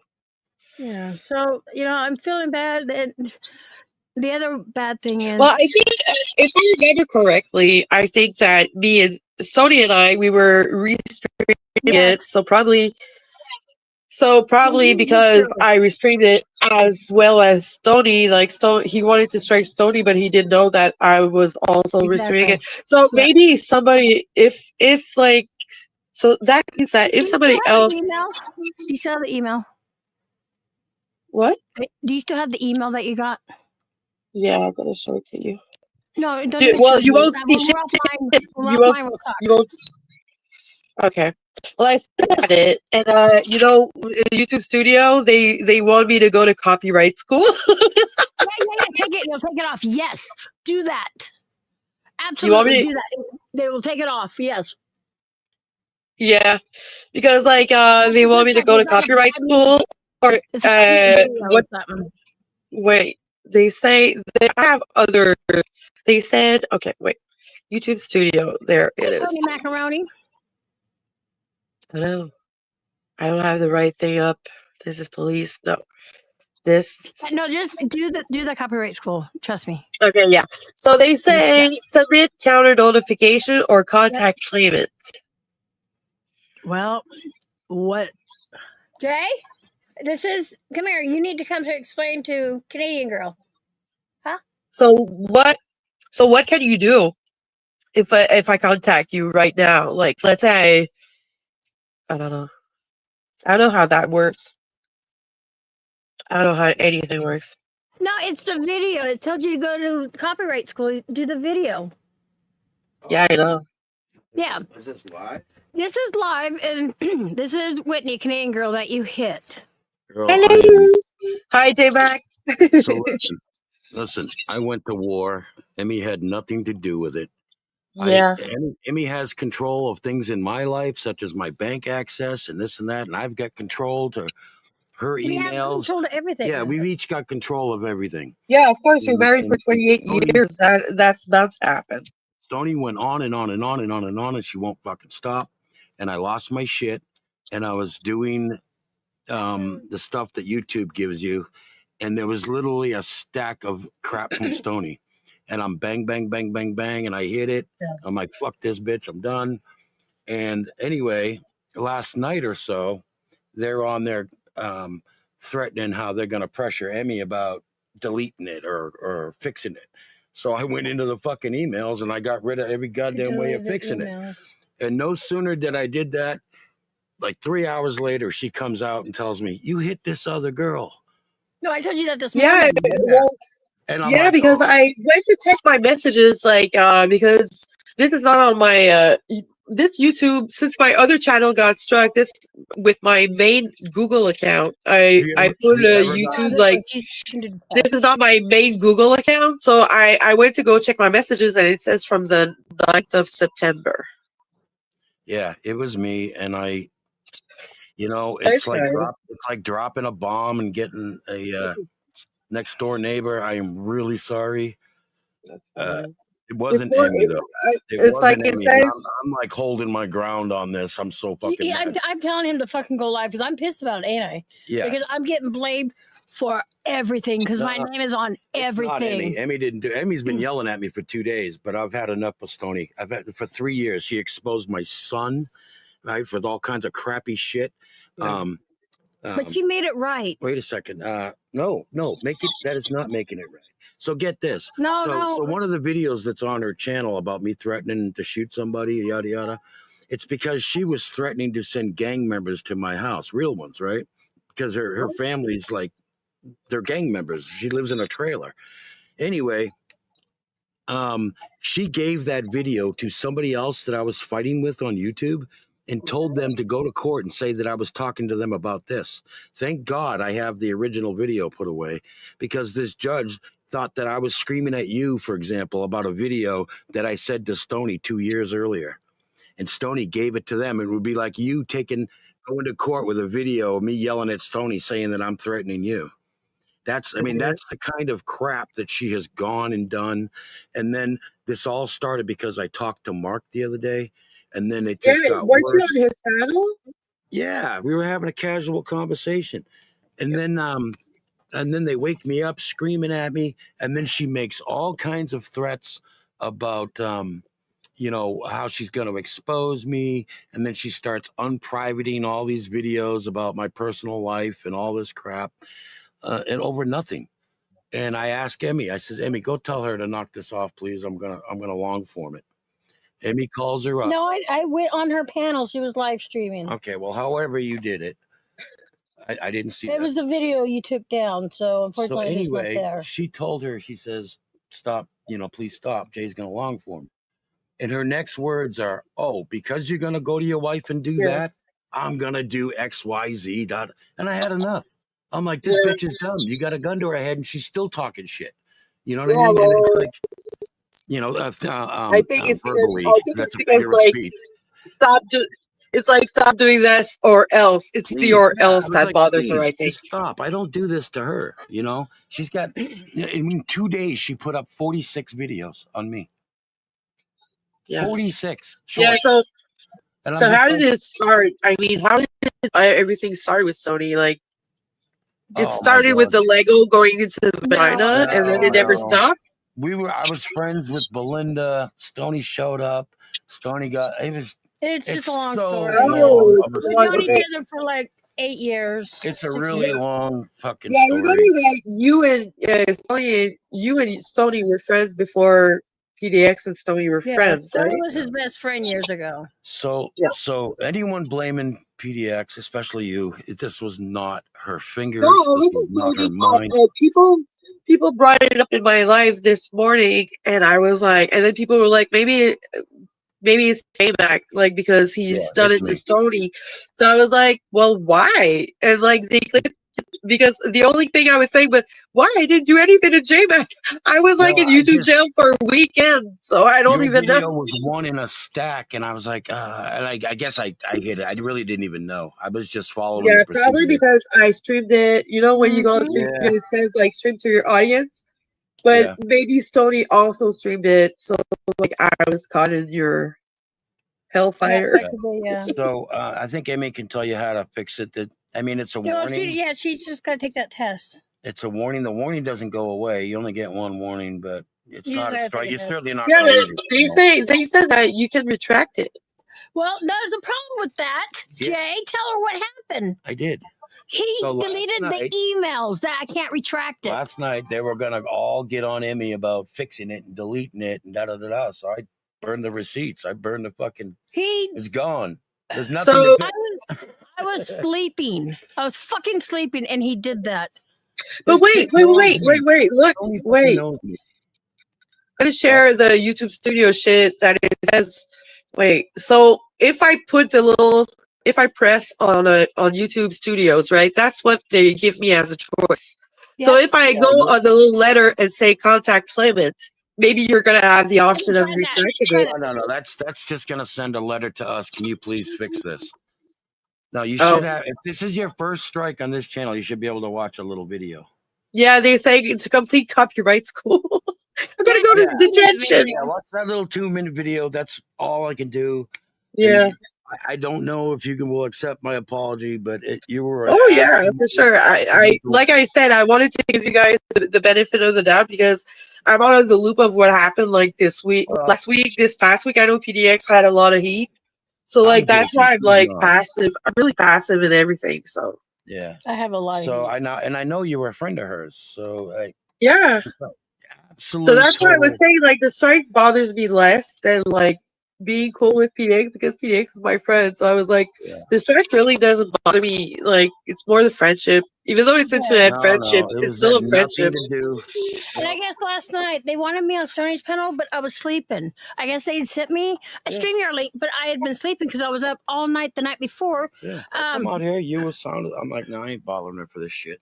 Because Sarah's up there talking shit and everything else. I'm like, I know where this is going, and I wasn't going to put you through it because.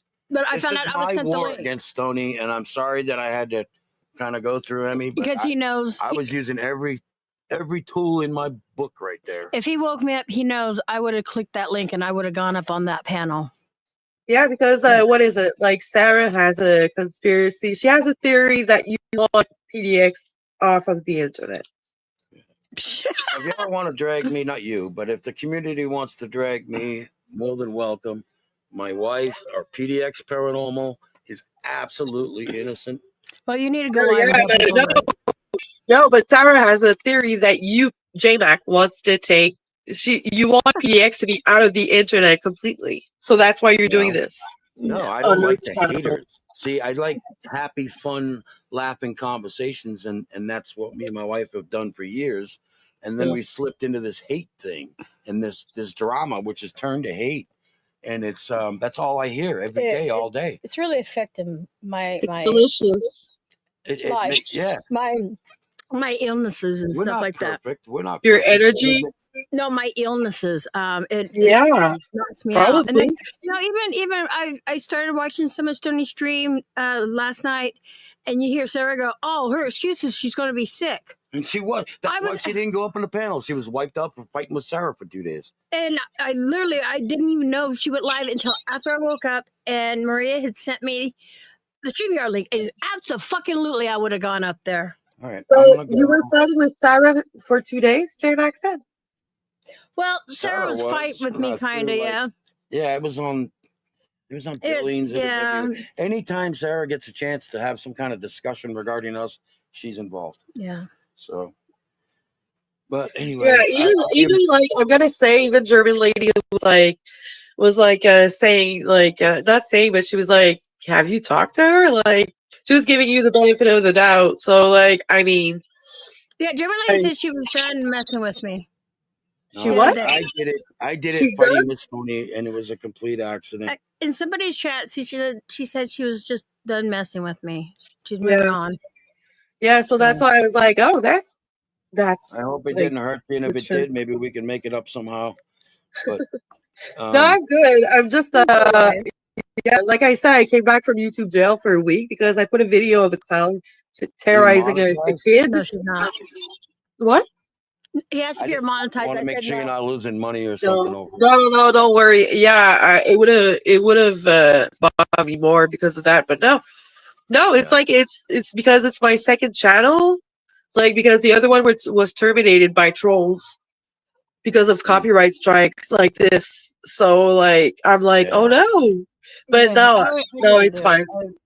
No. Emmy's been fighting with Will you we haven't please been go really live? fighting. No, I'm pissed off. You can tell by my voice. But I'm like, will you hey, fucking go live? Go live, please, and tell everybody. Explain Because I'm still being accused of fucking everything everywhere I go. Oh, you're a striker, you're a striker. You need to go live and tell people I didn't do it. You know why they're doing that? Because you're reacting like this. Because Tell them, you know what you say? Talk to J-Mac. Talk to J-Mac. well, they can't get a hold of you until you go live. Go Well, live. J-Mac is right here, right now, so he can Turn say it off. it. They can't reach you. I love that. They're a Will you click. please go live? Trolls are a Hey, click away. Will you please go Goodbye. live and explain I will. why you did this? Please. I think the whole country knows why. No, they don't. Absolutely not. Go look at Stoney's backup channel and look at the 40 videos. Go live, please. Okay, I'll so even come up if you go live. I think the Clippers are still watching anyways, so they're probably gonna clip this. Yeah. Well, yeah. But it's good. It's good. I'm not saying it's negative. Like it's a good thing for you guys, so that J-Mac can be heard. He's Like even saying, he goes, she has my honest apology. So, Thank you. He's sorry.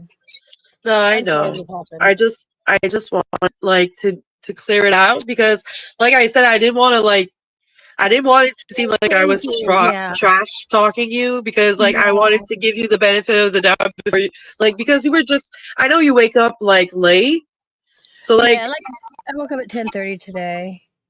Yeah, exactly, and it was 11 my time when they said like, well, da da da. I was like, yeah, it's 8 her time, so I think she's asleep. Yeah, I was. Especially, well, like I said, I was up all night. Today's Thursday. I was sleeping all day yesterday. I was up all night Tuesday to Wednesday morning because of everything that was being said. Because the asylum had gone live, and so I had to go up there and change people. What, babe? This is how dumb they are over there. So after all this is going on, Ginger goes, how about this? She'll delete her videos, you move the things, and you each go their own ways. And all I could think was, why couldn't you do this 3 months, a year ago, 2 years ago? I mean, she's been attacking me with old videos for 2 weeks. Right? Right. Well, why couldn't somebody say Ginger that? sent in my chat earlier. Wait, I'm gonna tell you if I have see somebody it. down on the floor choking them out before they go, okay. Ginger said he did the same thing to you. He did to Stony. Okay. Oh yeah. Oh, Ginger just gave Amy a strike, so I had to give Stony another strike. Oh, Ginger called you a liar, Emmy. By the way. A liar for what? Look. But she's not here right now. But that's today when I at like 11 at noon my time. She was here. That's the benefit of going live for 4 hours. Yeah, how was I a liar? What did I lie about? That's why this is the new thing now. PDX is a liar. Hey, welcome back, Squirrel. So, I mean, it's... Yeah, she said they're playing dirty. It's not me. That's the fucking thing. God damn, people. She did it to Sony several times, and then that's it. And then I told her, Petty, nope, not after what her hubby did to Stony. So I was like, what did he do? So that's what she said. J-Mac went to see Amy's account and hit Stony left and right under Amy's name. Yeah. And now I'm getting blamed for everything. And it's kind of fucked up. And then she says he's a nasty, dirty, vile human being. Yeah, she doesn't like J-Mac, I think. Nope. Who's CB? Who's CB? CB. CB? CB, I don't know. Do you mean CG? CG probably? Because CG is me, like Canadian girl. It's CG, not CB. I'm just saying. But anyways. He goes, CB. Yeah, CG. Yeah, that's what I thought. Yeah, and yeah, just so you know, like Luna, she clipped this morning when Sarah came into my life to talk about it. Oh, so I was like, see, this is the funny thing. Sarah has her nose so far up my fucking ass, she won't drop out, and she's the one going around saying I'm doing this to her.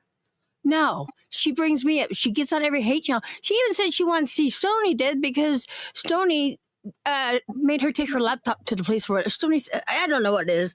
I wasn't even there. I had no part of that. But yeah, so Sarah's a flip flopper because she's going out and hanging out with Wait, them too. she said she told Stoney to go to the police with her laptop. No, Stoney and Jay. It's a long story. Stoney said she had CP on her laptop. Stoney said Sarah had CP on her laptop. She said that? Yeah, that was a few years ago. Yes. Okay. Okay. I see. It's just stupid. So you're in the middle of all this? Yeah. Oh, Emmy. And like you said on Cactus's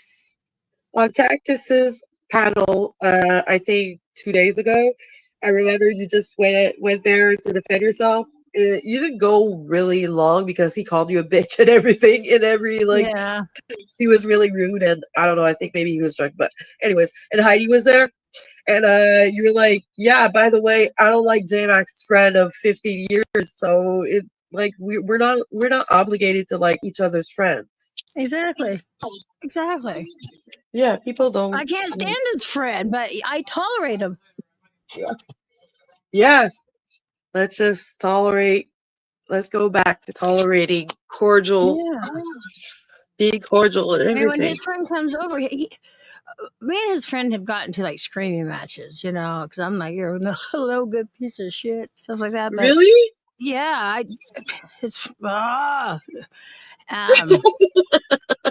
really despise him, but I will tolerate him because he's my husband's best friend of so many years. They've known each other longer than me, so he was our roommate one time, and that didn't work out. So I was too bad we're having to kick him out. But yeah. Oh my god. So yeah, it's just And so why can you if you want to talk about it offline, it's fine. But I just don't know, why did you get heat last week?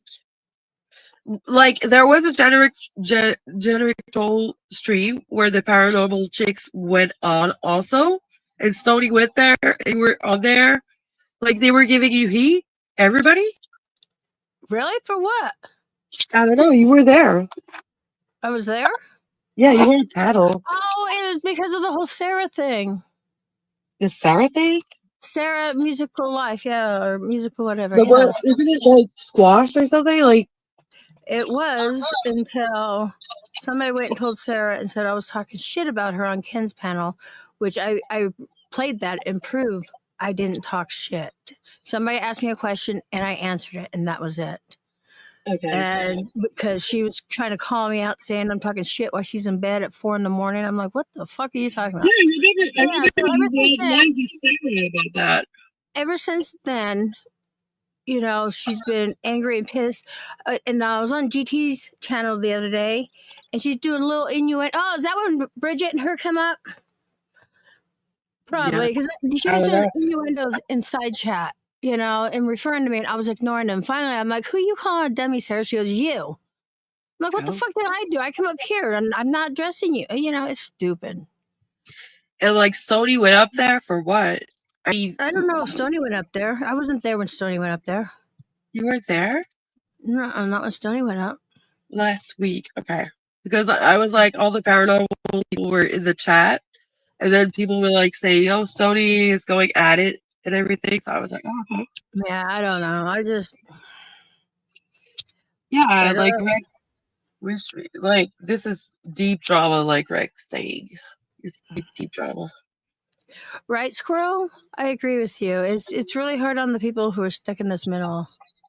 Yeah. And Greg was like, he's the one that, like, one of the comments that I got 2 comments, like, on the post that I posted it and I deleted it before it became a whole thing, and it became a whole thing before I deleted it. I posted it like 18 minutes, and then it said 18 minutes ago, and I deleted it, and it became a whole thing. Anyways, so he was like, she's probably, what did he say? She's probably gonna say it's a mistake, or it's probably J-Mac. And Rex was spot on, so he knew that everything, because I'm like baffled to the point that I don't It's Well, like you too know much. it's not me, and we'll No, try to yeah. resolve it. It's So, like to the fact that like Stoney and J-Mac are still going at it. Like it all started because of the Lego going into the vagina. no, it really resorts before that. No, And I know, but like it all like sparked yeah, up again. yeah, yeah. Like But if see, when I tell these people, you know, Stoney and J-Mac both are throwing rocks into the pond at each other. Well, when they do that, it causes a ripple effect, and the ripple effect comes back and slaps me. And they're not realizing that because I'm not throwing the rocks. yeah, exactly. It's like your name gets dragged out there. It's just like Sarah and Jay have problems. You know, they've always had problems. So Sarah gets mad at me. You know, it's just stupid. I can be cordial with anybody, especially when I'm somebody else's panel, because they're at home. That's their home. You know what I mean? The channel's their home. Or if we're on a panel together, it's not my home. I still respect the channel host, and I respect the people on the I think you respect your guests when you have people on your panel. You still respect your guests. It's like yeah. I've had people on my panel that I don't get along with, and I let them come up. You know, Thanks for like Lego into what? Yeah. It's a vagina. It's a dog. It's a funny gift. It's a funny Yeah, gift. my cactus is stuck on the Legos in the ass, so I told him he had a man crush on J-Mac. Yeah, you said that. It was so fucking funny. You were like, you keep talking about his ass and this and that. I'm like, oh my god. Yeah, cactus is all over Jay's ass, and Mags is all over my vagina. Yeah, so like Mags was saying in the chat, right, while you were on the panel, she was saying to Rachella, look, she was like, so I'm gonna sum it up, okay? I'm gonna tell you what happened. So because PDX is getting Legos into her vagina, it did a bacteria, and that's why she has yeast infection. I was like, wow, her trolling game is insane. She's been after my vagina. So, like, your yeast infection comes from the Legos going up in your vagina. I went to go see the gift, right? Because like you sent it to me in DM. Like I went to go see it yesterday because I was like, it's not like everybody was saying, oh, in her dirty vagina, blah, blah, blah, blah, blah. And then I was like, if I remember correctly, like it's not a dirty vagina, and if PDX like her bottom looks like this, like she looks young as fuck. Because it was like young legs and everything. So I was like, yeah, she preserves herself pretty well. And like, yeah, so I was like, I went to go see it. I was like, yeah, if it was to be PDX, but it's not. Like, so Magna was like, yeah, they like to do stuff like that. You know, they like playing in the bedroom. I was like, oh my god, Magna. Jesus, Mag. And then Rachel was like, what? I didn't know that. I was like, oh my god. Fucking. See, Don't I don't know. believe. Mags is fucking. But like, apparently that's her trolling shit. So. Yeah, but she's always talking about my vagina. Come on. Yeah. So like now she has a story behind the yeast infection. It's the Legos with bacteria. Your vagina. I laugh every time I say that, and I'm always telling her, Mags loves me a long time. Yeah, absolutely. Absolutely. Oh my god. So yeah, J-Mac went on Mark's panel the other day. Were you watching? Nope. Nope. I'm staying out of that fucking bullshit. I heard your call to Noel's father. How did that go afterwards? Did you have any did he call you back or something? No, I had called him, but no. See, and that wasn't even supposed to be. I didn't even know that was being recorded, and people were like, "Oh, yeah, you did." But if you hear J-Mac telling Stoney, "This is why I wanted you guys to listen," was to be, witness just in case shit gets twisted. That was it. I didn't know she recorded it, and then I found out she did. I'm like, "Oh, okay." Oh, I thought you guys. That's why you were all on the phone together. No, it was like having a witness listen to what was going on. You know what I mean? Oh. but she recorded it, so you know what? It is what it is. Yeah, but it's not a bad thing, you know. People maybe people would say that it's like you were out of bounds or whatever, but you were, but you weren't, because it was to a point that her father needed to be like Yeah, well, it was to the somebody point where needed to be like warned of what's going on. Noelle was telling me to my face and to other people on my driving stream, she wished I would crash and die. And it's like, Yeah, I know. wow. Yeah. You know, so. Yeah, and her father seemed to not be impressed or not be surprised. That's He bad. knew that she had done that. She had showed herself years prior, but he didn't know she was doing it again, you know? You know when your father is not surprised by your actions and your like what you're doing on the internet and what you're doing is wild. When your father is not impressed and he's not surprised, that's bad. And he said she was sitting right there, and you know she didn't deny anything, so it's like, you know. Yeah, and her father knew who you were. Yeah, because she talks about PDX all the time. Yeah, exactly. So like that means that she talks about you. And I Like, said that, I'm like, she's like infatuated with me, and it's concerning, you know. yeah. But I don't know. We made the call, did what we had to do. Yes, people are like, oh, you went real life, but you know what?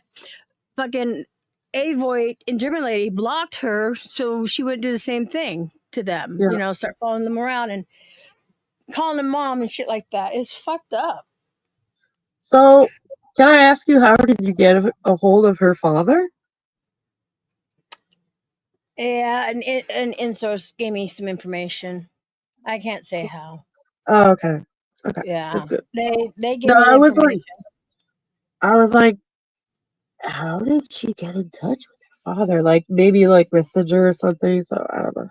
Now, a friend, I hope it's a friend. I don't know now, but Oh, I get it. Okay, yeah, I get it. It's fine. that's why I'm not saying, you know, and I've never said this person's name. So, No, I know. I think I know who she is, right? hello.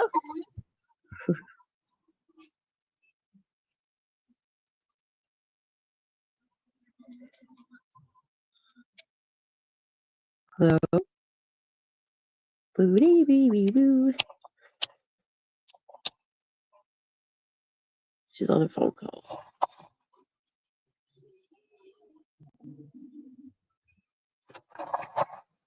Yeah, I think I know who that person is. She's probably secretive.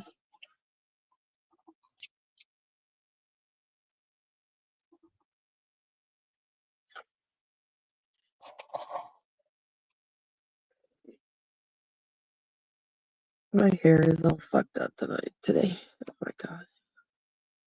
Sorry if I'm playing with it all the time. No, sorry, I had a phone call. Yeah, that's why I thought. See, I'm just so fucking tired right now too. I mean, I literally just woke up a few hours ago. I'm And sorry.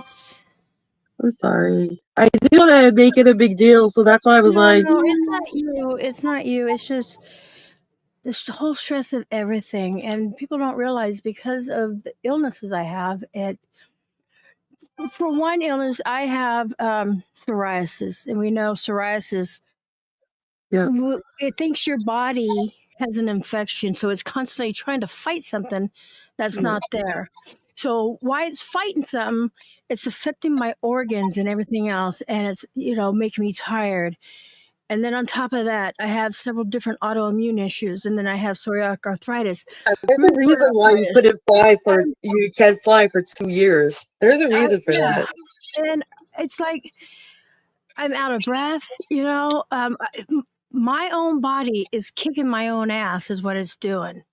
Yeah, because you're not taking care of yourself.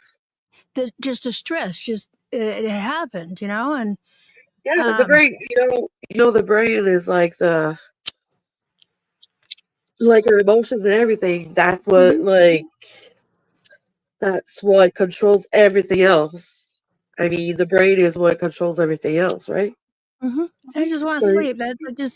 I got up And now I'm like at that point, I'm so tired. My eyes are trying to shut, and usually when I get to this point, even just sleeping an hour, I come back, I'm like revived, but then it could happen a few hours later, or maybe it won't happen until later in the evening, but that's it. It just happens.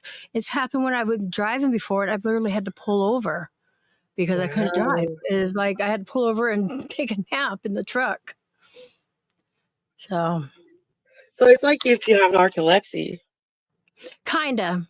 It's weird. It's weird because like I think you said what you have as prescription. Sorry, my nose is like. Mm-hmm. You said what you have as prescription. I think you said it in public, but either way, like it's supposed to get you like to wake you up. Yeah, my Adderall. Yeah. Yeah. I wasn't sure if you wanted to. Yeah, exactly. It's supposed to wake you up. So And what's the see, cut? it's not right now because of my body attacking itself, and so that just goes to show how strong, or no, I'm sorry, how week my immune It's system the is, opposite. and it's attacking everything. And even taking Adderall, I But still want dude, to you go to had a sleep. rough week last week. Everybody went after you. You were everywhere, like trying to ball wash everything about Jada. Yeah, and the thing is, like, when people want to start calling me out, I drop a link. Nobody will come up on the panel. It's kind I of know. messed up, I know, but you have to know your boundaries, like your limits, I guess. But what? Yes. Hold on, I got.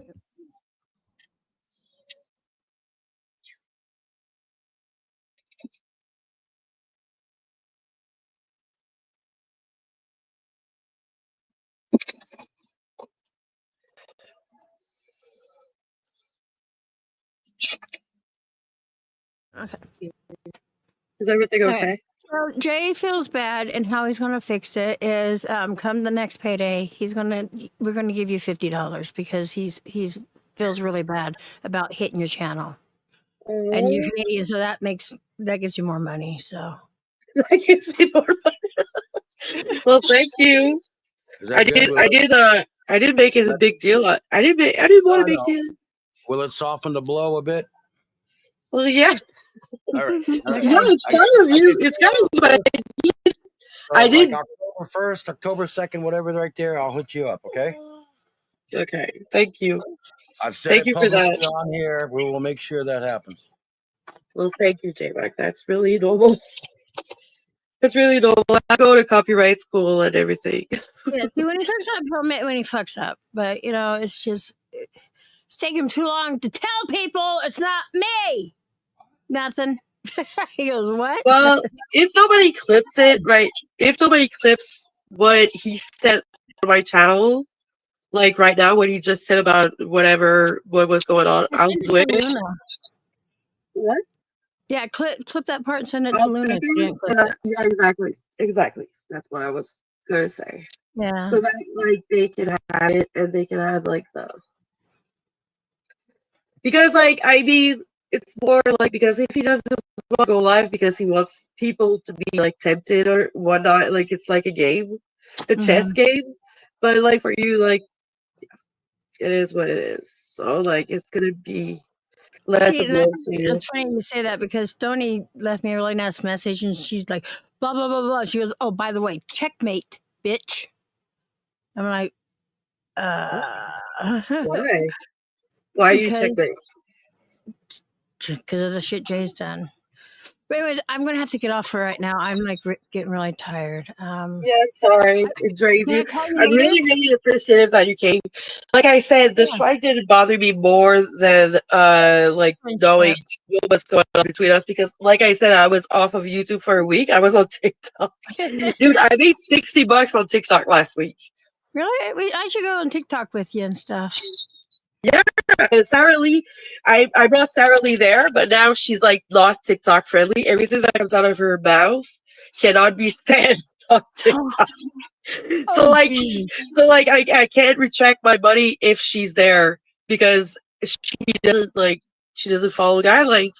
But yeah, you should come and like we should do something and like it's lucrative. Like you get your money like that. So. Okay. Okay. Yeah, we'll make a plan doing that. Okay, Yeah, girlie. okay, have a good rest. Have a You good too. rest. Talk to you later. Bye. Thank you for sharing. Uh-huh. Love you Bye. long Thanks for time. having me. Bye. Well, there you have it, guys. It was J-Mac.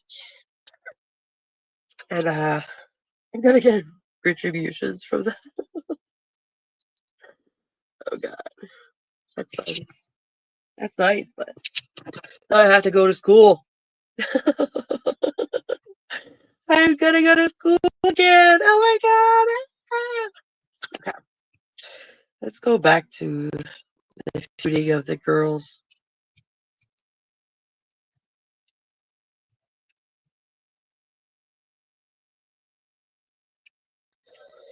Kids that was partying with Lindsay at this after party, and at some point during the next day in the early morning, Barron got into an argument with one of the people staying at the house. He claims over the fact that everyone was talking crap on Lindsay Lohan, that she wasn't in the room and they were all talking about her. It somehow got back to Lindsay, and Lindsay ordered one of her thugs to attack Barron Hilton, and that is exactly what happened. Barron got punched in the face. You can see, we have a picture of the cuts on his face. He got pummeled in this house. And according to Barron, he tells cops that it was all over the fact that he talked bad about Lindsay. We even have video of Barron confronting Lindsay and telling her, "How can you let this happen to me?" And Lindsay's responding. Get over here. Get over here. I'm harassing you. Oh, look at him. We talked to a rep for the puncher, that guy Ray. His rep says that he started ushering Barron to the front of the house to try and get him to leave, and Barron was trying to, argue with him to say, I'm gonna stay, and then he said, do you know who I am? And he said, no, I don't know who you are. And when he tried to say, oh, I'm a Hilton, all that kind of stuff, he said, I don't care, you need to leave. And he says that Barron got crazy on him for it, pushed him, and that's why he punched him, had nothing to do with Lindsay. One person who's desperately seeking revenge? Well, Barron's famous older sister, Paris. She commented on an Instagram photo of Barron looking worse for wear, saying, quote, they both will pay for what they did. No one with my family and gets away with it. I mean, as you know, there were all those tabloid stories about Barron Hilton that came out. Can you just explain? I'm not going to explain. There was a lot of things that were said, some things that happened between other people. And because I had been a guest at the house a few days prior to stuff going down, my name was involved in it, which is what it is. I mean, it's really frustrating because I didn't have any part in it, so that really bothered me. But, so I moved to a hotel, and that's when it was relaxing. They keep going with the story, and if I feel like if I don't just say something, then it just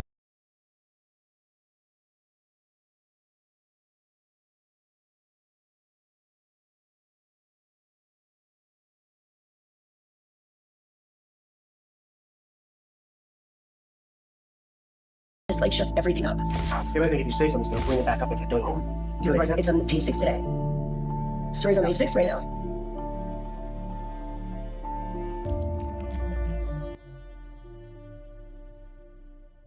That brings us to current day. Over the years, Lindsay Lohan, Paris Hilton, and Nicole Richie have independently visited Andy Cohen's show, Watch What Happens Live, and haven't been shy about recounting their old drama. The first being Nicole in 2014.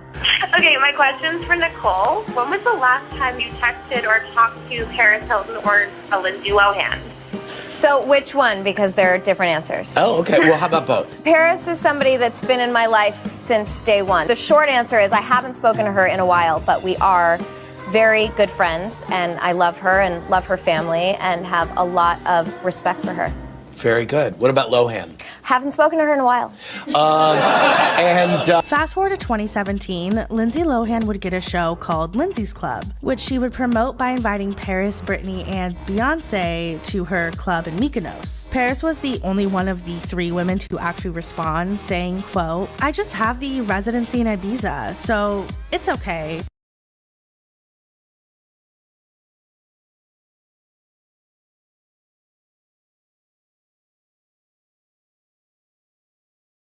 I doubt that Britney or Beyonce are going either. I think that was a little bit random, but trying to promote the club over there or whatever. Will you be watching Lindsay Lohan's new reality show? Before I can even finish the question, Chris shouts out the show when it comes out.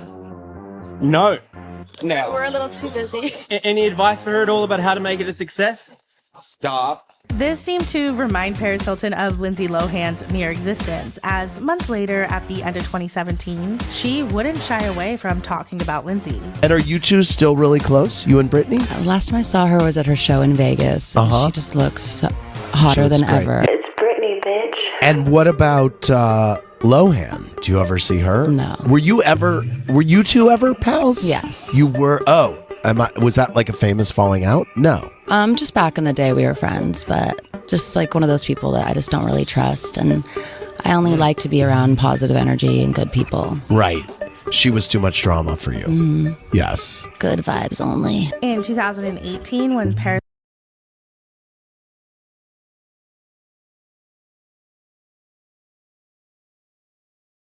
was asked if Lindsay was invited to her wedding, Paris had this to say. Lindsay has been trying to make a move back to the U.S. Is she invited to your wedding? If you don't have something nice to say, don't say anything at all. Okay.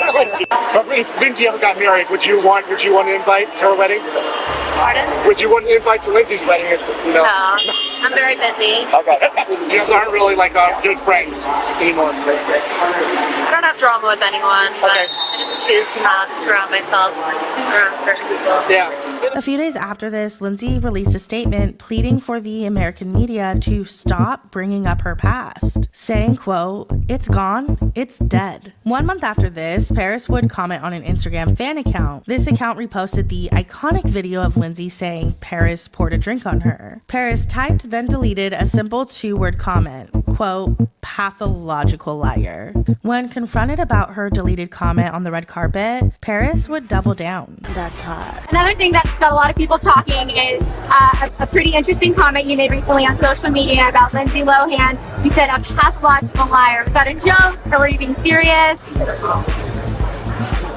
Just saying a fact. It's the facts. All right. Fact of life. At this point, Paris was on an anti-Lindsay press tour, going podcast to podcast and revealing more than she ever had before. Get caught up in the scene where you could possibly Lindsay Lohan yourself into it? Oh, I don't even like to have that name in the same sentence as me.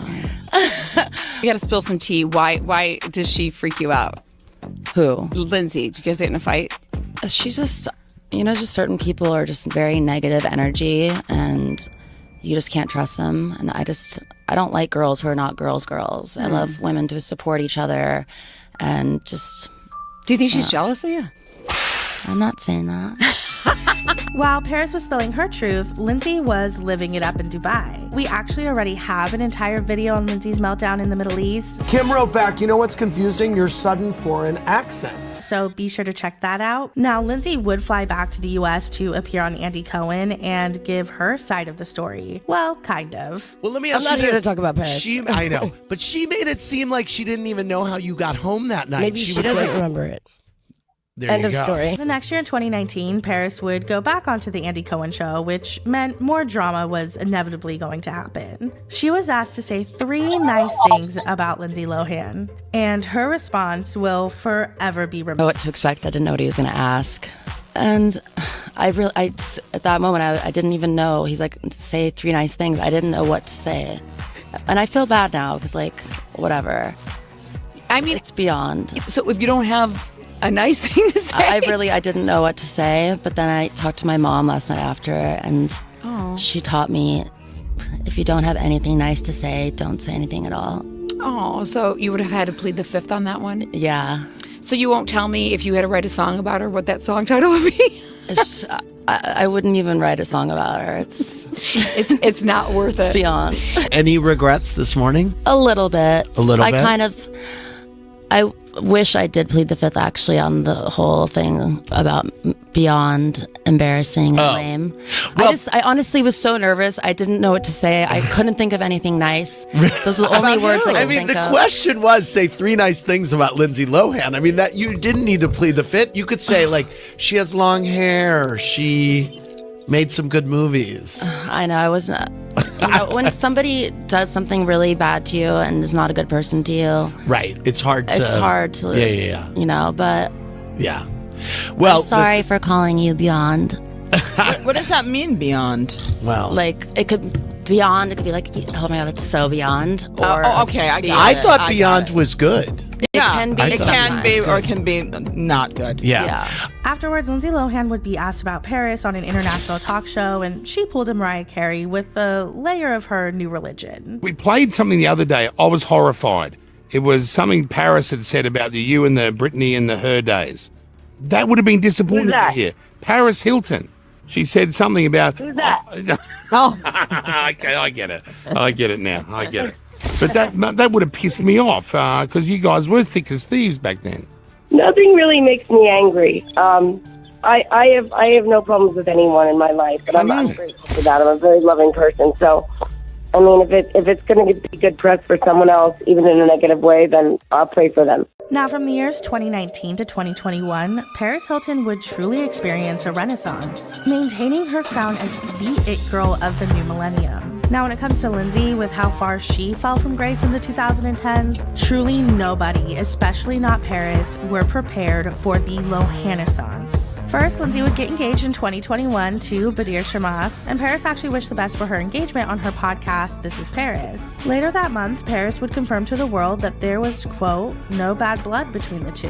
Lindsay was truly on the up and up and would make her return to acting in the year of 2022 on Netflix's heartwarming Christmas classic, Falling for Christmas. And she'd even reprise a role in the new Mean Girls musical movie. And interestingly enough, in the original cut of the 2023 Mean Girls movie, Megan Thee Stallion references Lindsay's quote, Y2K fire crotch.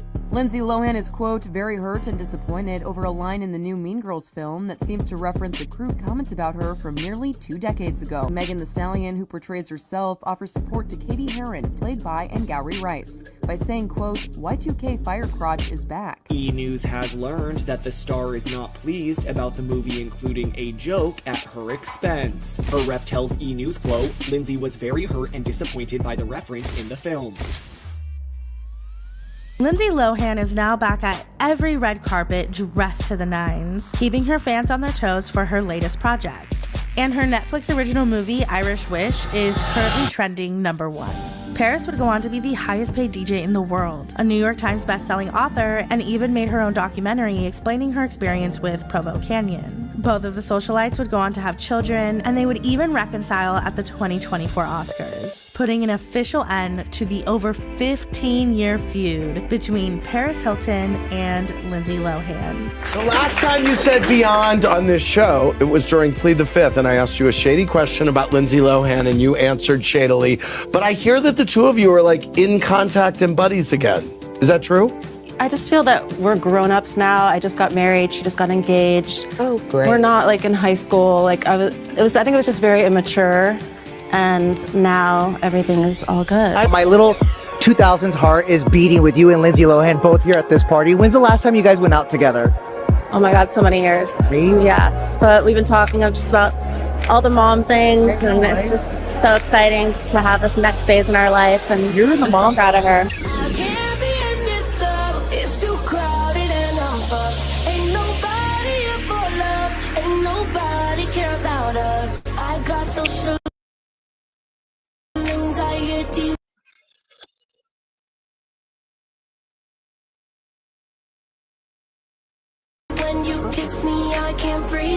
So that's the end. Jake and I have nearly detailed every. Yo, that was wild. Oh shit. Removed from studio. Okay, that was wild, right? That was a wild ride, guys. Yeah, I have another one I wanted to play. Never mind. There's another one I wanted to play, but I don't want to get struck.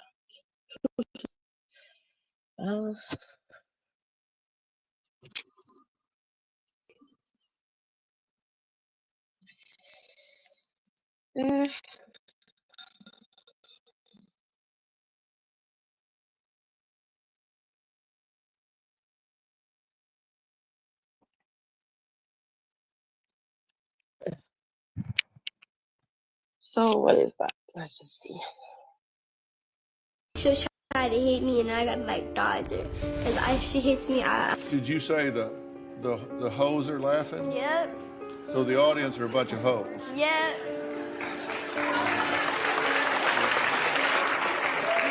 Catch me outside. How about that? Huh? Catch me outside. How about that? Catch you outside? What does that mean? What I just said. Pod Baby somehow has a knack for saying exactly the wrong thing at exactly the wrong time.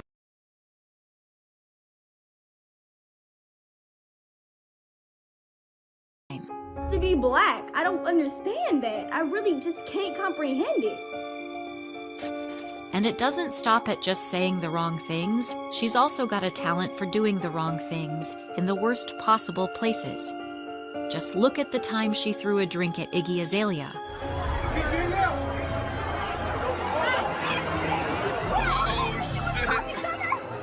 When people look at Bod Baby, they often just see a reckless, poorly raised young adult, and maybe she is, but behind the headlines. And viral clips is someone who hasn't always had it easy. Violent. I mushed her in the face because she wouldn't get out of my face. Either I'm breaking down her door or she's breaking down my door. I don't stop till I start seeing dents in the door. From a turbulent childhood that began with her parents splitting up when she was just 3 months old, Bod Bobby hasn't exactly had it easy. When she was 5, her mother was diagnosed with breast cancer and had to undergo treatment, leaving Danielle to stay with her grandmother.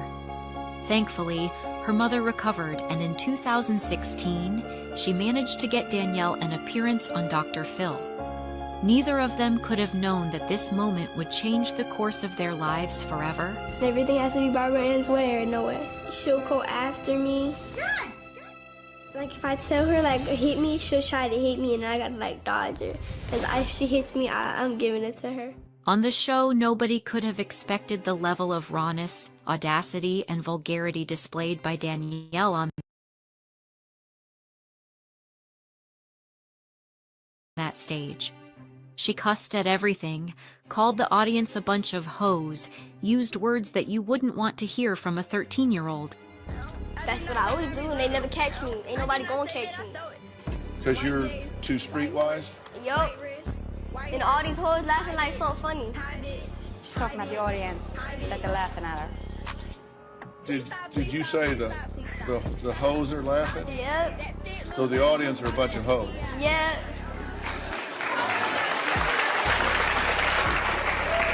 Catch me outside, how about that? Huh? Catch me outside, how about that? In her appearance on the show, she dropped a phrase that made her a cultural phenomenon overnight. Catch me outside, how about that? When she said those words, she couldn't have imagined the impact they'd have on her life.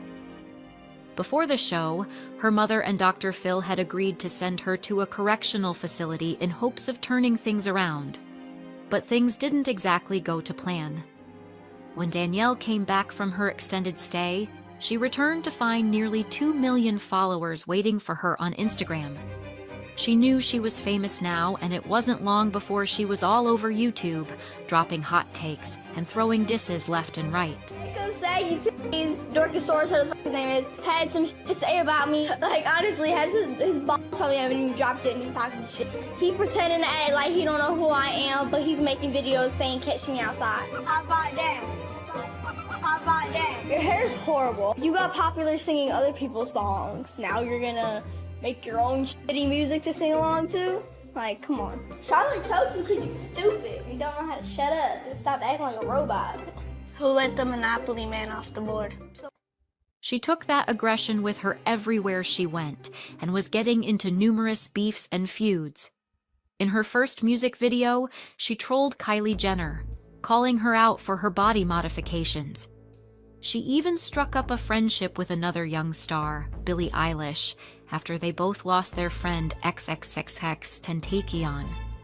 But that too was short-lived as Billie ended up ghosting her not long after they started hanging out. They never catch me. Ain't nobody gonna catch me. Because you're too streetwise? Yup. And all these hoes laughing like so funny. She's talking about the audience, that they're laughing at her. Did you say the hoes are laughing? Yep.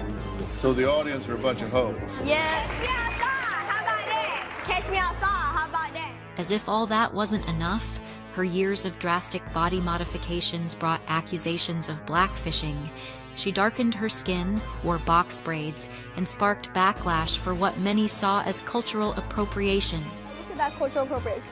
Ignore it because it's ridiculous. It really is. You cannot act the color. Do not tell me I'm acting black because I'm not. I'm acting whatever you want to call it, urban.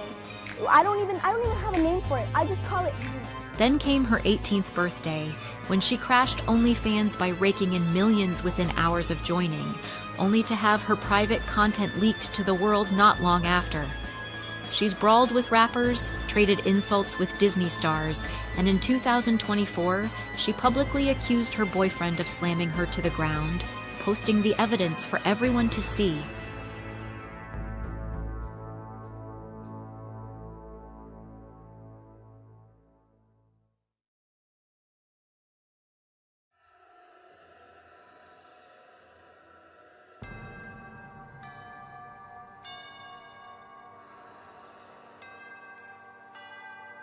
And just when it seemed like she'd seen it all, she revealed a leukemia diagnosis, hoping for some sympathy from fans and followers, only to be hit with accusations of lying, especially after she got a nose job in the middle of treatment.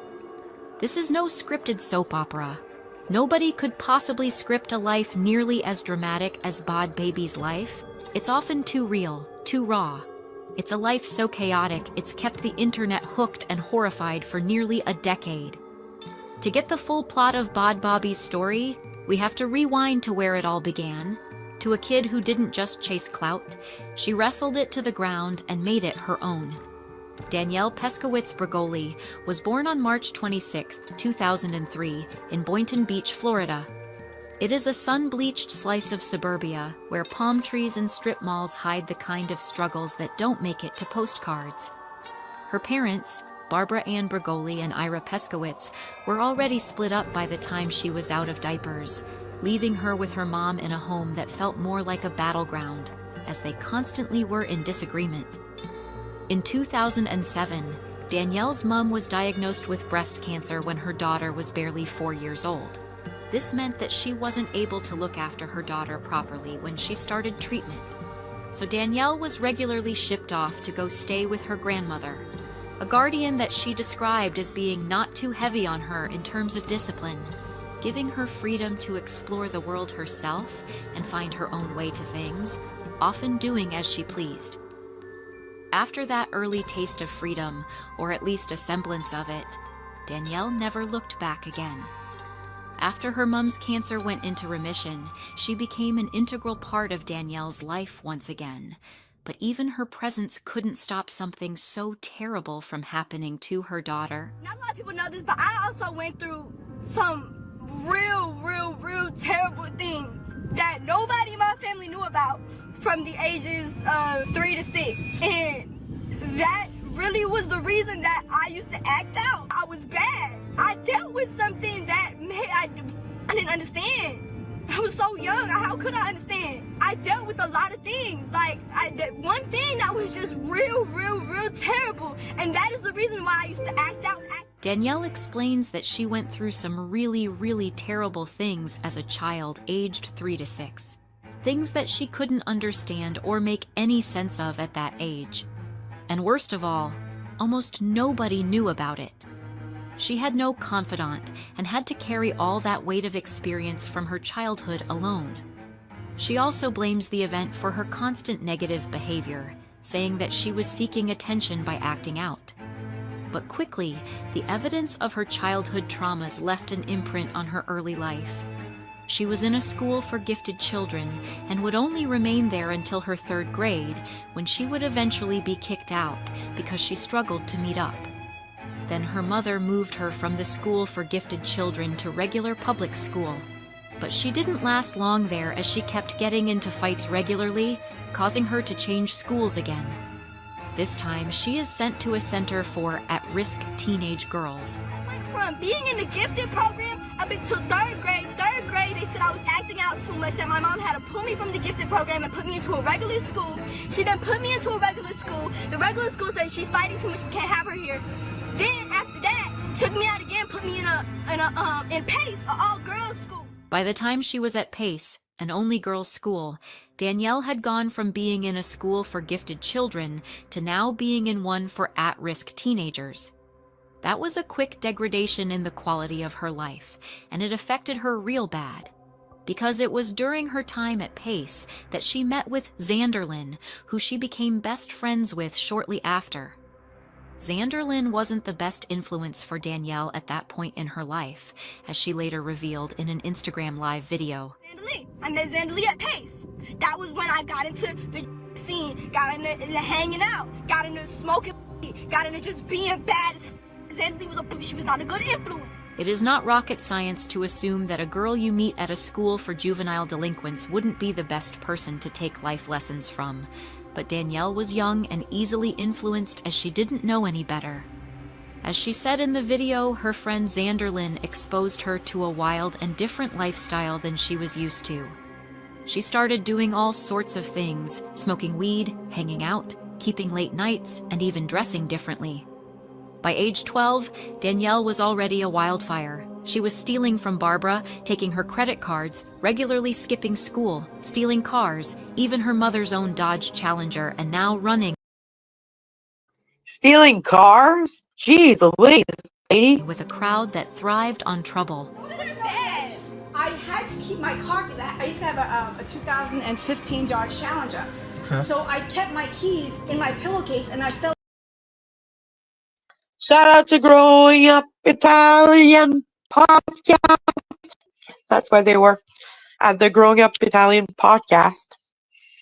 I watch it sometimes, so that's why I know what it is. Asleep, cut my keys out of and took my car. My ring camera's going. Were you like 13? Yeah, and that's what got her on the show because she stole my car. Her mom, Barbara, now at her wit's end, dragged her to a Dr. Phil show in September 2016, hoping a TV intervention might tame her young daughter's chaos.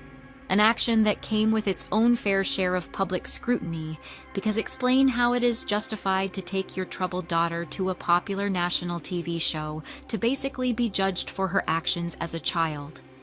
It was also later revealed that Barbara has been emailing Dr. Phil for years, dating as far back as when Danielle would have been only 2 years old.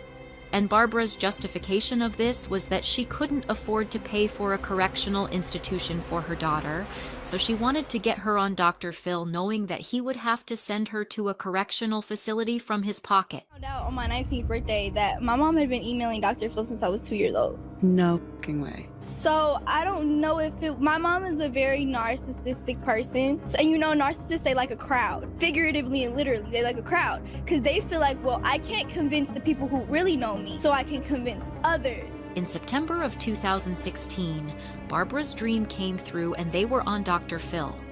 They had finally gotten his attention, and a crew was sent to them to start filming bits of the family, and they were able to experience Danielle firsthand as she stole the car of one of the crew members sent over to film.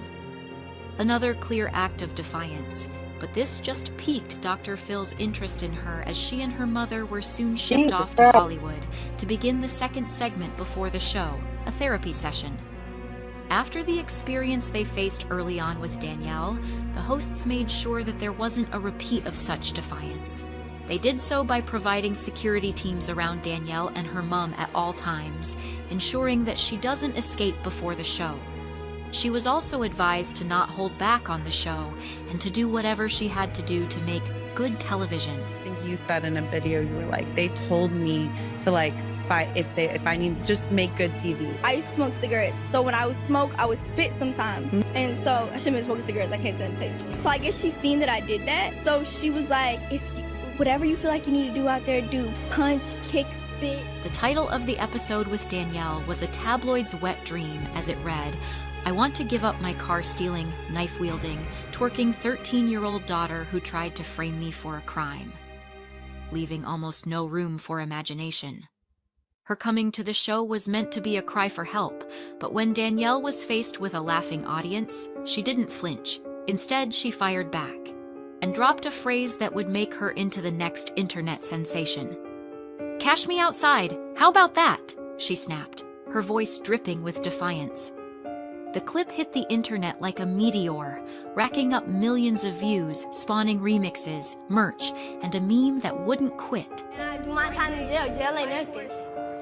That's what I always do, and they never catch me. Ain't nobody gonna catch me. Because you're too streetwise? Yup, and all these hoes laughing like something funny. She's talking about the audience, that they're laughing at her. Did you say the hoes are laughing? Yep. So the audience are a bunch of hoes? Yeah. Catch me outside, how about that? Catch me outside, how about that? Catch you outside? What does that mean? What I just said. That moment was more than viral. It was a launch pad for Danielle, and it inevitably birthed who we know today as bhad. The spotlight from her appearance on Dr. Phil burned hot, even as Danielle's life was already a mess. She had charges piled up for multiple cases of grand theft auto, marijuana possession, and even filing a false police report claiming her mom was on crack.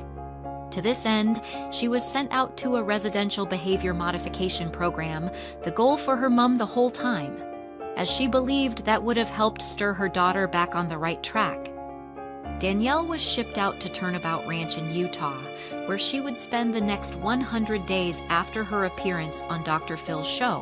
While there, she was without a phone and had no way to access the internet. So she had no idea just how famous she had become when her episode on the show finally aired. Her stay at the ranch seemed to have a bit of a positive impact on her life as staff. They reported that they were starting to see some positive changes to who she was there, and then suggested to Barbara that she should be kept at the facility for another 100 days, bringing her total duration at the center to 200 days or 6 months. An alternative take on this turn of events suggests that Barbara and Dr. Phil made this decision to extend her stay on the ranch to keep her there until her viral fame died out. Unfortunately, they couldn't stop her from blowing up on the internet. After completing her extended stay at Turnabout Ranch, Barbara and Danielle returned home and were subsequently re-invited for another talk with Dr. Phil, but there was a catch. This time, there was no audience, there was nobody, no crowd to perform for or showboat to, and they were shocked to learn this as they were not informed about these changes. Their second appearance on the show was less dramatic than the first, especially as Dr. Phil already knew what to expect from the duo. They come back for a follow-up, they walk out, I have the audience completely empty. I have nobody there to play to. And they go, "What? Well, where is everybody?" I said, "Well, you don't need anybody. We're just here to talk and, keep things rolling, right?" And they were dumbstruck. There was nobody there to showboat for or play to. And that was like a 15-minute interview. They had nothing to say. You've gotten a lot of attention on the internet since you were here. Is that a good thing or a bad thing? Both. What's good about it? Well, I guess what's good for you is I made you just like how Oprah made you. You were nothing before I came on this show. Thank you for that. No problem. Are you going to pursue kind of a internet image? Yeah, I guess so. As long as it doesn't interfere with who you really are. Of course. You have to admit, he helped you a lot. If it wasn't for if it wasn't for his money, you can't say it wasn't for... Although Danielle tried to bait Dr. Phil by saying she made him who he is, that he was nothing before she came on his show, he managed to keep his cool and just go on with the interview. While there might be some truth to her claims in terms of the number of views she got him, it is just silly and ignorant to suggest that the 160 million views she got him from her appearances on the show made Dr. Phil who he is today. If anything, the reverse is the case. Danielle was a nobody until the Dr. Phil appearance made her into a viral internet sensation. After spending over 6 months at the rehabilitation ranch, Danielle's mom still tried her best to stop her daughter from finding out who she had become on the internet. She prevented her from going outside for the first few days and also restricted her phone usage. But it wasn't before long that the cat jumped out of the bag.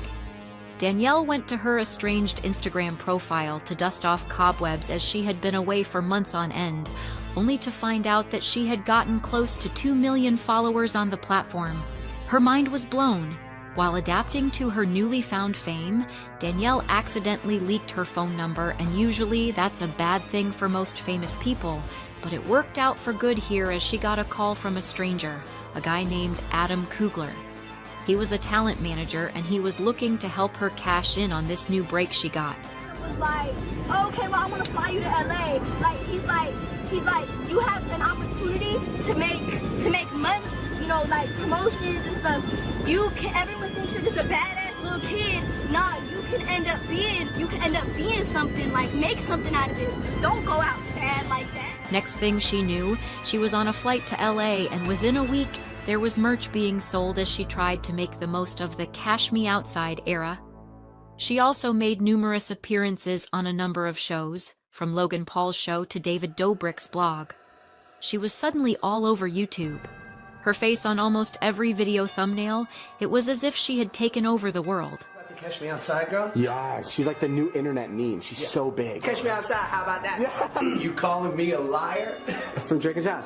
And you go, I'm not calling you a truther. You think that's catchphrase? Come on, catch me outside. How about Yo, there she is. The left hour.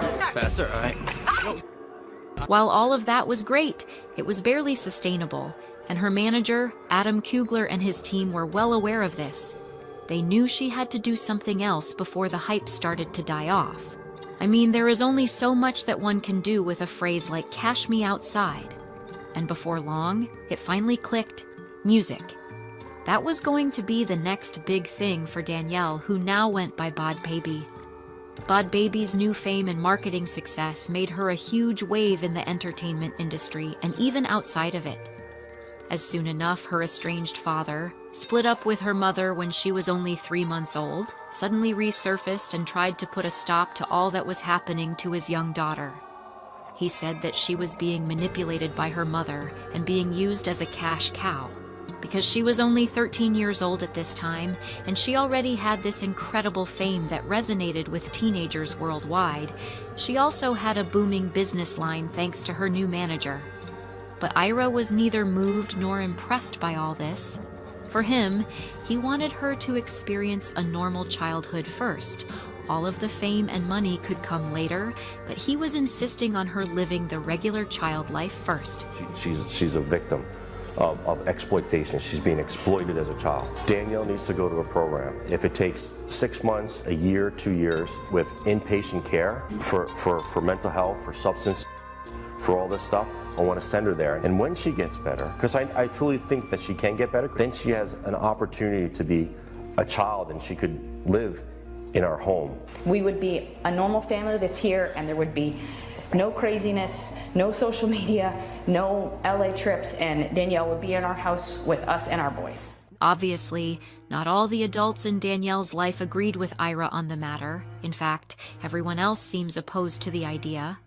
Nobody thought it was a reasonable path to follow, not Barbara, not the new manager, and definitely not Danielle herself. It seemed like Ira was the villain here. Eventually, the case was settled in a court after Ira filed a petition to get some decision-making rights in his daughter's life. But he ended up losing all rights and was now free of child support payments. The judgment was reached after a long and very public battle in court that took its toll on bhad. I wish I would wake up one day, be right in my same house in Florida, and jump right back into my same life. Everybody who didn't want to be around but was supposed to, now they want to come around. You didn't want to do for me when I was a baby. I was an innocent baby, 3 months old, and you up and left my mother for a stripper. But after the whole parental fiasco was over, bhad could now focus on what was important to her, which was what to do with her newfound fame. But by mid-2017, she was in court again, this time pleading guilty to several charges in a Florida juvenile court, and was sentenced to 5 years of probation. During her sentencing, she burst into tears as her father read a prepared statement to the judge. Quote, "I'm afraid of what she's being pushed into and who's profiting from it." The headlines after the court sentence screamed, "Troubled teen," but bhad saw a different story altogether. She and her team saw this as an opportunity for her to flip the script. She didn't just want to be a meme used for jokes and fodder for the internet. She wanted to be seen as a serious person, a person of interest. So she dove into music, headfirst signing with Atlantic Records at the age of 14. Her first single, These O, dropped in 2017, and it was an instant success, charting on the Billboard Hot 100, thus making her one of the youngest female rapper to hit the Billboard Hot 100. The success wasn't a fluke as many tried to claim, saying it was big because she took a jab and threw disses at the 2017 hottest girl in the world, Kylie Jenner. Also adding a caricature of Kylie in the debut music video, where she is seen getting injected with lip fillers and hip fillers, but Kylie took the high road and chose not to respond. This would encourage bhad to go on and take several unwarranted shots and other celebrities as her career progressed. To prove that she actually meant business, she dropped her second single off her incoming mixtape. The song, titled Hi, cemented her as a legit artist, and not just a viral fluke. And her new record deal with Atlantic Records meant that the success could and would be replicated. Bhad Bhabie was out here, turning chaos into cash, building an empire from a single soundbite. But the road from Boynton Beach to Billboard wasn't paved with roses.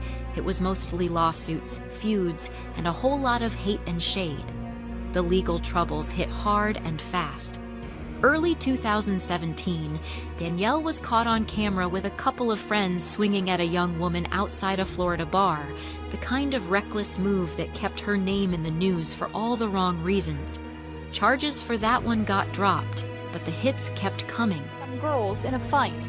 One of them, 13-year-old Danielle Bregoli. In June 2017, she was arrested for stealing her mom's car, holding weed, and lying to the cops about Barbara's non-existent drug habit. The judge says the teen has to face some strict rules as conditions of the probation she'll be on until age 19. Now, Danielle Bregoli left court without speaking with us Tuesday afternoon. Now, she's famous for her tough talk and saying "cash me outside," a phrase that catapulted into her viral sensation and allowed the girl from Boynton Beach to live the life of a pseudo-celebrity in California.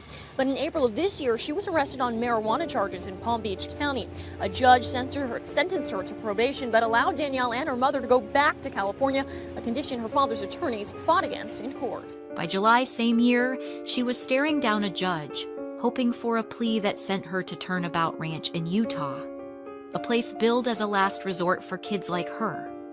Her first time there, courtesy of Dr. Phil, was supposed to be a reset, a chance to trade street fights for starry nights and hard work. Instead, it became a horror story she came back to unpack years later. Yeah. You have to admit, he helped you a lot. If it wasn't for if it wasn't for his money, you can't say it wasn't for him. In March 2021, now a star with millions in the bank, Bhad Bhabie dropped Bible-length allegations on YouTube, claiming that her stay at the ranch was a nightmare. No sleep for 3 days, starvation meals, kids restrained in the dirt. Her whole description painted a picture of a that hit like a gut punch. She reminded everyone that she was just 13 years of age when she was shipped off to Utah by her mom and Dr. Phil. And when she got there, she had so many privileges stripped off her immediately. No access to phones, the internet, and even basic stuff like food as when needed and a bed to sleep on. She recaps her first night saying that she got what they call transporters, which is basically 2 adults, a male and a female, who come and take you from your room in the middle of the night.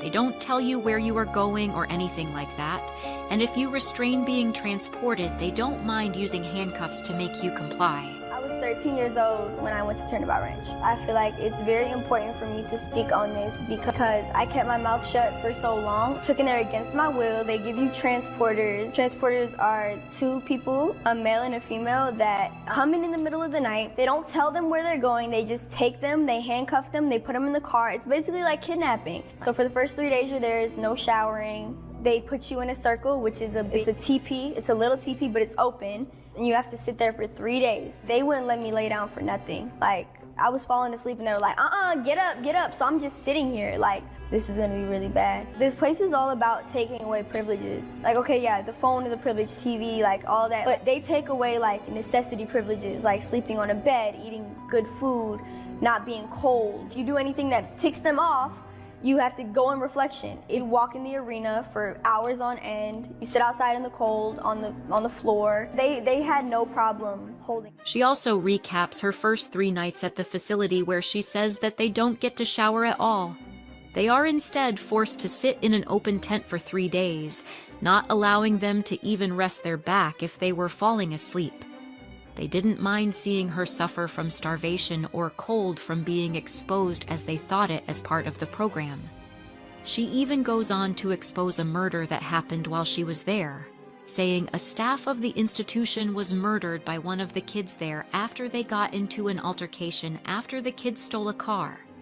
She ended her exposé by calling out Dr. Phil and demanding an apology from him for her and the other girls that also came out to expose the inhuman treatments they got at Turnabout Ranch and other institutions like that. It's all about taking away privileges. Like, okay, yeah, the phone is a privilege, TV, like all that, but they take away like necessity privileges, like sleeping on a bed, eating good food, not being cold. If you do anything that ticks them off, you have to go in reflection. You walk in the arena for hours on end. You sit outside in the cold on the floor. They had no problem holding kids down, which is against the law. You're not supposed to touch the kids. One of the kids, he had tried to steal a car or something. Everyone was screaming on the walkies like it was really crazy, and he ended up killing one of the staff members. How could you not know about the murder? It was on national news. So, Dr. Phil, I'm going to give you from now till April 5th to issue an apology. Not only to me, but to Hannah and any other child that you sent to Turnabout or any other program like this. And if you don't, I'm gonna handle things my way. But Baby wasn't alone in this fight, as she was quickly joined by other people who were at-risk teenagers too.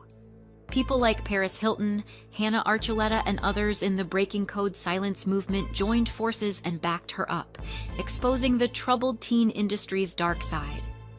The ranch clapped back, saying she was fine, and she even thrived there, pointing out to her extended stay at the facility. I got you. When Danielle first got here, she was just this hellstorm of excitement and energy, but also anxiety. Here, you have expectations. If you say something, you're gonna get in trouble right on. You're not gonna have chances. I think having the horse's responsibility taught her a lot, and it taught her when she comes home what she needs to do to earn my trust. I just feel okay with who I am now. I don't have to put on a front to impress anyone. Then Dr. Phil also responded to the allegations, as he was also mentioned in Danielle's big reveal to the public. In his response, he simply said that his partnership with the Turnabout Ranch ends when they hand over the children to the ranch. Claiming that he does not get any feedback from them as to the state of the girls he sent there, neither did he get updates on their general well-being.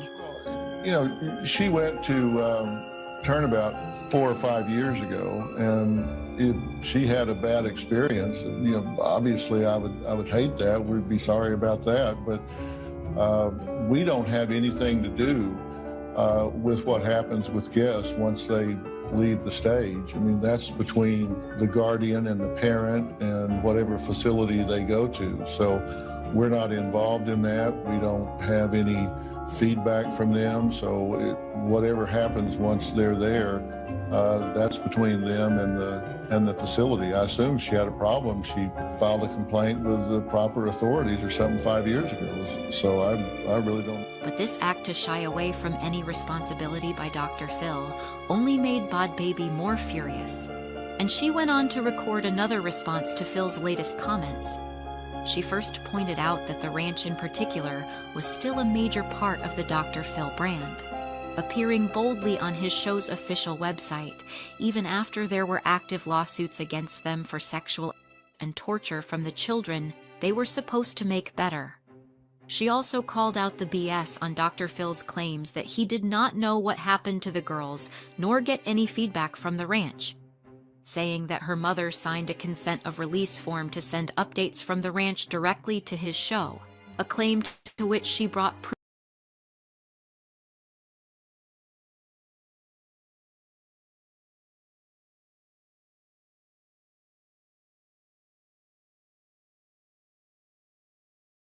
of. This ranch is still listed on your website after a lawsuit about and a lawsuit about torture. He just said he's not involved in any treatment facility I go to. Are you nuts? My mother signed a consent of release of information to send progress reports directly from Turnabout to the Dr. Phil show. So when you say you don't have any feedback from them. That is not true. Lawsuits were filed, accusations were made, and eventually some form of settlement was reached by all parties involved in this saga. Whether all allegations were true, we don't know. Was there some trauma for the girls that went to these facilities? Most likely. The whole drama ended up as another scar, another reason the world couldn't look away or move on from bhad bhabie. While the ranch drama simmered, bhad bhabie was out here building her brand. Her music career took off immediately and was a huge success. After following the drops of her first 2 singles by a mixtape, titled 15, she proved to her doubters that she was here to stay and for good. The success of her mixtape followed 7 tours, where she nailed performances and got crowds of people screaming her name.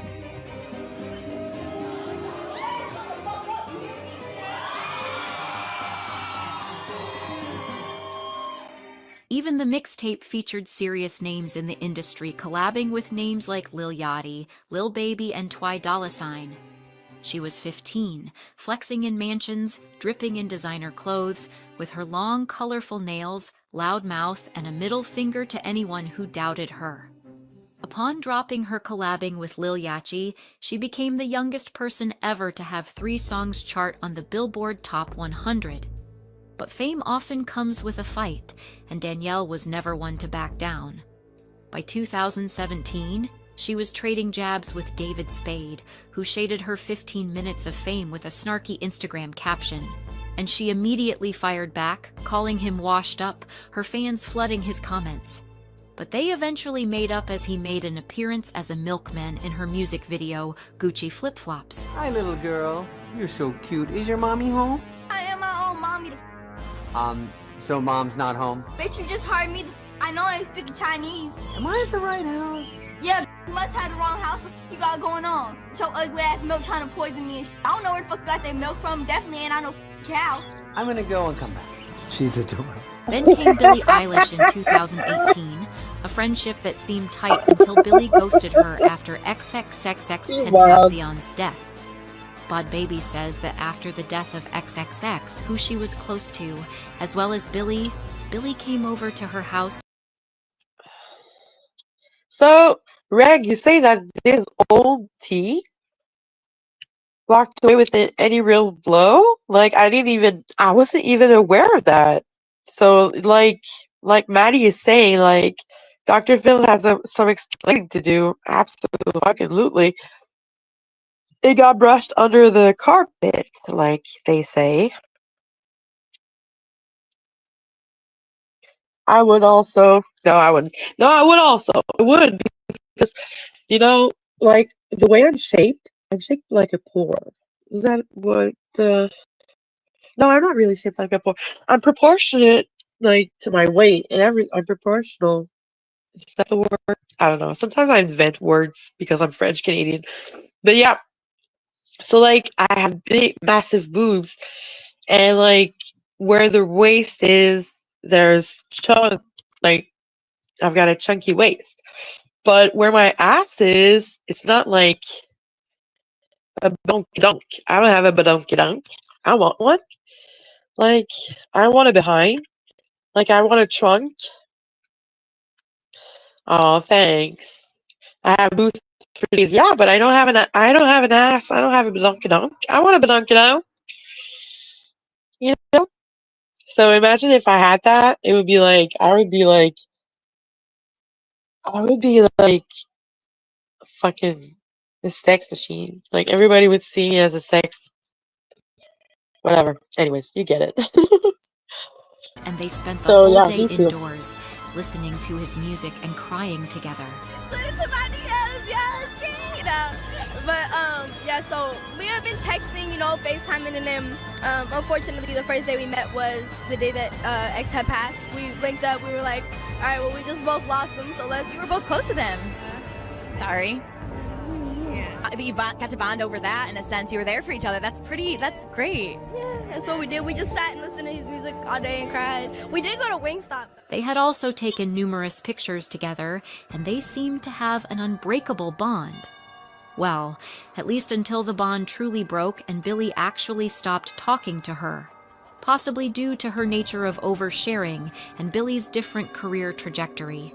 Oh, wow. Danielle aired it all out online. She seemed a little hurt, but her words were unfiltered, proving even her heartbreaks were content. I think I'm friends with Billy. I don't know if Billy's my friend. Every time I DM her and give her my number, she just doesn't take me. So I don't know. I mean, I guess that's what happens when bitches get. Then came her music beef with Iggy Azalea, who caught a cup of water to the face at a club after dissing Bhad Bhabie's show.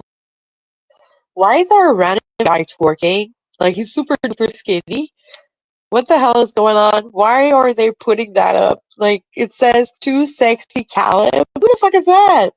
The beef started when Iggy got dissed on a Bhad Bhabie's track titled High Remix. At the end of her verse, Bhad Bhabie went off on Iggy, saying she was washed off and all sorts of things. And Iggy responded subtly in an Instagram comment saying, "Who even goes to a Bhad Bhabie show?"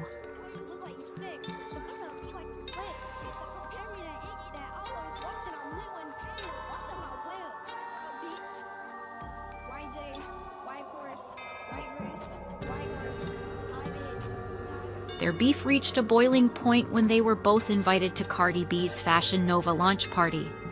Bhad Bhabie was already at the venue when Iggy walked in, and as soon as she noticed Why did they change her face? That's totally not her. Iggy, she grabbed a cup of water and tossed the contents of the cup towards Iggy, causing uproar in the venue and a lot of drama after that. After the two stars walked out, they were caught up by reporters who wanted the full juicy details. Bhad Bhabie's account of things was very simple. She claims that Iggy was just tasting the repercussions for talking against her, even though she took the first shot by dissing Iggy. What happened? Like, did she step up to you? What did Iggy do? On Instagram, so you finna say something that's finna happen to you. Oh, and man. I can't get to her because I straight as So it was one of those I do what I can. Iggy, on the other hand, maintained her grace and composure, reminding everyone that she is an adult and that Bhad Bhabie was a child who was probably acting out again. She answered questions from the reporters asking her if they threw hands, to which she clarified that Bhad Bhabie was a fair distance away from her and she wasn't able to come close enough to hit her. She also showed concern for her asking if she was allowed to drink, but was relieved to find out it was just water that Bhad Bhabie threw at her. At you. I hope it wasn't alcohol. She's a little kid. She can't drink, right? What happened though? What caused that to happen? I don't know. I think she was. Is it over? Do you have to retaliate? I can't. She's a little kid. What would I do? Where she hit you exactly? She didn't hit me. Oh, it wasn't even near you, so she threw it from like far? a few far tables back, a lot of people in the So you have great security. Thank you. At you. I hope it wasn't alcohol. She's a little. Subsequently, Iggy took to Instagram to explain the ordeal and why she took the actions she took, saying that she knows Bhad Bhabie has made a name for herself by being mostly ridiculous on TV and online, but she's an adult, and she would not be caught fighting a child at the club. Get that this little girl has made a name for herself acting a damn fool on television and online. But I'm a grown-up. I'm not about to waste my energy on that I'll be fighting a kid in a club. The real response to this feud came in Iggy's... Like, I would rather have Maddie work in that video than that skinny guy. I thought he was like a disabled guy that they put there. next project called Sally Walker, where in the opening of the song's video we see a teenager around the same age as Bhad Bhabie get run over by a car. Dude, I love that song. Oh my lord, is she for real? Sally Walker. And then she's put in a hearse, one that Iggy would eventually dance on in the video. Following the music video, Bhad Bhabie would go on to mention Iggy's name a few more times, maybe for the clout and attention it brought her, but the beef between the two sorta died down from there. How the whole saga started with Woah Vicky calling a friend and affiliate of Bhad Bhabie names, and later going on live asking her fans to stop comparing her to Bhad Bhabie. Like that has ever stopped a feud. Their beef reached its highest point when Bhad Bhabie, Woah Vicky, and a third participant that goes by Lil Tay all fought it off on the streets of Atlanta. Less than a year later, Bhad Bhabie was in another feud with another celebrity. This time, it was Skye Jackson, the famous Disney darling who is best known for her role in the Disney sitcom Jessie. Their brief feud ended with bhad getting... Who? What? What? What? Who? I don't know who the fuck they are. Slapped with a restraining order after her threats to Skye over her ex-boyfriend, NBA Youngboy, went too far. "I'll whoop you like you stole something," she posted, and Skye wasn't playing. It all started when Skye showed some interest in NBA Youngboy on a private Instagram post. Then bhad responded immediately, calling her a Disney thut on her Instagram story, and proceeded with several threats to her which made Skye feel unsafe, thus requesting a restraining order against bhad. Each feud she engaged in was an instant headline, resulting in a viral clip and a reason to keep scrolling for her viewers. Soon, it would be clear to all that she wasn't just fighting, she was almost also performing, turning beef into her brand. But the fights weren't just on the streets with Hollywood people, they were also in her soul. In 2020, when she just turned 17, she checked into a rehab facility for PTSD and pill addiction, a rare glimpse of vulnerability behind all the fighting bravado. She'd been running since she was 13, dodging charges, chasing checks, and the weight of those actions were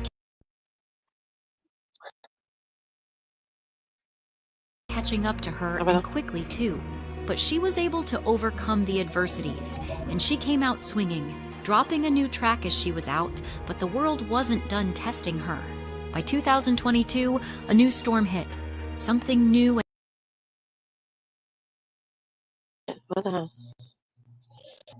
and quite unusual for the teen that has always settled her beefs with her fists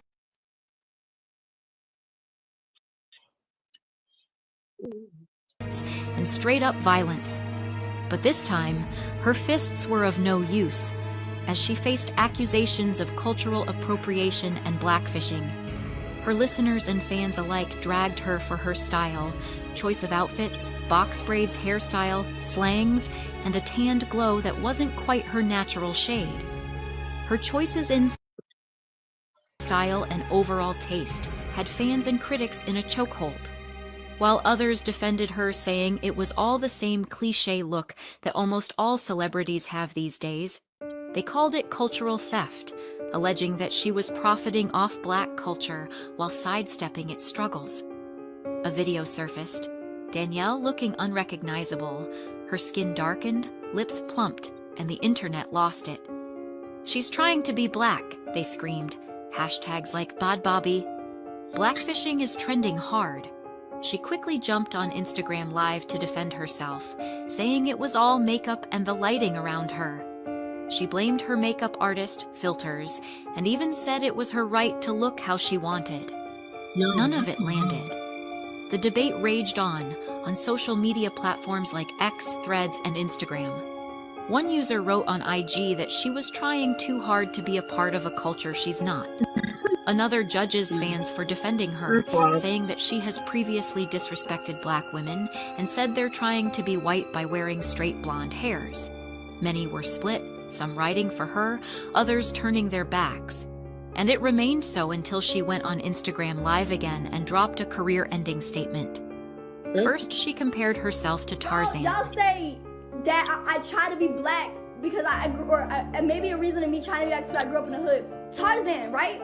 The story of Tarzan. Then she went on to ask one of the dumbest and honestly riskiest questions, when she said, "Who would want to be black?"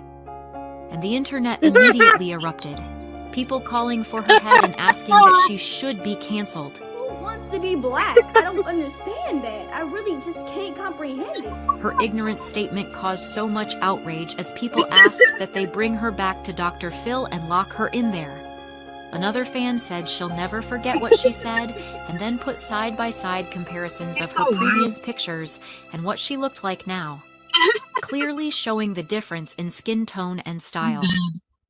After the backlash became too much for her, she finally decided to apologize for her statement, seeing that people were now taking it out of context. Firstly, she issued a written apology again on Instagram, apologizing to anyone who was offended by what she said. It read, and then followed it up with a video also addressing the issue. So all I said was, who wants to be black? Meaning like, who are you talking about? Like for example, if someone said, oh, you want to be like, you want to look like her so bad, you would be like, who want to look like her? Not meaning, oh, it's bad to look like her. The apology was received by everyone differently, with one user appreciating that she is trying to be a better person and be more mature for at least trying to make amends for her actions, but others were not so graceful with her apology, with a user named Gabby saying that she would. She could have said like, who wants to be black? Like saying who wants to have all the repercussions that a black person has. You know, she could have like said it otherwise. She doesn't have a good PR team. Like she could have said like, who wants to be black? Like who wants all the hate that you get when you're black? You know, like shit like that. She was like goofy. She stumbled on her words, I think. She's silly. I like her. She's funny. Would be more inclined to believe Bhad Bhabie's apology if she didn't keep up with the look that suggests she's appropriating black people's culture, referencing her layer edges, nails, and her way of speaking. Eventually, the saga blew over and Danielle just kept posting, remaining unapologetic, but the stain lingered, a reminder that fame doesn't shield you totally from scrutiny. Then came the OnlyFans gambit, a move that screamed Bhad Bhabie. Just like herself, the move was bold, brash, and quite bankable. In April 2021, 6 days after her 18th birthday, Bhad Bhabie joined the. Let's just note, I'm just going to put a note there, or a fact, or whatever. Let it be known that before she went to OnlyFans, she got herself a boob job and a BBL. So let it be known. And because that chick was skinny as fuck. Don't forget that. So like now she's on OnlyFans. Now she went to OnlyFans now that she had a gorgeous and fabulous boobs to show off adult content and make money out of. A site notorious for spicy content. Money makers. For those who chose to indulge. That's the one thing I always tell all the time. This privileged ass little white girl can sit on her ass and do nothing while everyone else is doing shit. No, that's not how it goes at all. If I never opened my mouth and I never did the shit I do, then I wouldn't even be sitting here right now. Bhad Bhabie just shattered a record on OnlyFans. At 18 years old, she made over $1 million in just 6 hours after starting her account. Did you say the hoes are laughing? Yeah. But she didn't just join the platform, she immediately dominated it, pulling in $1 million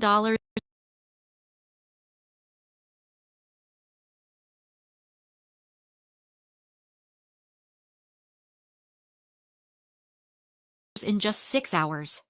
$757,000 from subscriptions to her content, and a further $267,000 from messages, and a few grand in tips. This wasn't just a coincidence that happened, it was another bankable move by Bhad Bhabie.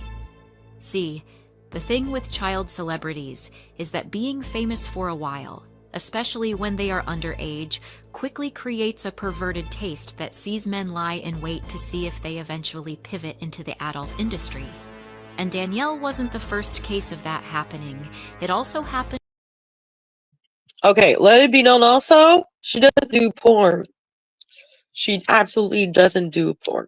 So what she does is she does provocative pictures. That's all. I already did my research on that because people were like, oh my god, she did bank on her 18th birthday, right? And everybody was like, oh. And then there is this site of like leaked OnlyFans, and they were pretty graphic for everybody else, but for her they were like provocative, and she doesn't show much. Like she shows, but there's clothing on her still. So let it be known. It's nothing much. Like, they're making it sound like super dramatic, like all celebrity stars are blah, blah, blah. Child celebrity stars or whatnot. Yeah, but she didn't. I'm not defending her. I'm just saying what it is. I don't care for her. Honestly, I don't care for defending her. Like, she is a hot mess. So I would say it, but it's to her benefit, I guess. With Belle Thorne and Belle Delphine. The only difference is that with Bhad Bhabie, she decided to get into it and was able to make a big bank for it. By 2024, she was already flexing $50 million in earnings and $75 million the next, becoming the platform's top earner within a year. Her empire built on thirst and curiosity. It was the flex that Why the fuck would you show us Mandarin as if we knew what the fuck it was? The fuck? Ogeto multimedia. What? No, we don't know what the fuck you're saying. Like, what? Why would you show that to us? And it says, like, media offline. It doesn't even show, like, the money. Why would they show that? This documentary is retarded, but it's not retarded. Like, they have good facts, but there's things that they show it's retarded. Took the internet, proof she could turn infamy into a fortune. But the backlash was brutal. Some of her fans spoke up on the matter, calling it grooming and accusing the men who purchased her subscription of being pedophiles. Then came the leaks, first in 2023 and again in 2025. Her private pics and vids ripped from behind the paywall, splashed across Reddit and other sketchy sites. She sued, she vented, but the damage was already done. Her OnlyFans hustle made her rich, but it also made her raw, a symbol of what happens when you sell your life to the highest bidder. The personal chaos hit harder in 2024. July, a bombshell dropped. Bhad Bhabie posted security footage of her boyfriend, Levon, slamming her to the ground. The clip was grainy, brutal, and gone in hours as she quickly deleted it. But she was yet reminded that the internet never forgets.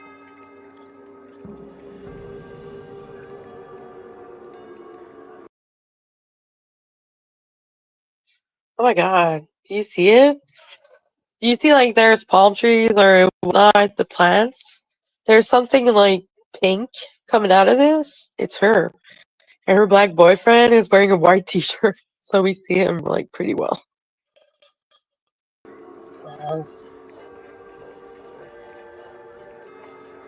Oh, Lord. What did she say? Oh, fuck you.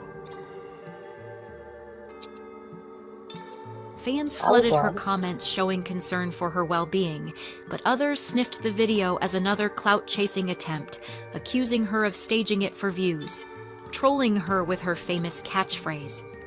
There was no statement from her following the post and sudden deletion, no clarity, just silence from her and nothing from him as well. It was a crack in her armor, a moment that showed the girl behind the persona, caught in a cycle of love and pain. The news churned it over, but the truth stayed murky, another wound in a life lived loud. As if that wasn't enough, November 2024 brought the biggest shock yet. Bhad Bhabie revealed she had chronic myeloid leukemia, a blood cancer tied to her recent weight loss. She posted on Instagram, shutting down rumors, insisting she was fighting. The internet, true to form, didn't buy it. Gossip blogger Perez Hilton led the charge, hinting she was faking it for sympathy. I'm slowly gaining it back, so stop running with the worst narratives. And that's all she had to say. She did not share if she is now cancer-free. She did not reveal what kind of cancer she had or might still have. And, yeah. I'm gonna say it. There is also a possibility that she might have pulled a Lil Tay.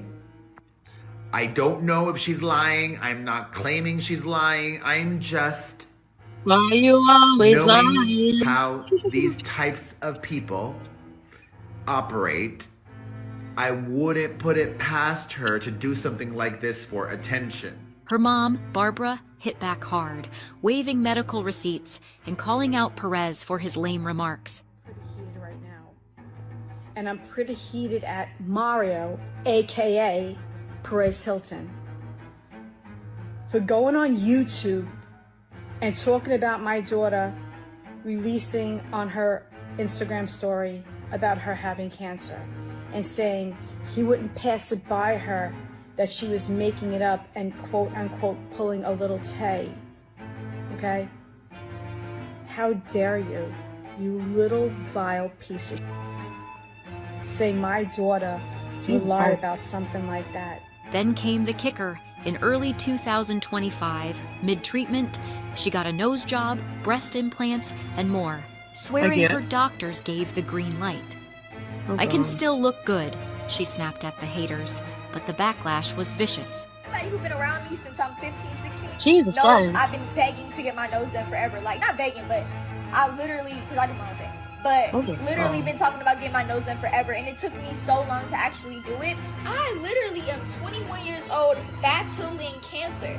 If you don't think I'm going to live my life to the fullest and do everything I want to do without a care in the world about what you, or the next you got to say about me, I'm going to do me, like always. But always speak my truth, always.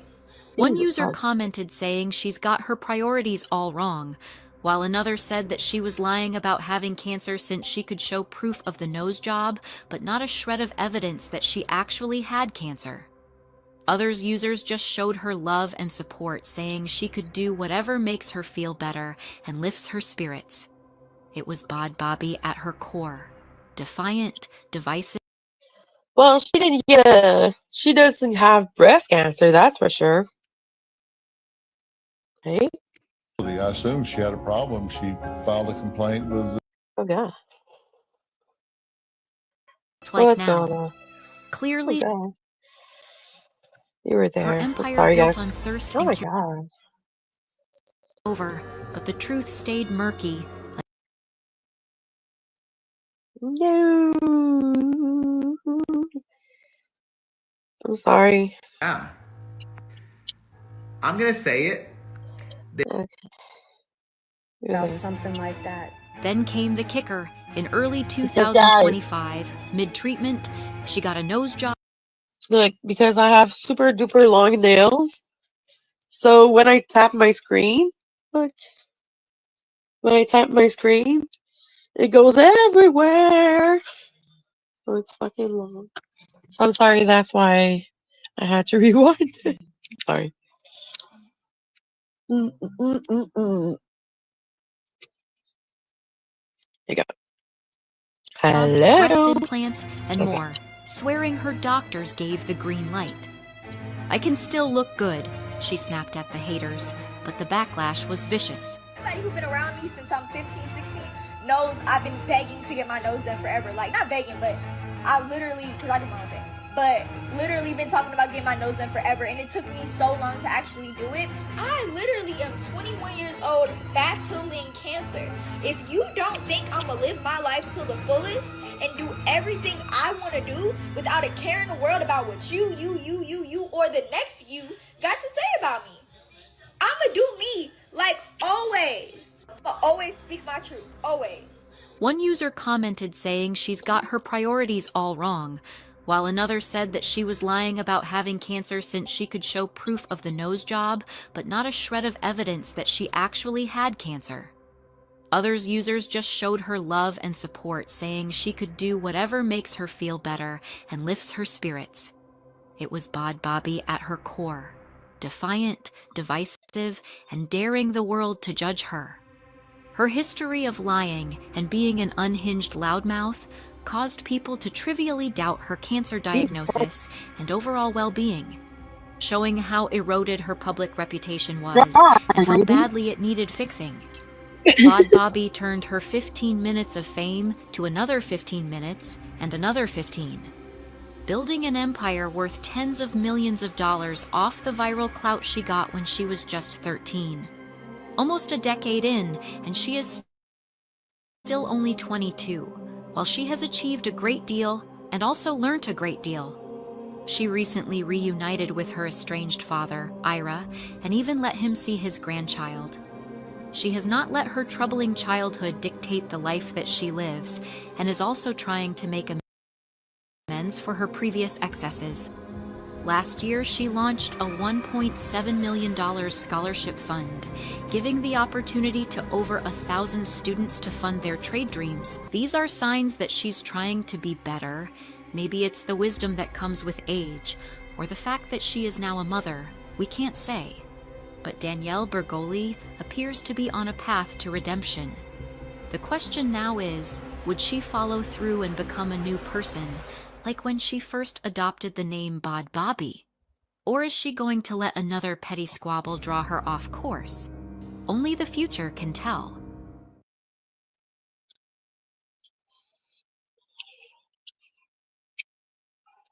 Wow, that was wild. That was a wild ride, wasn't it, guys? Jeez Louise. Okay. Sally waka on a na. I just have that in my head now. I hope I don't get struck if I play a song because I'm gonna go load something else, I think. Sally waka on a move.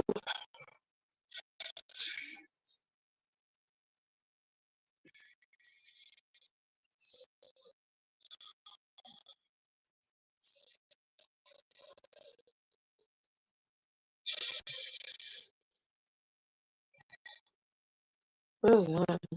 What is that?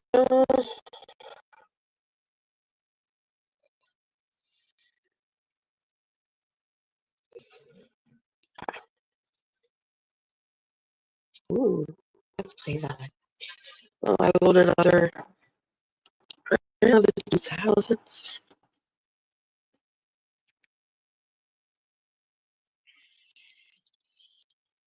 Of salmonella was due to pasteurized milk contaminated with antibiotic-resistant salmonella. Hey, come back, dude. Start over. Start over. Start over, bitch. Dude, what the hell? Start over.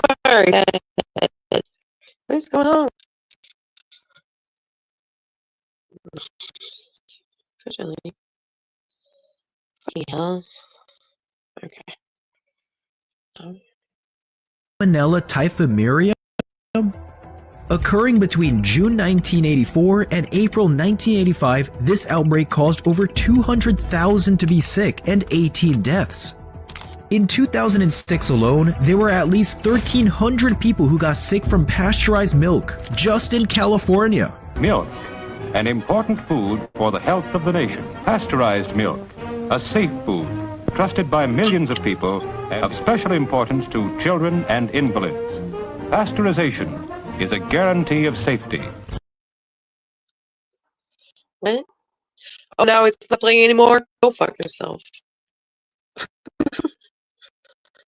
Go fuck yourself. Beep, beep, beep, beep. Come on now. StreamYard is acting wild.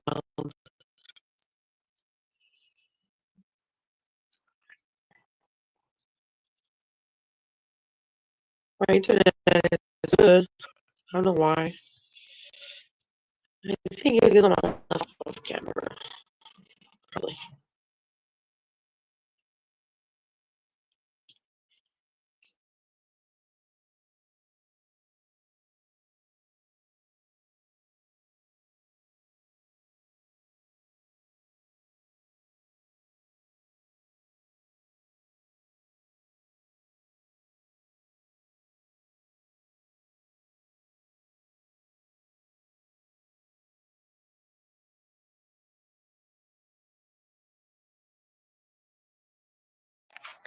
I knew it. StreamYard is acting up. Oh my god. Sorry, guys. What's that? Vanishing. Ooh. Okay, you guys, I know there's people here. I see that there's people here. Press 1 in the chat if you want to see true crime. Or else I'm going to go ahead with the Carter family tragedy.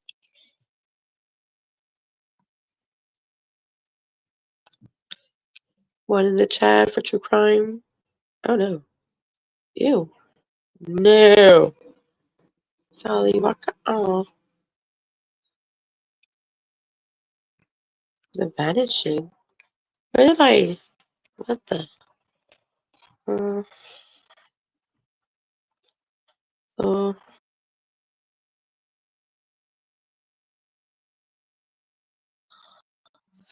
That's what it is. I think so. The tragic Hollywood stories about famous families. There are none that have ended with as tragic of a story as the Carters. Their story is unlike any other that I've ever done. The deeper we go, the darker it gets. This story is beyond tragic. So many lives lost. At a time when pop music and boy bands were at the pinnacle of popularity, the Carter empire was untouchable. Their family not only had lightning strike once, when their oldest child became a member of the boy band the Backstreet Boys, but then they beat the odds again with their youngest son, Aaron, who also became a world-famous pop star. By 2000, Jane Carter had 2 pop idol sons. What was it like for you when he became successful? When he clicked? It was like lightning striking twice. For a family who once believed that so much luck was on their side, years later, history would reveal that any luck that they thought that they had in the beginning rapidly fizzled out.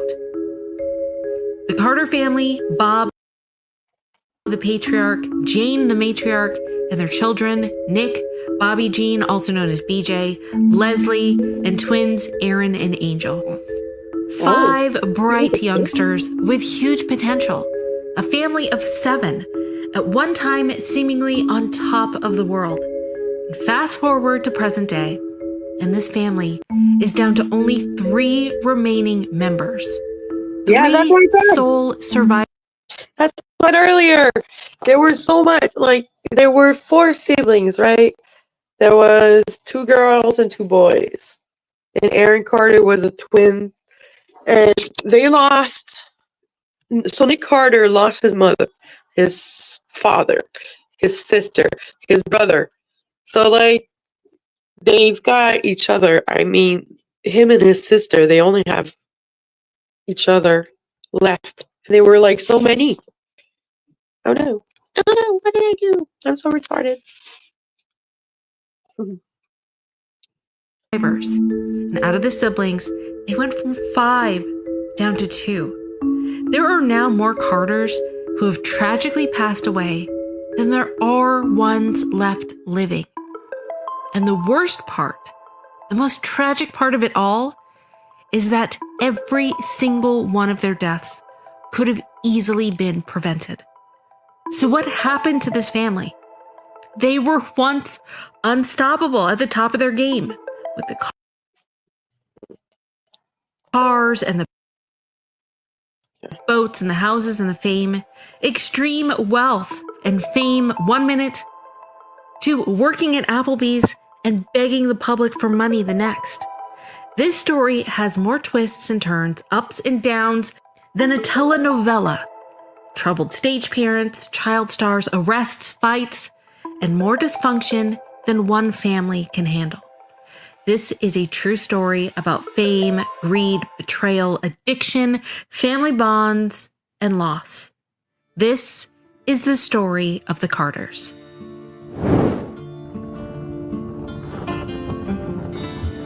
I'm a wanderer of the soul. Before the end, I plan to be whole. But I know I'll lose myself along the way. And what's gone is gone, and what's past is past. let me leave what belongs in the past. Follow the voices from below. And wherever I go, there's a chain, and my own shackles drive me insane. Let your body be new.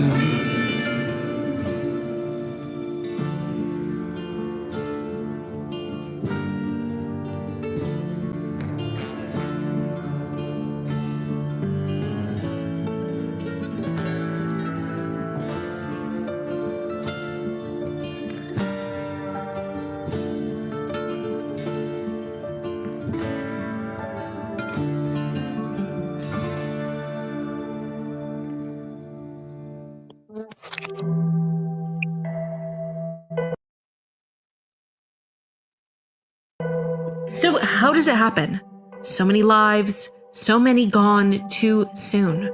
First Leslie, then Aaron, and now BJ. There are many factors that led to such heartbreak in this family. And one of the last remaining siblings, Aaron's twin sister Angel, believes that one thing above all has been the biggest factor. How we got here, it's been a long road. There's been a lot of trauma within the family, a lot of things that have happened. How did we get to this place? I think addiction has been a major issue in my family.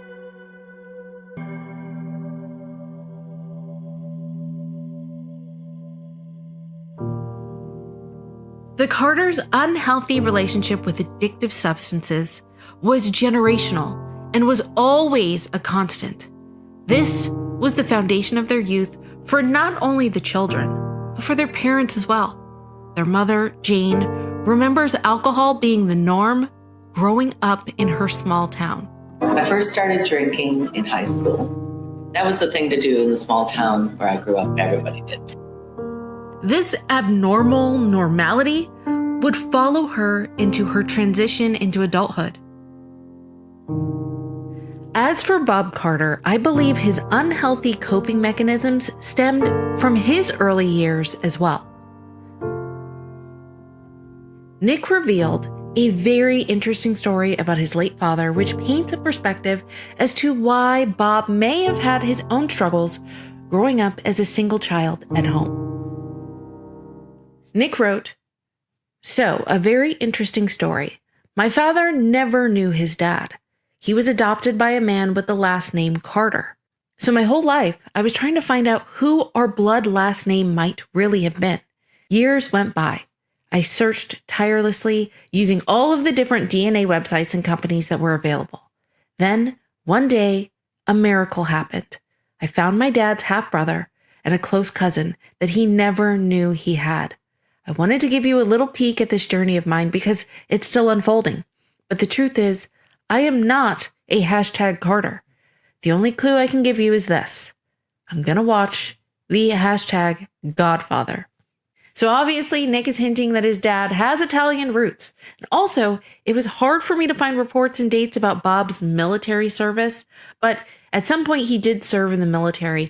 But there have been plenty of references by his kids over the years that he did serve. So my assumption is that he served probably prior to meeting his wife, Jane. And also, something very interesting was alleged by eldest daughter, BJ, about this time in her dad's life. My dad was not in the military for 25 years. He was in there for a year. He was kicked out because he was selling drugs, period. You really want to know the truth? There you go. So even before Jane and Bob met and became a couple, Bob and Jane each had their own issues and struggles with substances. At some point, their paths collided and Jane met Bob and they married in New York City. They owned and worked in a family-owned business in a bar in Westfield, New York called the Yankee Rebel. And 8 months after their marriage, they gave birth to their first and oldest child, Nicholas Gene Carter. Now, Nick has reflected on this young time in his life and gave us perspective as to what was going on in the lives of his parents. In his autobiography, he discussed his parents' dependence on alcohol, and he believed that this type of environment normalized the presence of alcohol in his childhood. Nick recalled a story which saw him trying alcohol for the first time when he was still crawling, not even walking, at the bar below his parents' apartment. He said, "Family legend has it that when I was 2 years old, I crawled into one of the Yankee Rebels liquor storage rooms where I was caught drinking for the first time. My parents always laughed at that. I laughed too, for a while, and then I didn't laugh at it anymore." Now, here's a part where I have to speculate because I believe the bar must not have done well because by the time Nick was 4 years old, the family had moved from New York to Ruskin, Florida, near Tampa, where the parents were managers of a retirement home. And money was obviously a stressful factor for his parents during this time. Nick claimed that he believed his parents' heavy drinking was caused by worries about money.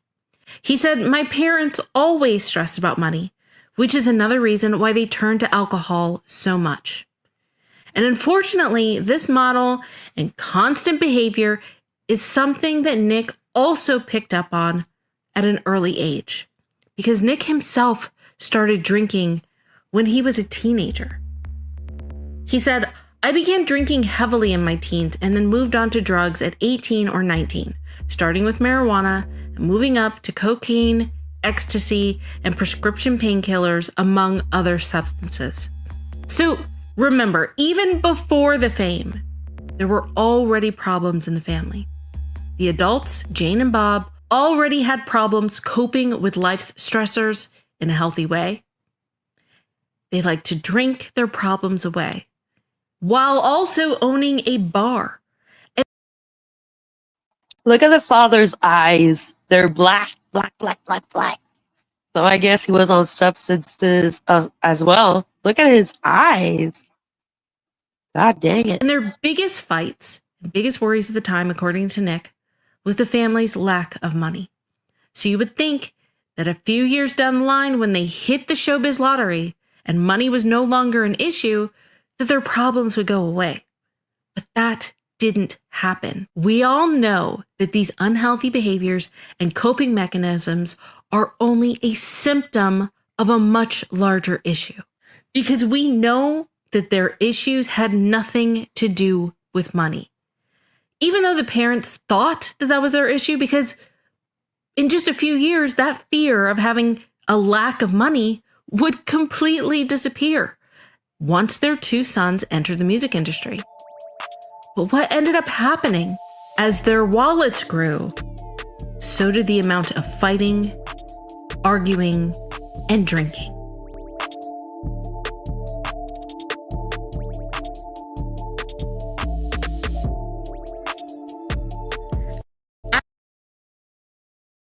After the family moved to Florida, the Carters continued to grow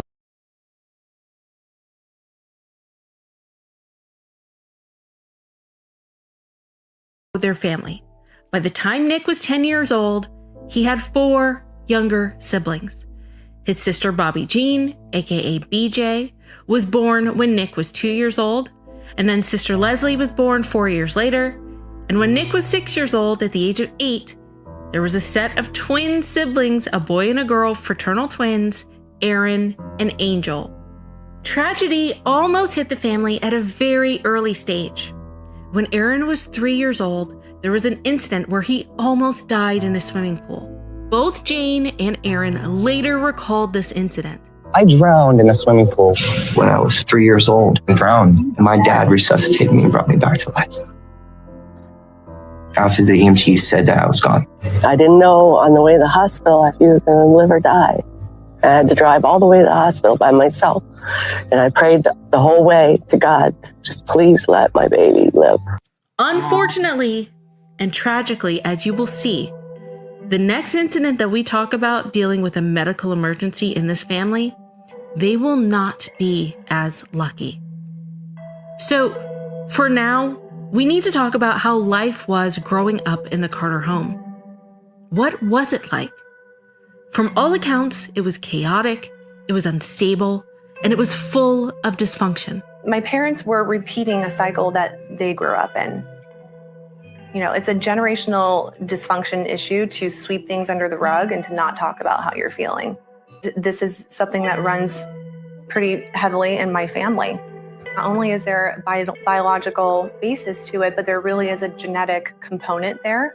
My parents, because of their addiction issues, you know, did not really focus on the children and what we needed, which was, you know, freedom to, you know, feel safe within the home.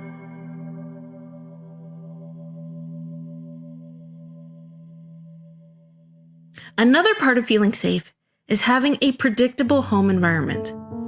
And knowing what you can expect from your parents can really have a calming effect on creating a safe and comfortable space for kids to thrive in the home.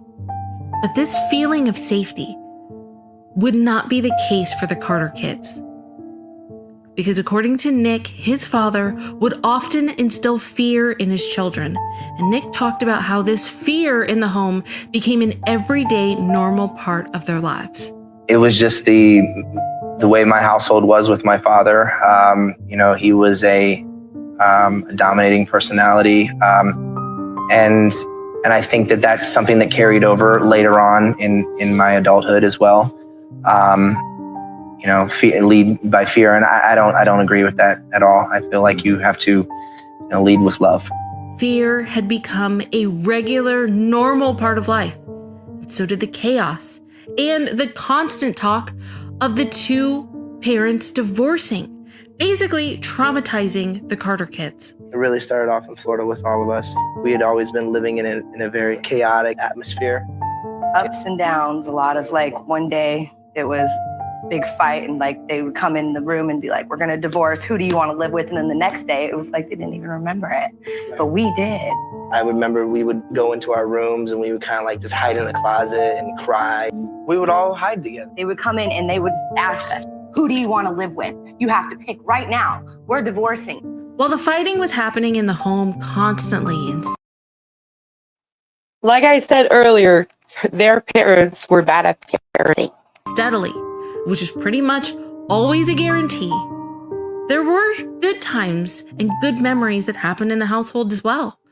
One day, Nick's mom, Jane, heard him singing outside, and she decided to enroll him in voice lessons with a vocal coach. By the age of 10, Nick was enrolled in the Carl and DeMarco School of Theater and Dance, where he learned ballet and tap and hip hop.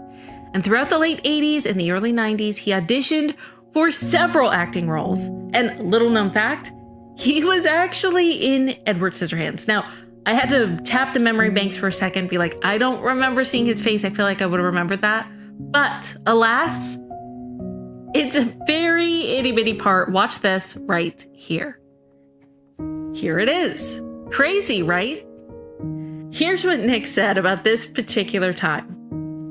It would be going too far to say I was actually in Edward Scissorhands because I was so far in the background that you can't tell it's me.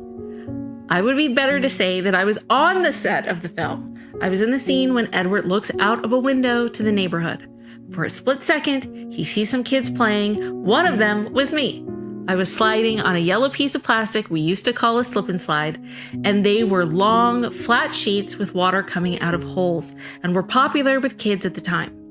I had to slide on one in the background of a shot. It was great fun being on the set, but it was really cold, and they made us do it a lot of times. So that was a big break there. But even bigger things were on the horizon just 2 years later, because at the age of 12, he recorded several songs and he played them at various events throughout Tampa, including this one. Don't take your love away from me. Don't you leave my heart in misery. If you go and I'll be blue, and breaking up is hard to do. Remember when held me tight, and you kissed me all through the night. Think of all that we've been through, and breaking up is hard to do. Also, at the age of 10, Nick auditioned for the infamous Mickey Mouse Club during the time when Brittany and Justin, Ryan Gosling and JC Chasez, they were all there. It was a talented bunch. This is a fascinating story, and to really put things into perspective, this story is best told by fellow Backstreet Boys member AJ McLean. Nick had gotten a offer to be on the Mickey Mouse Club, cash offer, and he was 12. Had he gone the Mouse Club route, he would have been on the same season as Justin, Ryan Gosling, JC, and Brittany, and Christina. He might have been in sync, if you really think about it. And who knows who would have been our Nick. His mom literally gave him the option, like, okay, you've got this on the table. You're guaranteed to be a Mouseketeer. Or you could take a chance on this vocal group and see where it goes. It's a big responsibility to put on a 12-year-old, but I think he picked the right thing.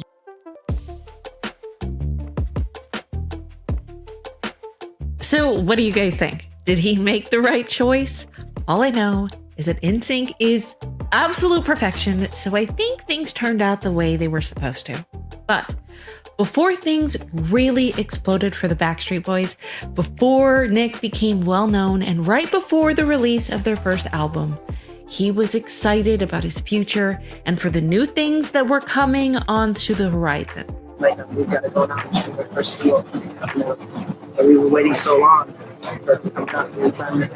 I hope it will be very successful, and we want to achieve our goals, which is to be known around the world, known around the country. That's one of the big things.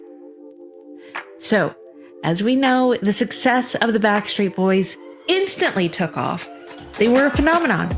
And at the mere age of 14, the Carters, due to Nick, was bringing in the dough. More money than the family had ever experienced before. And that wasn't all that was changing. There was also a newly added dynamic to the family.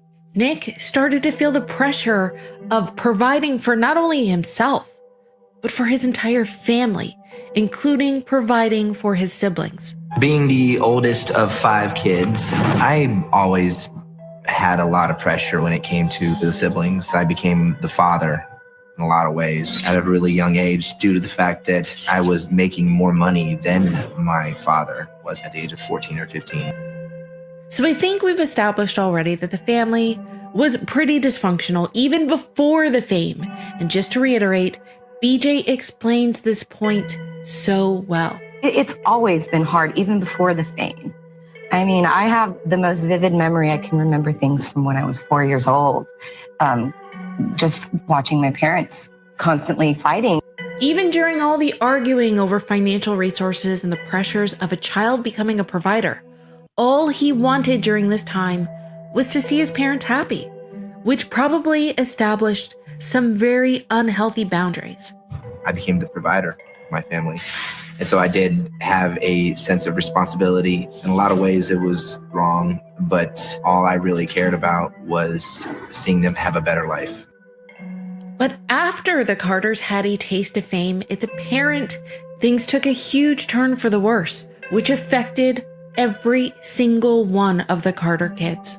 Growing up with my brother after Nick became famous, it got harder because, my parents were so focused on him and so focused on making the most out of it and making let's get this and get this money and I want my percentage and, this and that. Yeah. And it was like, I was basically, when I was 15 years old, I was basically like free reign to do whatever. I had a car. I mean, I was going to school, but, there were times, 3 days out of the week, I didn't even go and they didn't ever notice. Business-wise, the Backstreet Boys' income coming in from Nick as a minor was great, but it wasn't the amount of money that the parents felt he deserved. Both Jane and Bob thought Nick was being gypped. Although the group sold over 55 million albums and sold out concert halls worldwide, Jane and her husband Bob felt Nick didn't get his fair share. I was told that they could not have the parents as managers. Without realizing it, they signed a contract limiting their son's take of the royalties. Was it at that point that you said to yourself, I'm going to make sure this doesn't happen to my other son? Exactly. And a new business plan was formed, this time in the form of Nick's little brother, Aaron. And this time, Jane was determined to be his manager and to make him the next big thing. Is 14-year-old Aaron Carter the next big thing? His mom thinks so.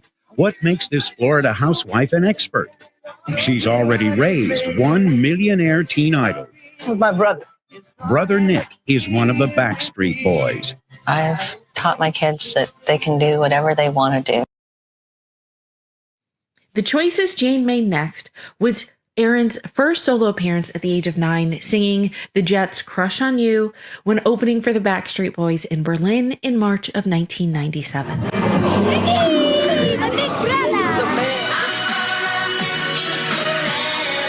Thanks to the influence of his big brother and his own natural talent, Aaron began performing himself when he was just 9 years old. But Jane wasn't about to repeat the mistakes that cost Nick, and decided to go toe-to-toe with the big guys, taking complete control of Aaron's career. How did you do it? I listened a lot to a lot of people that knew what they were doing. His first self-titled album was released in 1997 and achieved gold status in Norway, Spain, Denmark, Canada, and Germany, and then was released in the United States in June of 1998. And now, with 2 superstar sons, Bob and Jane went full into management role. Jane was the stage manager and Bob handled the money behind the scenes, more of like an accountant role. And this is where the trouble for the family really went into overdrive. I think life would be very different if my parents, got to a place where they realized that children need to be children. And I think that my brothers were continuously working like adults and their childhood was stripped from them. With the parents in overdrive as managers, they began to neglect their role as parents to not only Nick and Aaron, but the girls were put to the wayside as well. I think in the beginning, my parents started out wanting to be parents. They wanted to, have a family, but then it changed, like when they started managing and like they went from parents to managers. And you lost them. Yeah, we lost them. And, I don't really think at this point you can get them back. And things changed a lot because it seems like the entire family at this time were getting more heavily involved in drinking and or drugs during this time. I was probably 15 or 16 when I started smoking weed. Then I moved to ecstasy and tried Vicodins and oxycodones. I got addicted to those. It is definitely easy to fall into drugs, especially when you come from a family of drugs and alcohol. And it wasn't just Nick. Jane was struggling during this time as well. Through the 90s, I was really involved in my career, and as the mom of Carter kids, I was the glue that held the family together. At that point, it was just a few shots a day. But when I came home from the road, I would definitely go out and get a bottle, and I'd hide it. I would hide it, and then I'd go back on the road and go back to work, and I was really proud of myself. It worked for quite a while. And at the home front, things were really affecting oldest daughter, BJ. I was the one who got to experience more a social school thing. And I ended up with like the really bad crowd. But because my parents were so focused on them, I was kind of allowed to just do whatever I wanted to. I got in trouble and I didn't do it to try to get their attention, but maybe subconsciously I didn't go to school hardly at all. I would come home so up out of my mind and they wouldn't even notice. No one really ever noticed me. All of this turmoil going on behind the scenes, but what was being portrayed in the media was anything but. By all appearances, this seemed like a grounded and lucky family who had everything put together. Meet Jane Carter, a typical mom with all the typical mom jobs. I've taught my kids that they can do whatever they want to do. But Jane has one job most moms don't. She's Aaron's manager, and she's determined to make him a superstar. What's the best thing about having your mom as your manager? That she's my mom. You just said it. It's a lot like taking care of children, taking care of all those people. It's just like supervising a bunch of kids, and I've done that for years. Those words could not be any more ironic. It was stated by her children on multiple occasions how much they felt that they were neglected. But at the same time, this is poetic and accurate because she actually did treat the job eerily, similar to how her kids were being treated behind the scenes. In just a few short years, Aaron would allege that $500 million was blown. His parents had mismanaged not only his finances, but his career, and he would wish that he had been emancipated and broken away from his parents when he had the chance. If you could tell your younger self anything, what would it be? I would tell you that you should have did it. Should have got emancipated.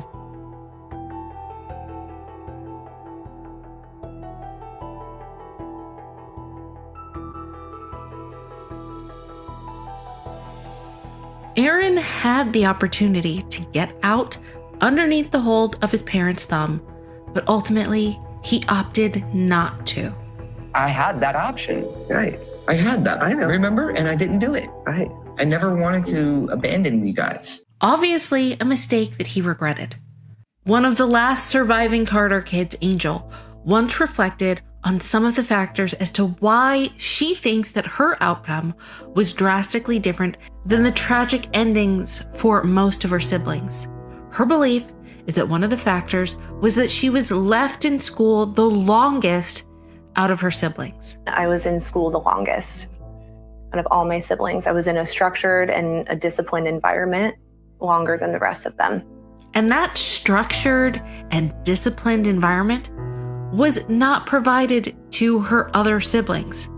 We already heard from BJ, who said that she barely made it to school. I didn't go to school hardly at all. I would come home so up out of my mind. And things in school were not so great for Nick either. He described his schooling years as being pretty rough, mentioning that he was bullied and beaten up during junior high school, and due to that unpleasant experience, he left school and was homeschooled instead. But the kicker is that the child who had the least amount of exposure to discipline and structure was Aaron. He stopped going to school after the second grade. I started off in regular school, and I stopped at about second grade. And then from second grade, I entered into homeschooling, and then I just knocked it all out. You know, did homeschooling as I toured because, you know, I started so young. So I, you know, of course, obviously I had to get my education. So. Do you ever wonder what a normal childhood would have been like? And what Aaron missed out on was hanging out with his peers, just having the ability to be a kid. They weren't able to really hang out with their friends and be social and to learn what life is about. And I think Aaron, imagine being a child and constantly being told, you know, go on this tour, go do this, and we'll buy you a boat or we'll buy you a diamond necklace. And he just wanted to be home with his friends and to be a kid. There was a lot of neglect on my parents' part, and they didn't do a lot of things right. What Aaron needed was a healthy balance. All he wanted to do was be a kid and experience a more carefree life, as most kids are afforded the opportunity to do. I was used from the get-go. They put me into music right as soon as I was like 6 years old. I just wanted to be home and going to school, and I'm the only one in the family who I didn't even see a day of high school. I didn't see proms. I didn't see any of that stuff. Maybe I'm a stronger person today because of it. Maybe. And not always having to be the workhorse and the cash cow, as he was appallingly called. Love you, but I'm not your cash cow anymore. That's what your name used to be, cash cow.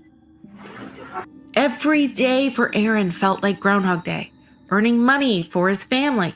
He didn't have a lot of normal, everyday childhood memories. You know, I don't have a lot of memories as a child. It was a lot of repetitious, monotonous things happening. So it was really hard for me to recollect anything when it's always the Groundhog's Day. I had been touring nonstop since I was like 7 years old. I hadn't taken a break, you know, so it was almost like 10 years that I had not stopped working for my family. And my brother was 8 years older than me, so no disrespect to my brother, but when Nick was 18 years old and I was 10 years old, I was kind of just starting to make lots of money. You know, and I made over $200 million in my career before I even turned 18 years old. Aaron basically was working for his family ever since he could remember. And his experience was always transitioning from child star to preteen to teen. And throughout it all, he was constantly working.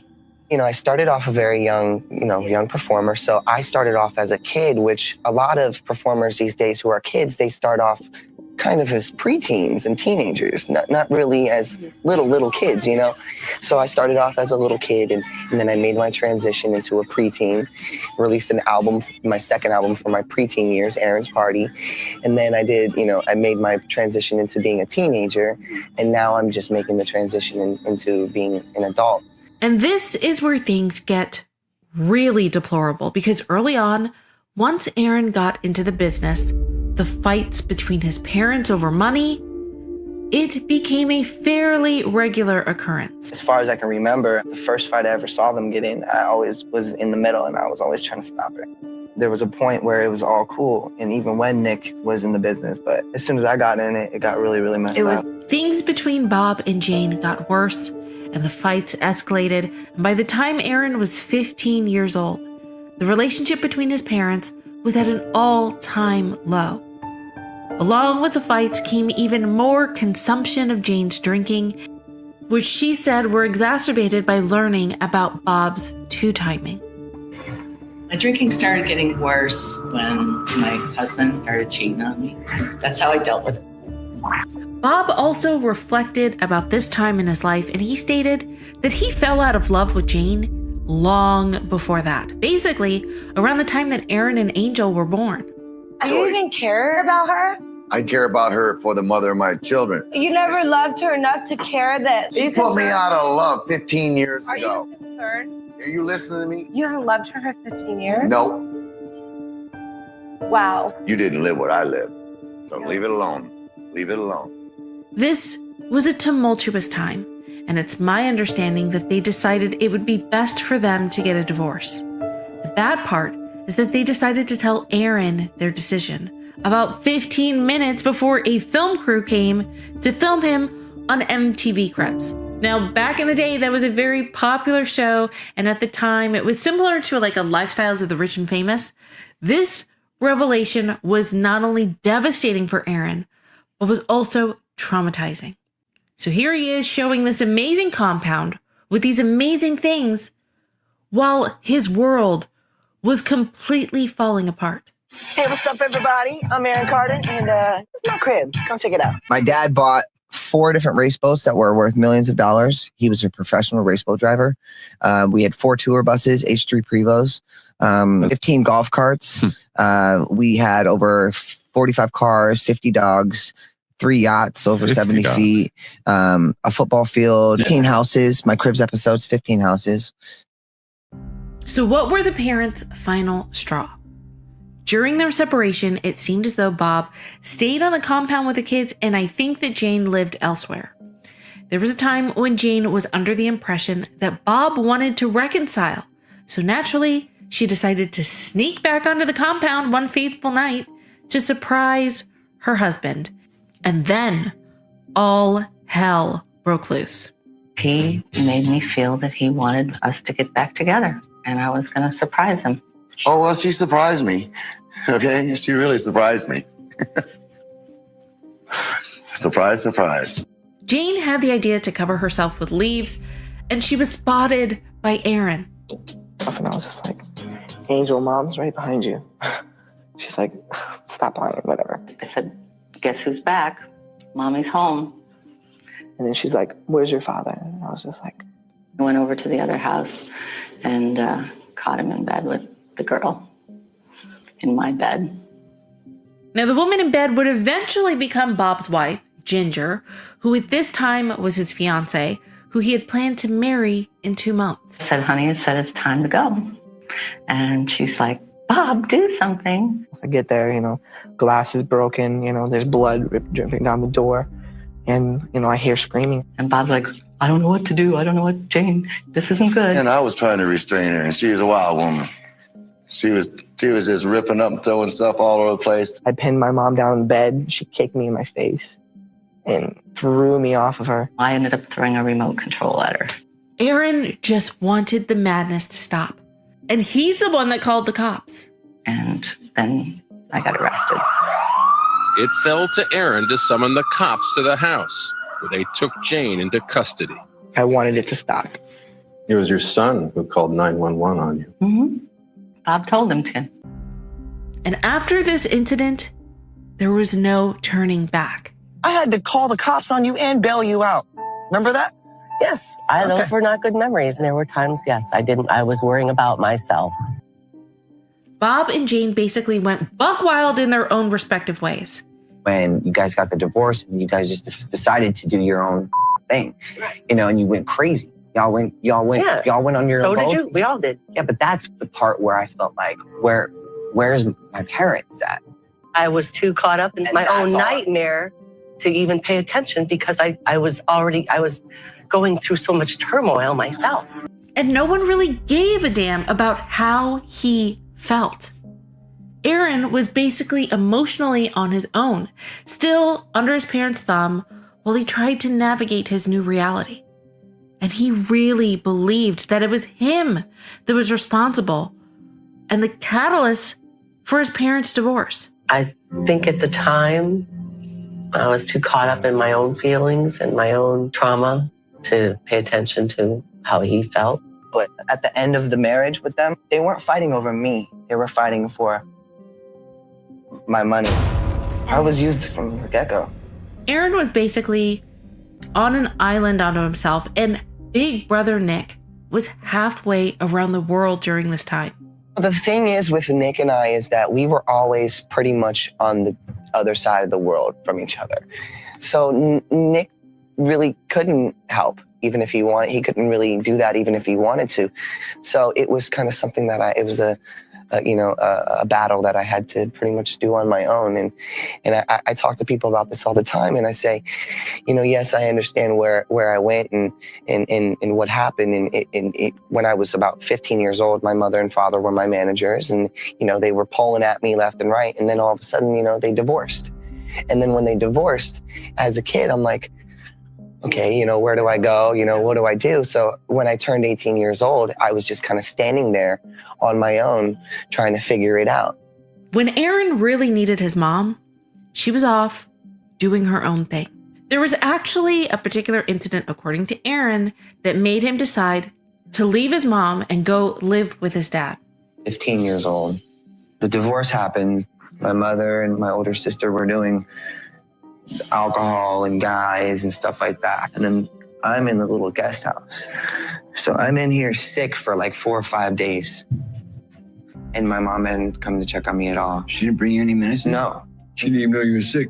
But I promise you, if I had a show the next day, I would have had a Z-Pack and everything, Right. You know what I mean?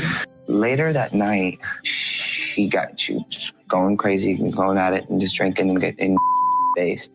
And partying with this guy. I had an exchange of words with the guy. The guy literally picked me up with one hand by my throat, carried me outside, throws me. This was the moment that our relationship ended, and she doesn't recall. After my parents divorced, I decided to live with my dad when I was about 15. I wish I could say that things got easier for him and the rest of the Carter siblings, but unfortunately, that's not the case. Because to add insult to injury, when Aaron turned 18, he would find out that all his money, everything that he had worked for, was gone.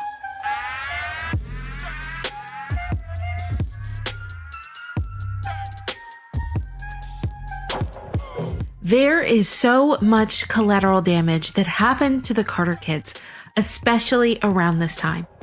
The divorce really affected all of them, which we are going to get into in a minute. But for now, let's continue with Aaron, who was 17 when he decided to cut ties with having his mom as his manager. The constant fighting and her drinking had him fed up. I don't talk to her because she's not like a mother anymore. On the road, Jane and Aaron began to argue. But it was never about a mother-son relationship. It was always about work. And I was just like, sometimes I would just stop and I would be like, Mom, why can't we just fight about, me being a teenager or me growing up? It was all about money. The little bit of structure that the family nucleus had was gone. Because now, the place that they once called home was no more. It was crazy. And then the divorce happened. My parents divorced, right? And then all this big property that we had that was like a wonderland, was being taken away and was being sold. And then I moved with my mom for a little bit, and then she was kind of going crazy, partying with men and shit, and I couldn't see it. So I wanted to go back down to the Keys with my dad. And before he had sold the house, went down there. He sold the house. We moved up to Orlando. At this point in time, almost all of the Carter kids were estranged from their mom. And even though she had ceased being Aaron's manager, it didn't stop her from moving on to her next family project. Jane says she is estranged from 4 of her 5 children. The last leaf on the tree is 18-year-old Leslie Carter.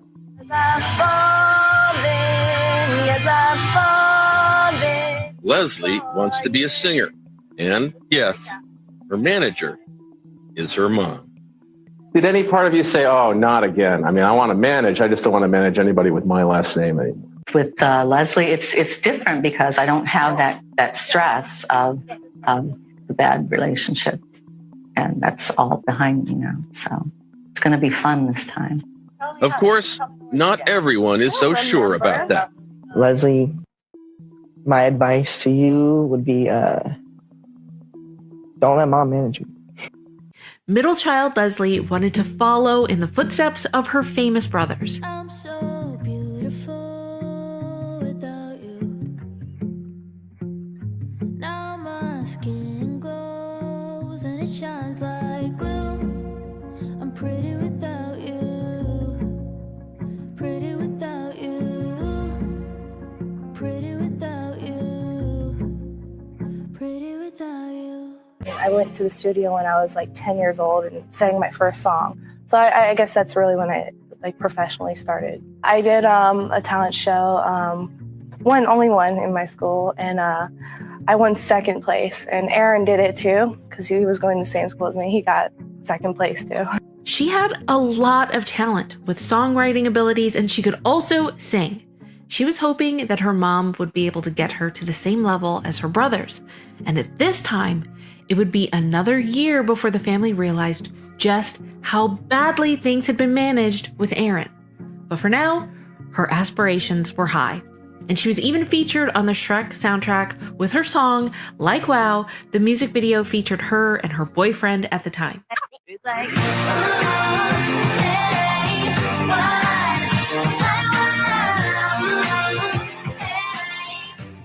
And according to stylists, Leslie didn't want to make her first album, and she was pressured to do so by Jane. Now, I'm not sure if she just wasn't ready or if she didn't like the sound or direction, because she most definitely loved performing her music and writing her songs. Unfortunately, her self-titled album was shelved and it was never released. So Like Wow was her first and only official music release. Now, the poor girl was handed a blow when she said music execs didn't think that they would make money off of her due to her size. So her mom concocted a plan which involved lies and deceit, and Jane actually thought that this would resolve the issue. Then I started doing my music career, and when I got heavier, it didn't work out. I ended up not being somebody that they can make money off of. You know what mom did? Mom sent me away to a that camp. She told me it was a horseback riding place, and when I got there, 2 big men grabbed me. She told me I was going to a summer camp, like to go have some fun. I felt like I was totally thrown away. In my opinion, Leslie was definitely an artist, but it seemed like she felt much more comfortable being in a group and surrounded by those who made her feel safe Even during her time as a solo artist and in her only music video, she didn't want to do it by herself. It featured her boyfriend. And when she did start to do the music scene on her own, she ended up forming her own band. And no, this was not a pop group. This was more alternative. It was much more emo, which seemed to fit her personality a lot more authentically. I initially started as a solo project, and I wanted to come out as a solo artist and everything. And my management at the time auditioned these guys, and I grew really close with them. And I'm like, you know what? It shouldn't just be about me. It should be about, like, you guys are musicians. You want to do this too, so let's just make it about everybody.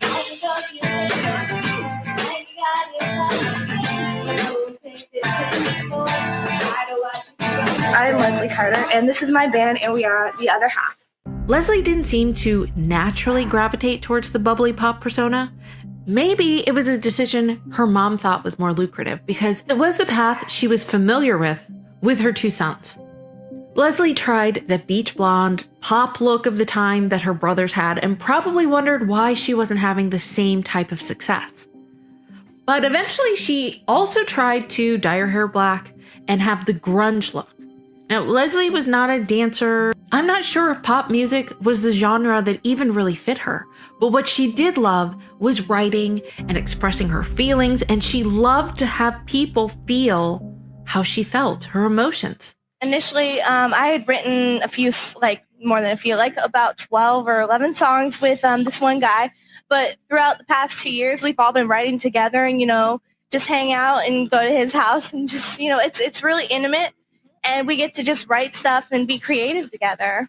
I used to be the girl who tried to save the world, but now there's nothing left of me.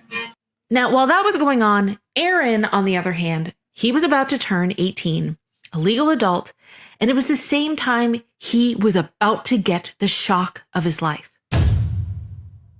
And then all of a sudden, they divorced. And then when they divorced, as a kid, I'm like, okay, where do I go? What do I do? So when I turned 18 years old, I was just kind of standing there on my own, trying to figure it out. And at that time, there was a lot of damage had been done. My parents were fighting each other in the media and stuff like that. And it just became very difficult. I turned 18. I was working with Lou Pearlman at the time. He did my song Saturday Night right before I turned 18. Then I told my dad, I was like, I quit. And because I knew I was about to come into a bunch of money. Aaron Thought that when he turned 18, that he was going to have access to millions of dollars.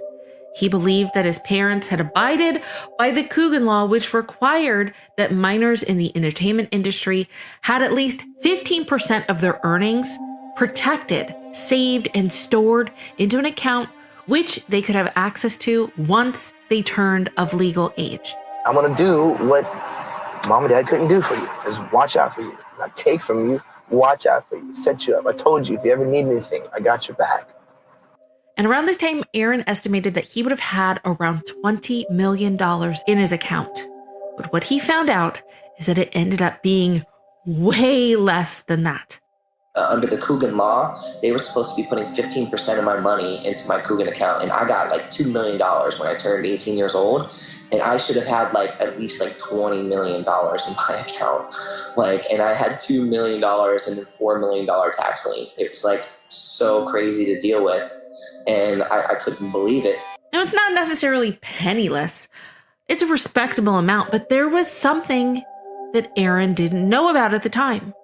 And that was that his account was basically a virtual negative balance because he, in fact, owed around $8 million in back taxes. That's a lot to have to deal with for an 18-year-old. And around this time, Aaron just wanted to do what Aaron wanted to do. He already had this notion that once he was able to have access to his money, that he wanted to quit for a while, maybe take a break, maybe be away from the spotlight. I mean, he'd been working since he was a little kid.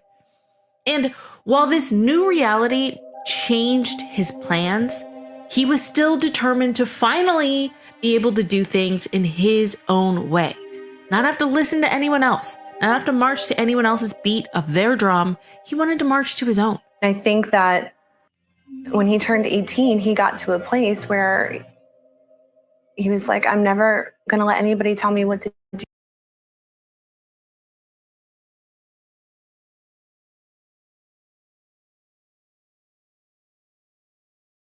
do again.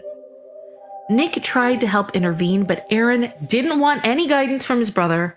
At this point, he just wanted to do it himself.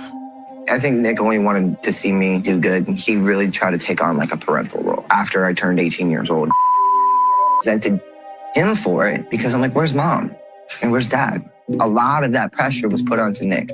And ultimately, it ended up to where we just became distant. Aaron's best course of action to get himself out of the nightmare his parents left him with was to get a job working off Broadway on a show called The Fantastics. I'm going to show you around the theater and in my dressing room. So this is the theater. And they garnished my wages, and I was like completely broke at the time, doing this off-Broadway show called The Fantastics for 2 years, trying to just rebuild my accountability as a performer. And then they garnished my wages. I only made $654 a week, $80 a night, and then they garnished that. And in New York City, I was only making $312 a week. And while Aaron was struggling to pick up the pieces, Leslie was going through her own personal struggles. But there were still a lot of positives going on with her as well.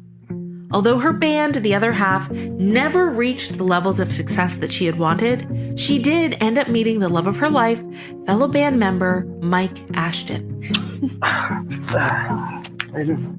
Good. This is Mike. He's from the group, The Other Half, and he's the drummer.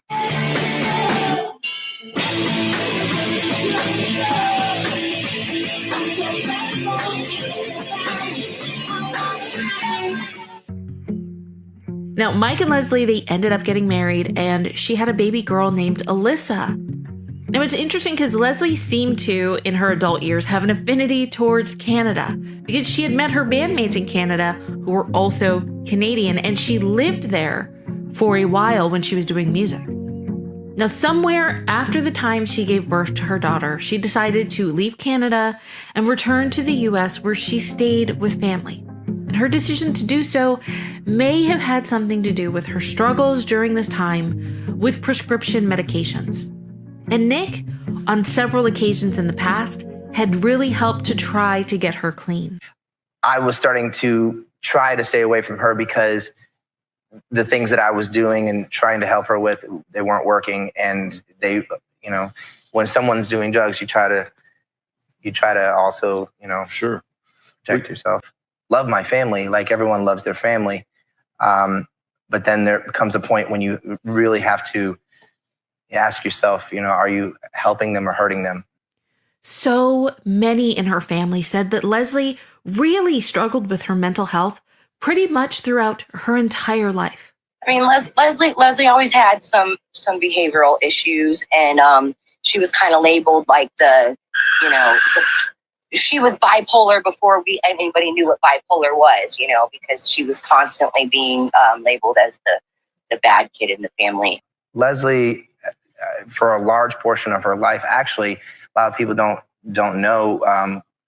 My mother and father were trying to actually get her diagnosed for a bipolar disorder. On January 31st, 2012, Leslie was visiting her dad, and there was reports that indicated that she had fallen while she was taking a shower, and she started to complain about not feeling well.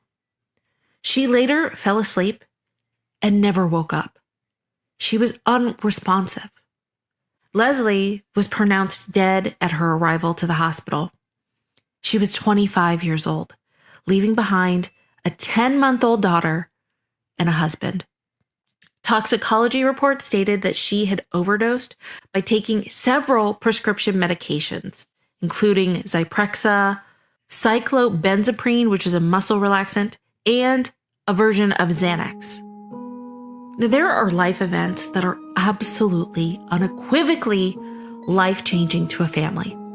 And sometimes those events will bring you closer, and other times, further apart. But this moment for the Carters, when Leslie passed, it created this massive chaotic divide in the Carter household.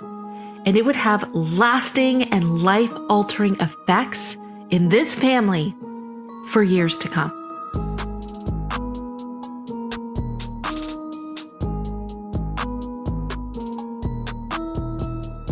Leslie's tragic passing left the family searching for answers. What exactly happened to her? Was this an accident, or was it intentional?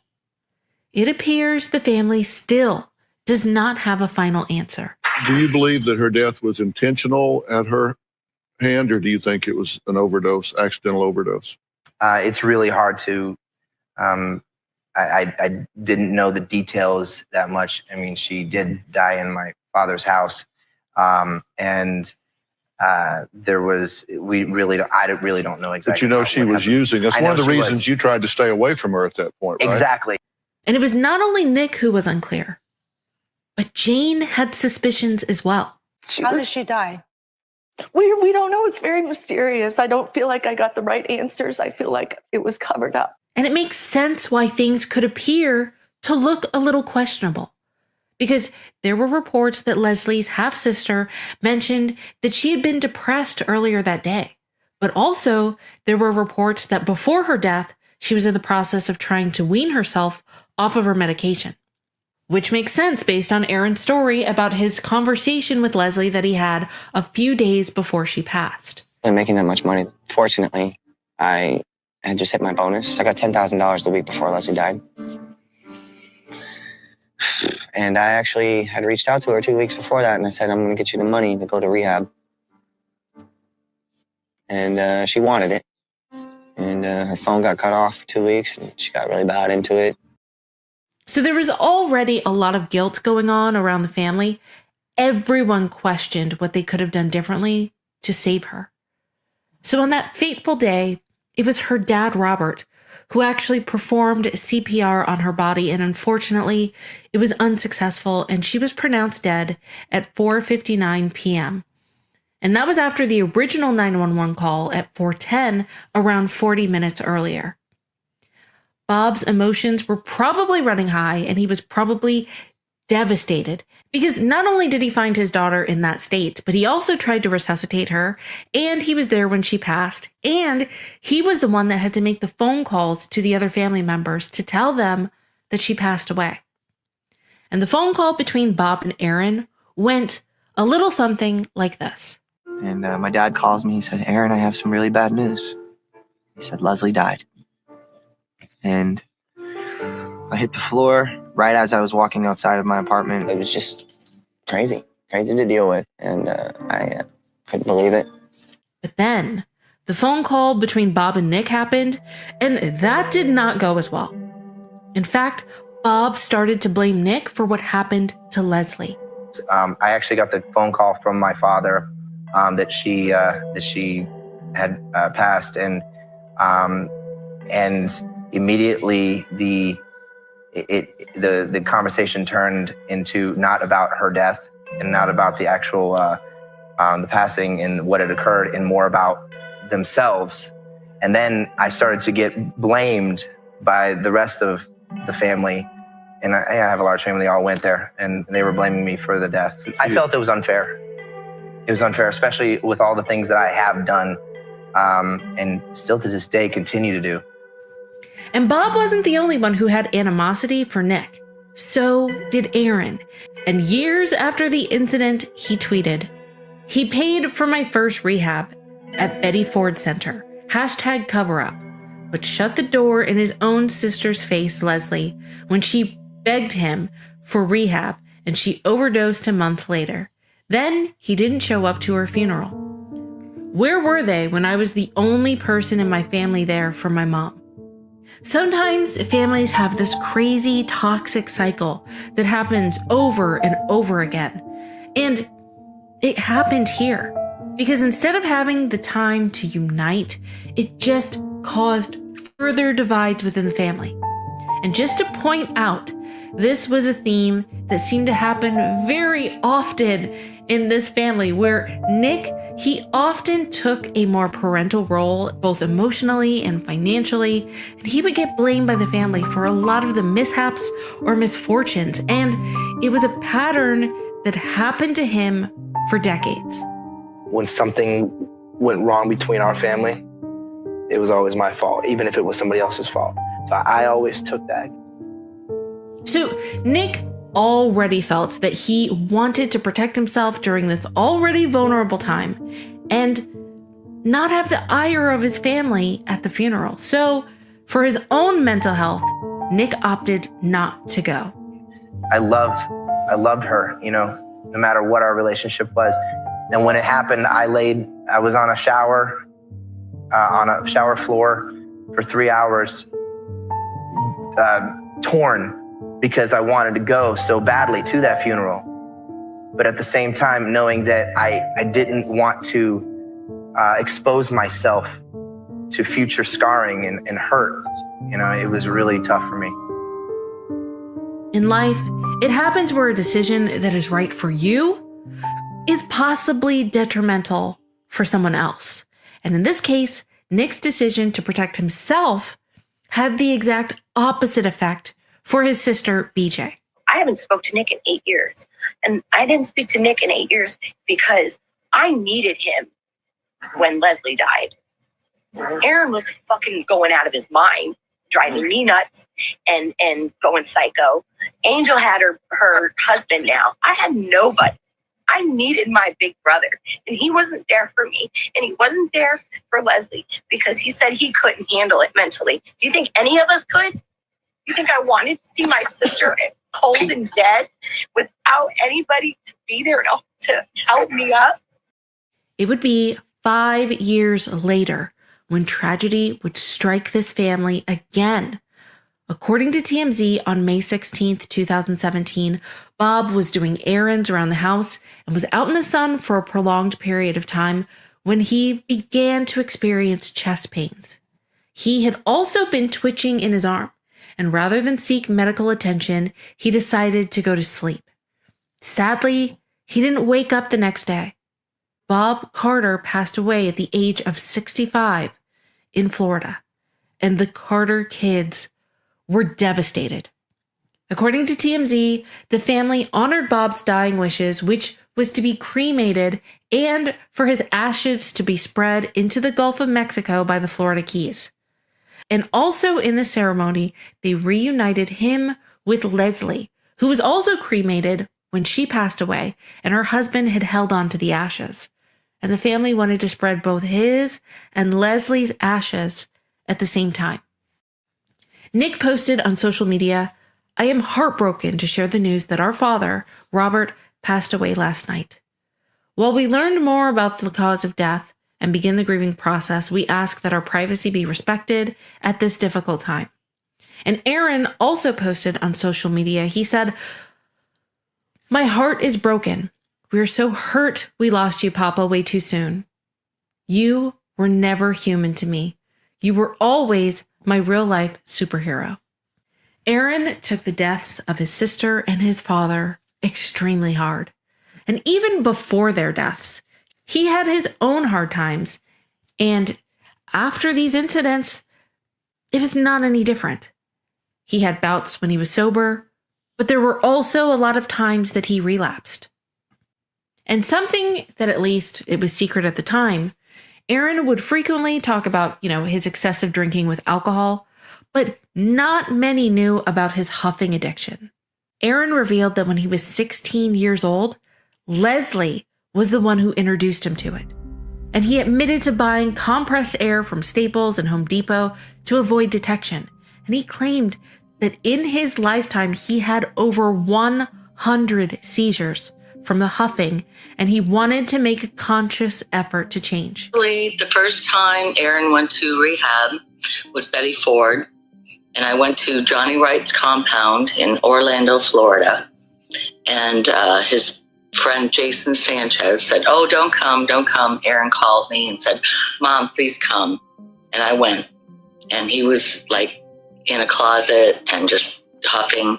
But the thing about Aaron, when he was doing that, he always hid it. Also in 2019, he revealed that he was diagnosed with schizophrenia, bipolar disorder, and acute anxiety. So 5 years after the death of his father, He was struggling with his addiction, but he was making a conscious and active effort. In November of 2021, he had a baby boy named Prince Lyric Carter with his girlfriend, Melanie. Aaron at this time was super active on social media, and he would often live stream what was going on in his life. Oftentimes, Aaron and Melanie would be seen on camera. They were having arguments. There was a point in time where a court mandate due to drug and domestic abuse concerns ordered that their son, Prince, was put in the temporary custody of Melanie's mother. And this event, according to Melanie, was Aaron's breaking point. She said, at the end of 2022, his mental health was not all there. Aaron and I did lose custody of Prince. I think that the real downfall was him losing custody and not knowing what was going to happen. Basically, Aaron had a manic episode. We had a heated fight, and it was lingering on for a few days. She said Aaron faced a lot of uncertainty as he tried to rebuild his career, their relationship, and he was thinking about family at the time. It was a lot for one person to handle, let alone someone who says they have mental health issues. Aaron was adamant that he hadn't relapsed, but a week later, he was doing an Instagram live and it sounded and looked like he was huffing. So he denied it publicly and to his loved ones, but finally came clean to his manager. And his manager said this: the huffing thing, that was a pretty good indicator that it was hitting the fan. He denied it. I kept pressing the issue, and eventually he owned that. It had happened. He was stuck in a really deep, very long addiction that he battled his whole life. By the time he realized he needed to beat that monster, I think the monster was a little too big. Aaron's management team and his addiction counselor were working on a plan to get him into an inpatient treatment in a Utah facility. However, he was resistant because he wanted to resolve his son Prince's custody issue first. And things just spiraled from there. Aaron was canceling shows and missing session dates and obligations that he normally never would. His manager was one of the last people to text Aaron before he passed away on November 5th, 2022. At that time, Aaron was excited about the release of his new album that he planned on recording in Los Angeles the following month. On that fateful day, Aaron Carter's body was found by his housekeeper. The coroner stated that his cause of death was attributed to drowning after inhaling difluorothane and taking alprazolam, which is a generic form of Xanax. The report also indicated that Aaron was incapacitated while in the tub due to the effects of the drugs he took, which contributed to his death by drowning. His family, when they found out the news, another young and promising life gone too soon. It's still, there's times when I sit by myself or if I'm in my car and I say to myself, this is unbelievable. How is this? So I'm still processing the whole situation and trying to make sense of it, because no matter what he and I had gone through in our lives, we always were able to make amends, always were able to get back to that place. And now I can't anymore. And, it hurts. I'm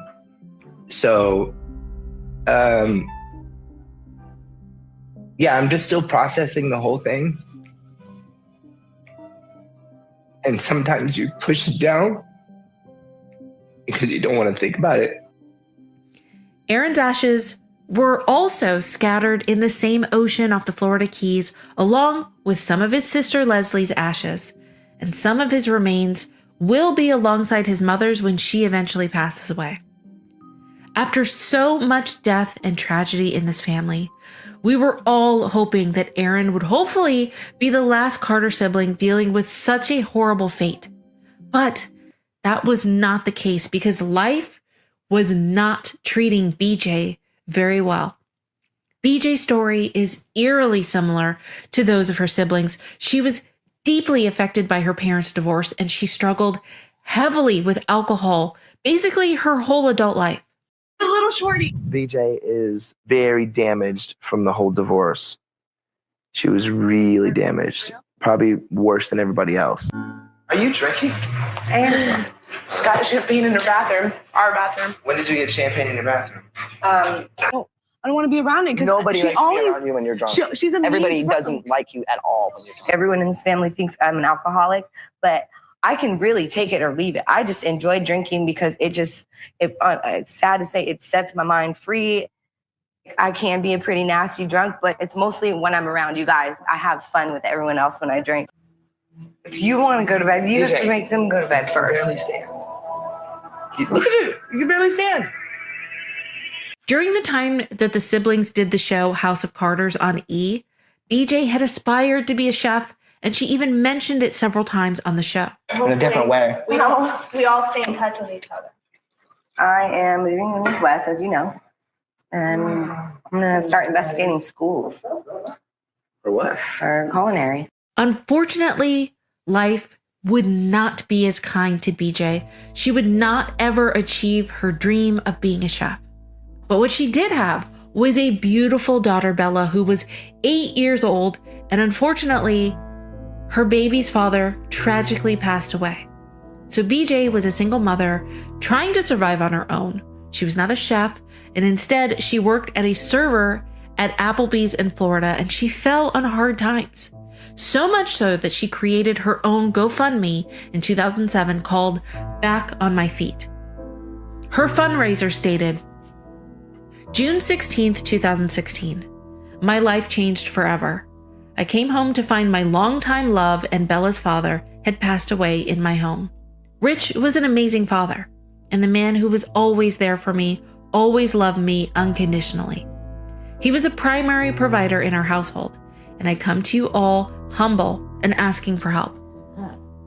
I have tried for months to do it on my own, but quite honestly, I am treading water. My mother has been my rock and has helped me in every way she possibly could. Unfortunately, it's not enough. I am now going on 2 months behind on my rent, and my car is up for repossession. I work as a server at Applebee's, and for those of you who know, especially here in Florida, it can be very seasonal. Any help would be appreciated. Every dollar matters. I thank you. And in this fundraiser, only $690 were raised. BJ had several run-ins with the law over the years, one being an incident in 2002 when she was arrested for 2 counts of battery after she attacked 2 women who she claimed jumped her sister Angel. And the officer that was at the incident documented the event by saying, she continued by saying that this is what happens when you mess with her family, adding that they are a close family. While doing this, she was yelling, raising her voice loud, causing several other passerbyers, trick-or-treaters in the area to stop and look. And the report continued, adding that her eyes were glossy and smelled of alcohol. BJ was also arrested for a DUI in 2003 and again in 2008.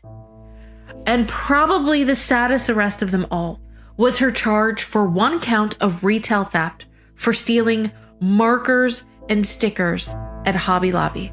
There were 6 items. You have to see these items. They're just stickers and markers.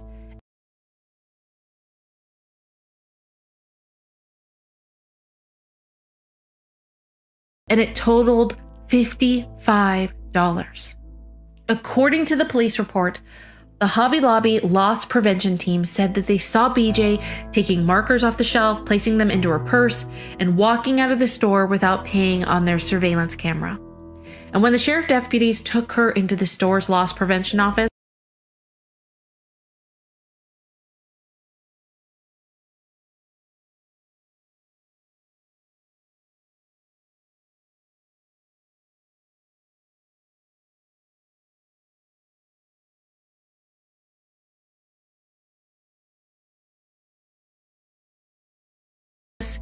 they claimed that BJ grabbed her purse in a panic, removed a blue powder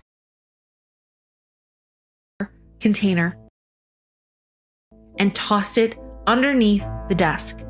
The container had 1.3 grams of white powder and 0.8 grams of a purple powder. Both powders later tested positive for the presence of fentanyl. So, Another charge was tacked on, and she was also charged with possession of fentanyl. And this was a crazy time because 1 month prior to this incident, her mother Jane was arrested and booked on 1 count of domestic battery, where there was an alleged altercation over the remote control and the volume of a TV. This arrest took place in June of 2023. And 6 months later, which was 2 days before Christmas in 2023, BJ was found unresponsive in the bathroom of her Florida home, and she passed away that same day. The coroner later ruled that she died from an accidental drug overdose, and the cause of death was listed as intoxication by the combined effects of fentanyl and methamphetamines. Her sister Angel posted, "You had a great sense of humor and a lively spirit. Growing up, I was your baby, and you were my best friend. Life wasn't fair to you. That I know. Sometimes it feels like you didn't have a shot no matter what. Experiencing innocence instead of being burdened by trauma, pain, and suffering is incredibly important for children, particularly at a young age. I know why Leslie, Aaron, and now you ended up in the circumstances that you did. I share that pain we experienced during our childhood, and I'm sorry you didn't have an opportunity for a better life. We all need to break down barriers, reduce stigmas, and cultivate a society where seeking mental health support is met." 4 Carters gone, 3 Carter children gone, and only 2 Carter kids remaining. The tragic ending for the majority of this family never had to be. Now, if you want to learn more about Aaron's life story, check out this other deep dive that I did exclusively on him. And there's also so many other deep dives to check out. I really want to know your thoughts. Maybe we can do a follow-up on this. I will see you guys in the next one. Okay, so apparently this is the end. Remove. So apparently I need a lot of filters, according to a jackass on the internet. Anyways, this is the end. I'm gonna put a song. I don't know if it's gonna get struck or not. I hope not. Yeah, let's just see that. I'm gonna put a song, and then we're gonna have my ending song, which is Rammstein. Thank you for joining me. Thank you, baby, for being here. I know it's you. I know you're here. And thank you for the others as well. I love you all. I'm going to put an overlay because I don't want to get a copyright strike again. If there's a copyright claim, I don't want it. You know, I don't know if it's going to get struck.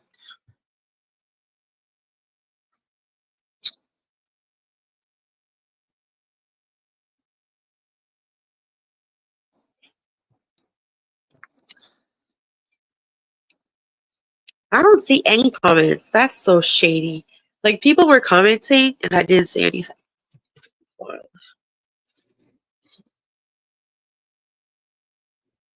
So as predicted, So as predicted, right? The clip channels, they got a hold of PDX coming on my channel. So they're going, Luna is going live at 6:45. I'm gonna drop the link. I'm gonna be in the chat. Just wait a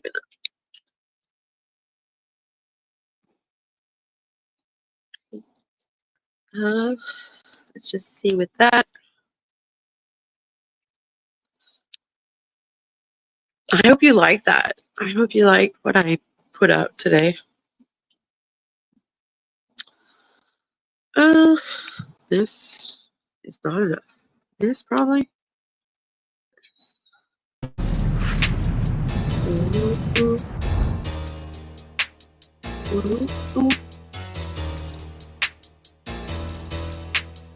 I need a beat, I can't go off a phone. Oh. Lil Sally Walker walking down.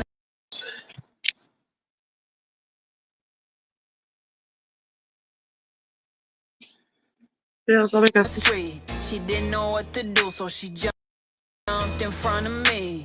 Lil Sally Walker walking down the street. She didn't know what to do, so she jumped in front of me. I said, go. Oh my God. Didn't her mama ever tell her not to play in the street? Is she okay? Oh, well, at least red is her color. Gone, girl, do your thing, drop, go. Lil Sally Walker, shake it proper, bend it over, make it wobble, got a lot of buns. Pick it up and drop it, for the proper funds. Anything to make the profit come, get them dollars, Add that shit up just like mathematics. If you do it for free, then it's ass backwards. All of you bitches is mad at me, probably mad cause you ain't in my tax bracket. You bitches is broker than glass cracking. You ain't gon' do shit, you just act ratchet. Play with me, you gon' get backhanded. I chewed it up and look back at it. Lil Sally Walker walking down the street. She didn't know what to do, so she jumped in front of me. Lil Sally Walker walking down the street. She didn't know what to do, so she jumped in front of me. I said, go on, girl, do your thing, do your thing, do your thing. Go on, girl, do your thing, do your thing, stop. Go on, girl, do your thing, do your thing, do your thing. Go on, girl, do your thing, drop, go. Watch me throw it back and toot it. They love how I do it. I'm the truth, you can't refuse it. Plus my body's stupid. He wasn't even shot by Cupid, but your dude's a groupie. You would think it's getting evicted. How my booty moving? Better yet, I need a U-Haul. One of a kind of the do-malls. These bitches talk more than group calls. Shut the fuck up with them loose walls. Matter of fact, I'm not gonna go back and forth with you bitches like Duval and Snoop Dogg. These bitches run like a new bra. Don't get your ass dragged like RuPaul. Lil Sally Walker walking down the street. She didn't know what to do, so she jumped in front of me. Lil Sally Walker walking down the street. She didn't know what to do, so she jumped in front of me. I said, go on, girl, do your thing, do your thing, do your thing. Go on, girl, do your thing, do your thing, stop. Go on, girl, do your thing, do your thing, do your thing. Go on, girl, do your thing, drop. I started from the bottom and now I'm rich. I got in my bag and I ain't looked back since. I started to say sorry, but fuck that shit. You started out hating, now you love my drip. I started from the bottom and now I'm rich. I got in my bag and I ain't looked back since. I started to say sorry, but fuck that shit. You started out hating, now you love my drip. Hey bitch, they looking at me, they not looking at you. I don't mean to be rude, I'ma tell you what to.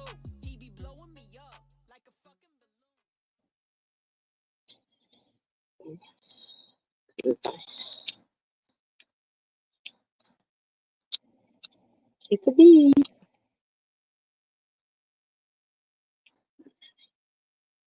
Goodbye. Oh no. I thought I put it.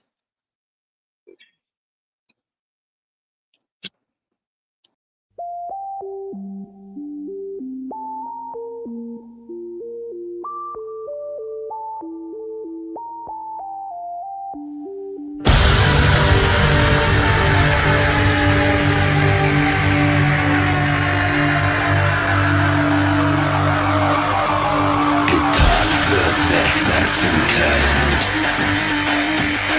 Vom Feuer, das die Haut verbrennt. Ich werf ein Licht in mein Gesicht. Ein heißer Schrei.